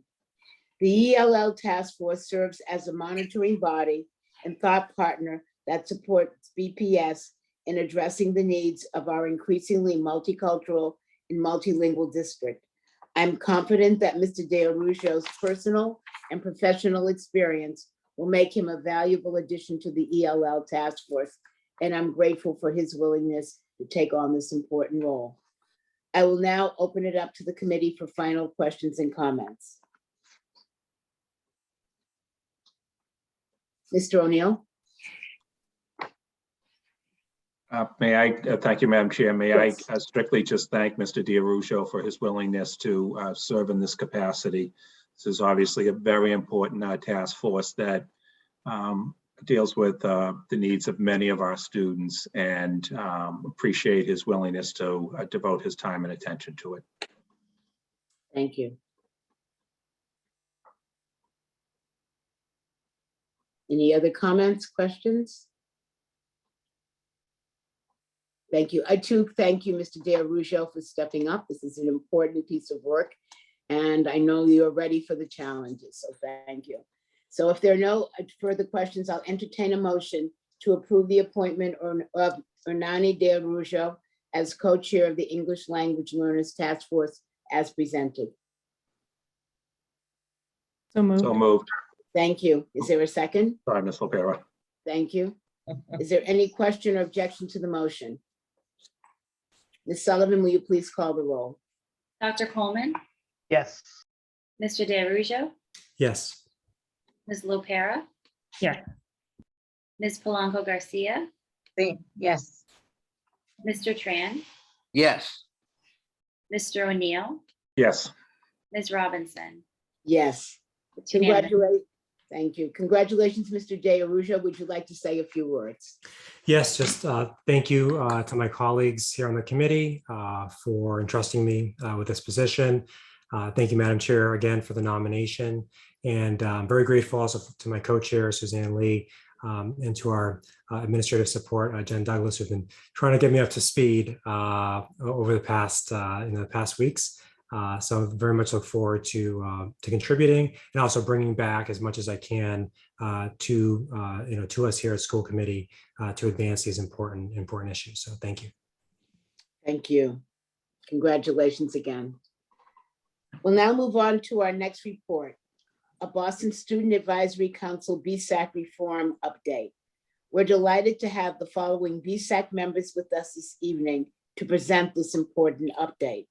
Tiffany Lau, BSAC Senior from Boston Latin School, Dorian Levi, BSAC Sophomore, Boston Community Leadership Academy, who will be accompanied by Neva Coakley-Grice, the Interim Chief of Student Support. Before I turn it over, I'd like to invite the superintendent to give a few opening remarks. Thank you, Madam Chair. I am so proud of these young people and all that they've done throughout the summer to pull together a broad consensus.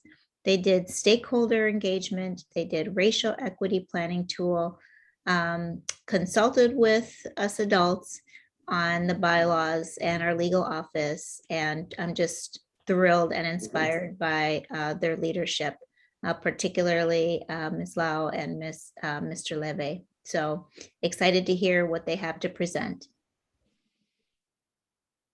Or to share, I've heard it. I'm Yes, excited to share turning it over to you. Okay, So I'll turn it over to you, Dorian. yeah. Thank you, Madam Chair. Thank you, Superintendent, and thank you, School Committee. Actually, I'm gonna pass it to Chief Coakley to open us up with the department and division. Good evening, everyone. Hello, Madam Chair and the rest of the council members. Hello to Tiffany Lou and Dorian. A famous quote that I often hear is, "Not everything that is faced can be changed, but nothing can be changed until it is faced." I think these young people exemplify this the most. Now I turn it over to Tiffany Lowell and Dorian Leve. Once again, thank you, Madam Chair, Superintendent, BPS, and School Committee and the Boston Public School Committee as well. To present us, we had previous school year and this summer, we had a new logo designed by our own alumni, Katie Malcolmus. She created our new BSAC logo and was colored in by one of BPS Communication, Melissa Kent. And I am proudly to present this as our new logo. I'm happy to present this as the new Boston Student Advisory Council logo. Moving forward, this is our BPS student engagement organizational pyramid in the Division of Student Support. As you can see, as the Office of Youth Leadership going down into student government. Student government is our primary student body for all 36 high schools in BPS. We encourage that middle school also have a student government. As you go down to your left of your chart, you see the Greater Boston Regional Student Advisory Council. That is our Boston-wide student advisory council for students to make decisions on for schools in the Boston area. As you go further down into our state student advisory council, we have a connection that a member from any school in BPS could be on the Greater Boston Regional Student Advisory Council, and they will be selected to serve on the State Student Advisory Council. This council advised the DESA and commissioner. They also had a vote on the council. Going down into the middle, the school site council and government board as our board for our school levels to make decisions on. We also have students to serve on. That is 1 to 2 students. As you go over to our right with the Boston Student Advisory Council with a reform, we encourage students to join as well because they do get the opportunity to being a part of a district making. This body does report to our school committee